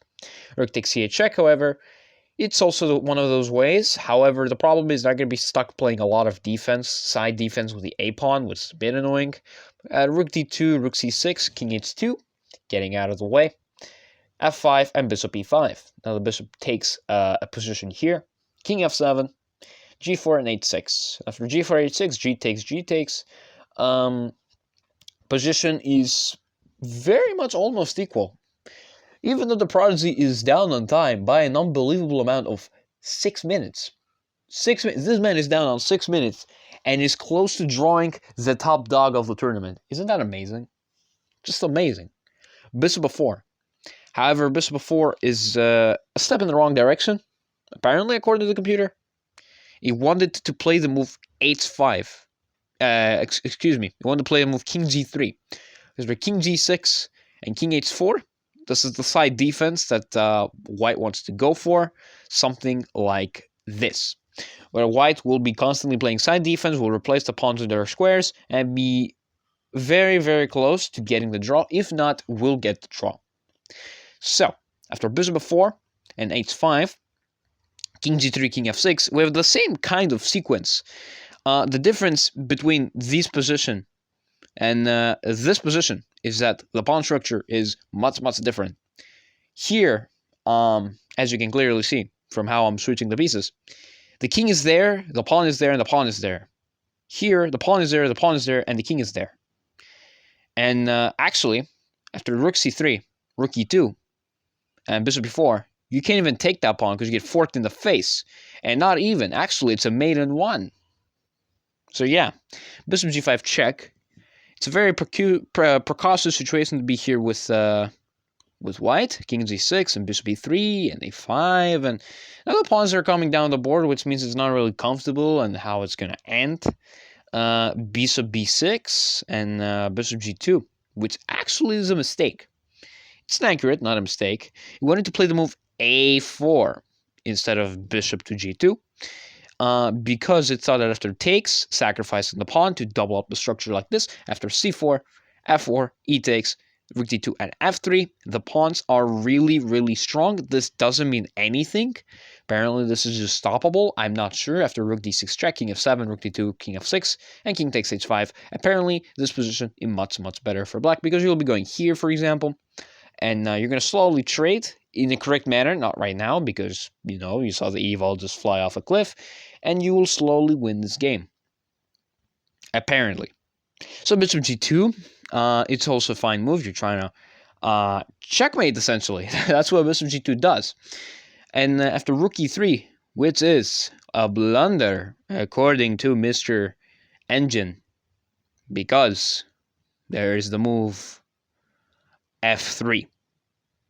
Excuse me, rook e3. It's a blunder because the move f4, not f3. Excuse me. It's actually f4, and after you trade rooks, the pawn goes, and you can't stop it. That's the reason. And if you take here, this just looks like complete bullshit. And then you're gonna slowly like play king f5. You're gonna run your king, and by the time this king goes there, your king is way faster, and you got pawns promoting. But instead of with the move rook takes e3, which is a bit of a problem, because you're not gonna win. Now it's actually a draw. Now it's a draw. Because black traded the pieces in an inopportune moment, and now it's actually a draw. It's still very difficult to draw under 30 seconds of reaching this position. So how is the prodigy going to pull this off? Is he going to pull this off even? Let's see. And after a couple moves later, ladies and gentlemen, in this position, around here, he had to play the move bishop to g3, and this would guarantee the draw immediately. This would just guarantee the draw, because no matter what black does, there's always moves like king g1 and b4, and if black steps away, you can always try to win this pawn, and this position will just be a draw. But unfortunately, the prodigy blunders. After a couple moves later, he allowed the queen and he got checkmated, which is really unfortunate. Next one. So we have the Prodigy versus Masroud, with Masroud getting the black pieces and the Prodigy getting the white pieces. So, after that, I was trying to find games with the Prodigy. I was struggling a little bit, but I found two of them. One against Arctic Pillar and one against this person.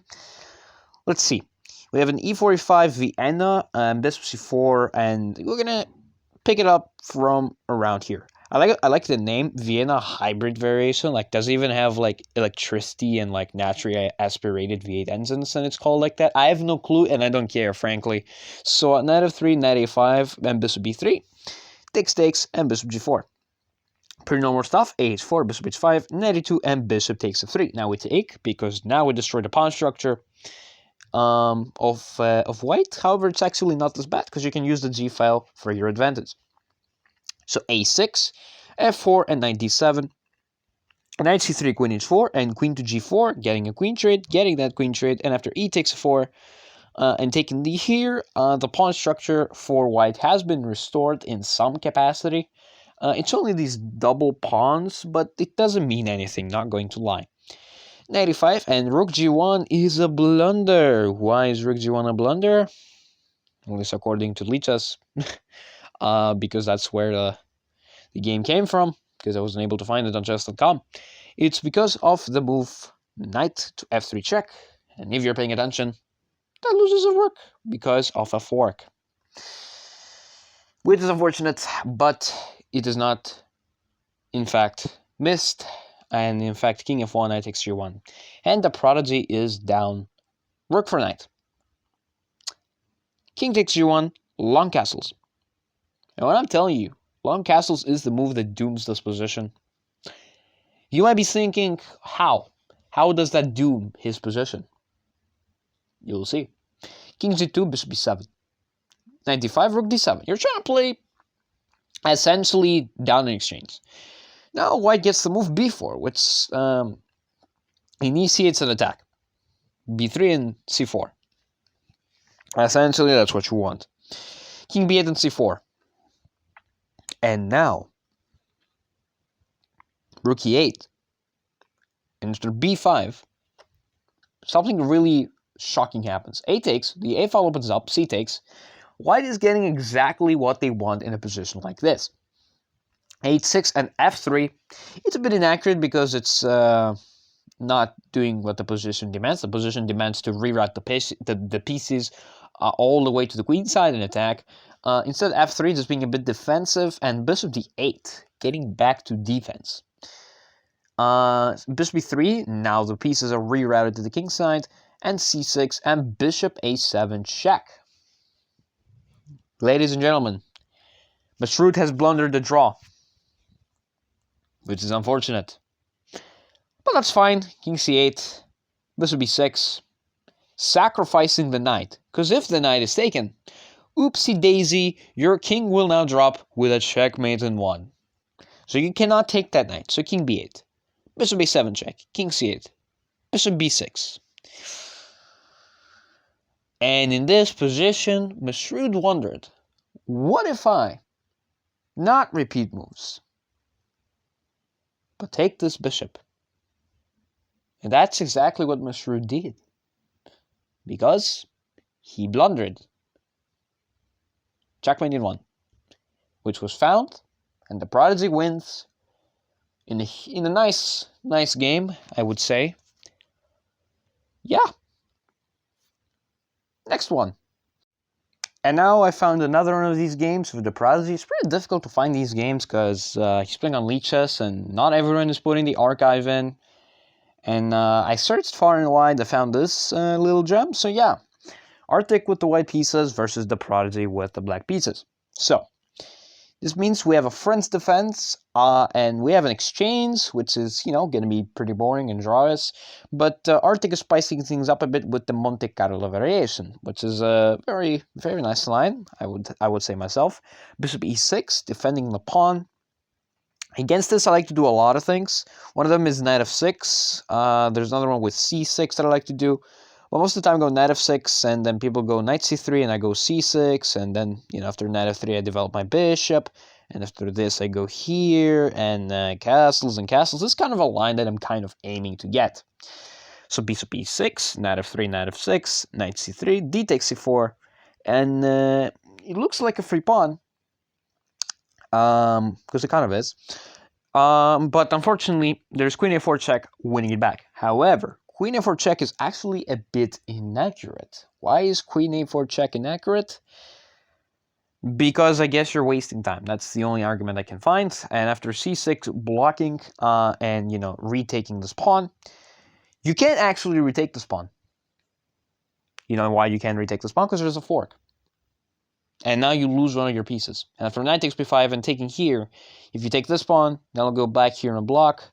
And yeah, you're not doing anything here. After knight takes, like this, you're really soon trade the queen, so you're just going to be down a piece. And it's going to be really, really, really bad. So you can't retake the pawn. But knight c6. Unfortunately, knight c6 was not spotted.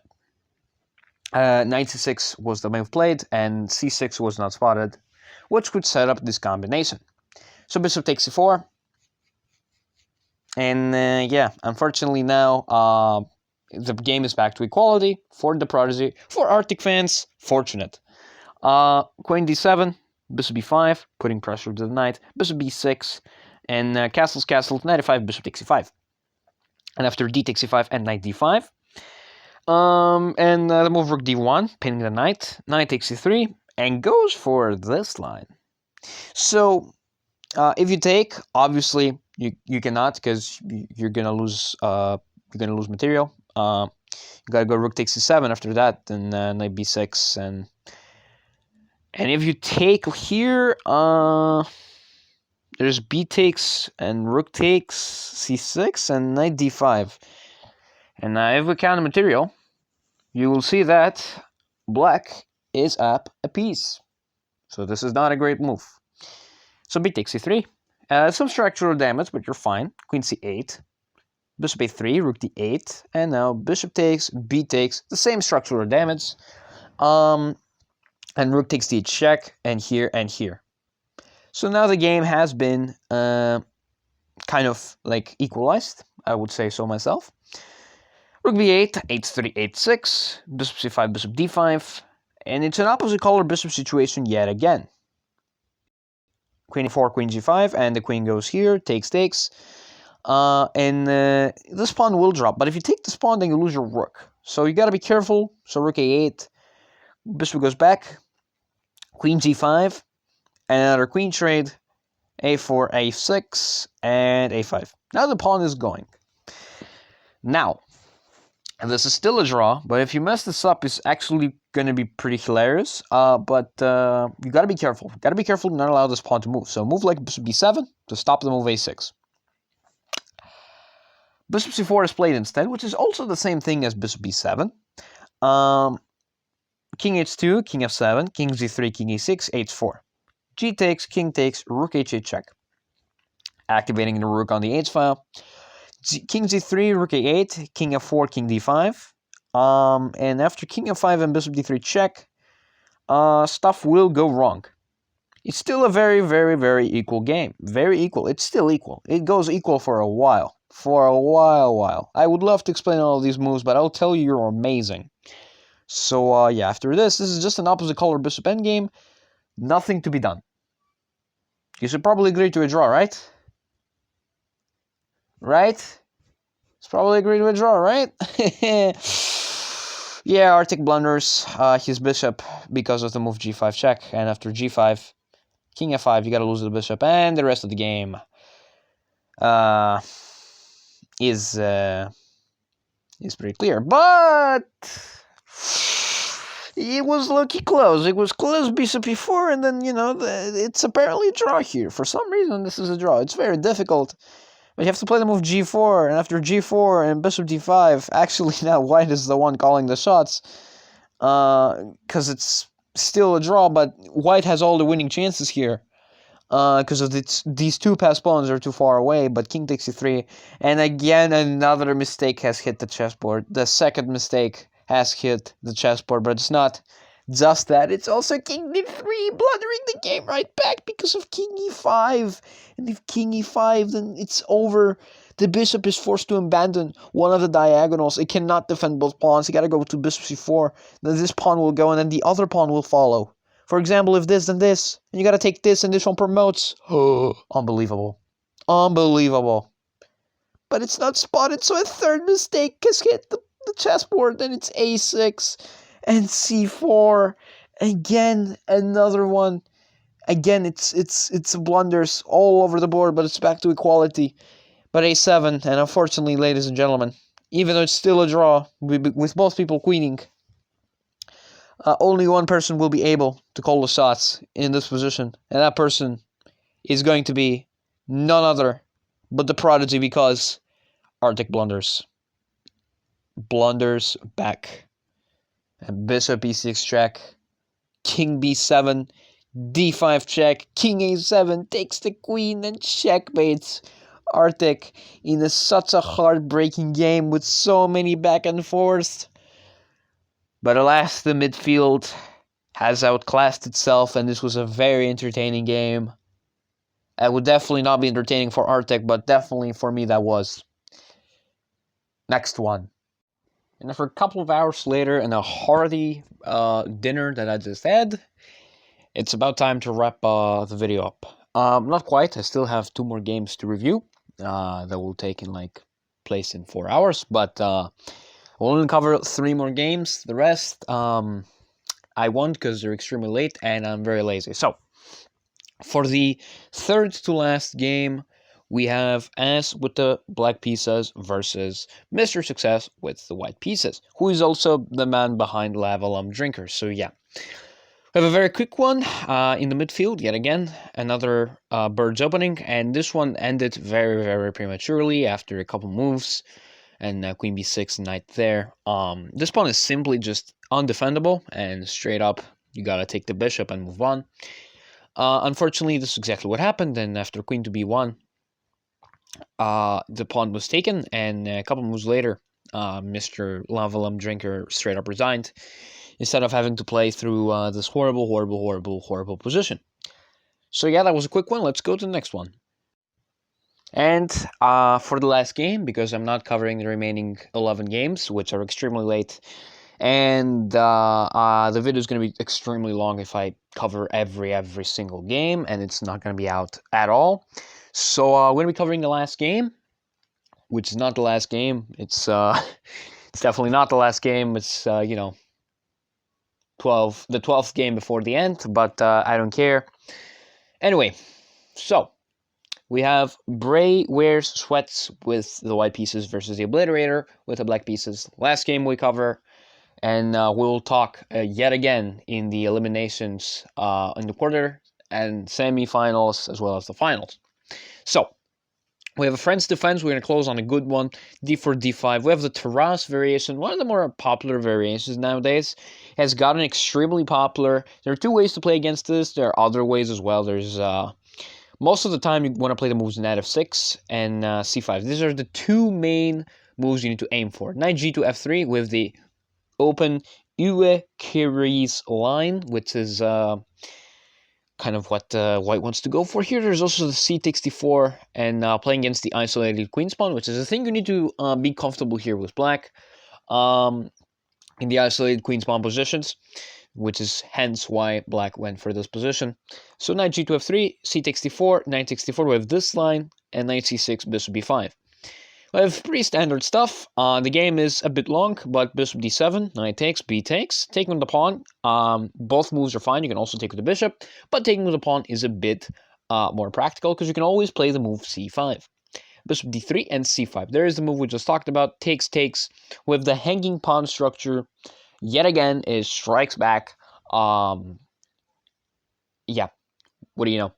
Castles, bishop d6 and b3, trying to fianchetto on the diagonal, knight e7, knight f3.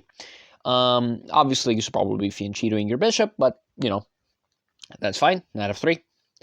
And h6, bishop b2, there is the fianchetto and castle. So white holds a very, has the slight edge here, very slight edge because of the bishops pointing on the king, and also because black has a hanging pawn structure and an isolated queen's pawn.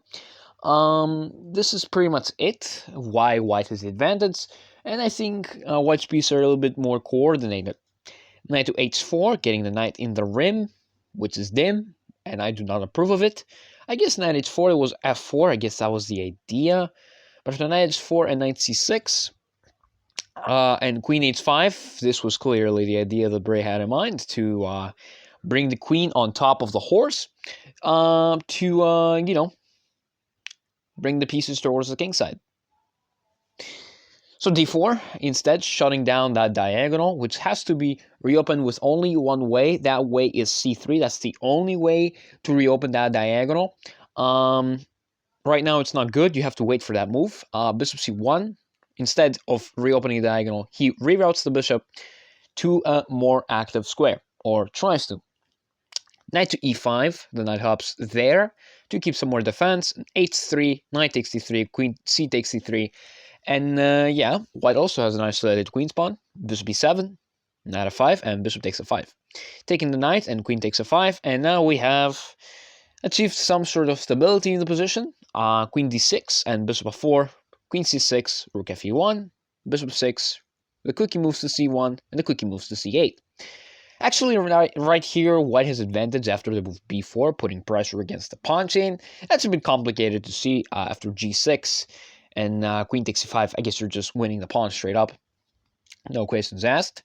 Arguments with queen a4, queen a4, and after this, you gotta go to the move queen d5, putting defense on the a2 pawn, which drops the b4 pawn, but after this, you can, you've equalized material, but there's the move h5. But if you want to be human, there are better moves, such as bishop d6. Not that. Not that. Bishop d6, that, which secures you. The only way to defend against this, that's a tricky way to defend, is with the rook move, which obviously if takes, then takes. Oh, excuse me. Takes, then takes. But then it's +5 because you dropped the rook. So there's no easy way to get out of this. The best way to get out of that is actually to just lose your queen for the two rooks. That's the only way. Just go for this and just be lost, which is a bit unfortunate. So queen e6, queen d6, queen takes d6, and bishop takes d6. We have this position instead, which is +2.5. Better for Bray. Better for Bray because he's up a pawn. It's 5 pawns versus. Oh wait, he's not. Yeah, he's up a pawn. 5 pawns versus 6. So yeah, this will be wraps for Bray over here. Rook fd8, rook takes, and bishop c5. Very, very good endgame maneuver. a5. And here you can play the move a3 and takes. And now white has the slight edge here, and white will always be better in this position because they're simply up a pawn, and this b pawn is a huge problem.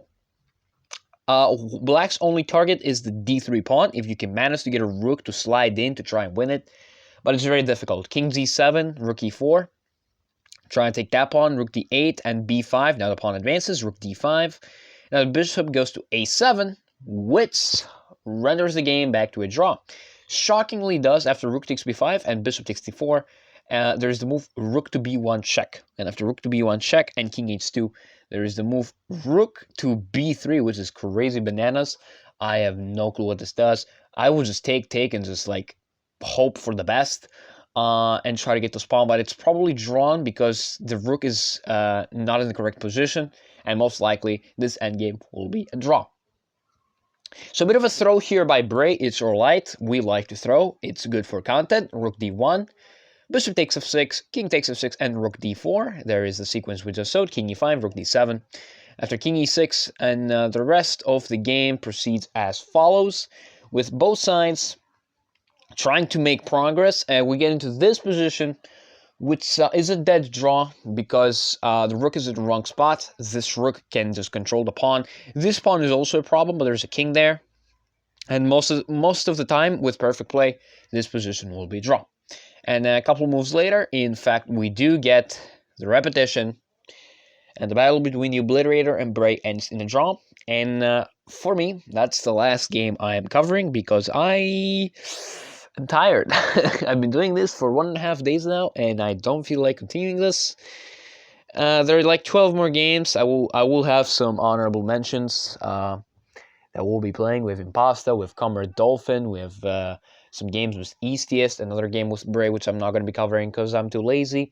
There's also some others. There's another Oscar game, which I'm not going to cover because I am bored and I'm lazy and I'm tired.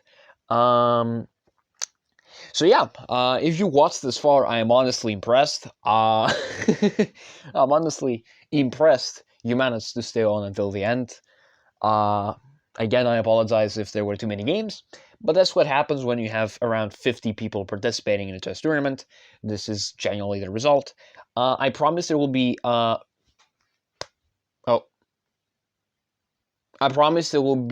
fewer games from this point on, because now we're going to be in the elimination quarter semifinals, which will basically be the people who advance from the group stages. The top two will be facing against the top two of the other three groups. So yeah. Hope you enjoyed this, and if you watched this till the end, you have amazing attention span. So I'll see you guys in the next Leca video, or the next video in general. Get out of here.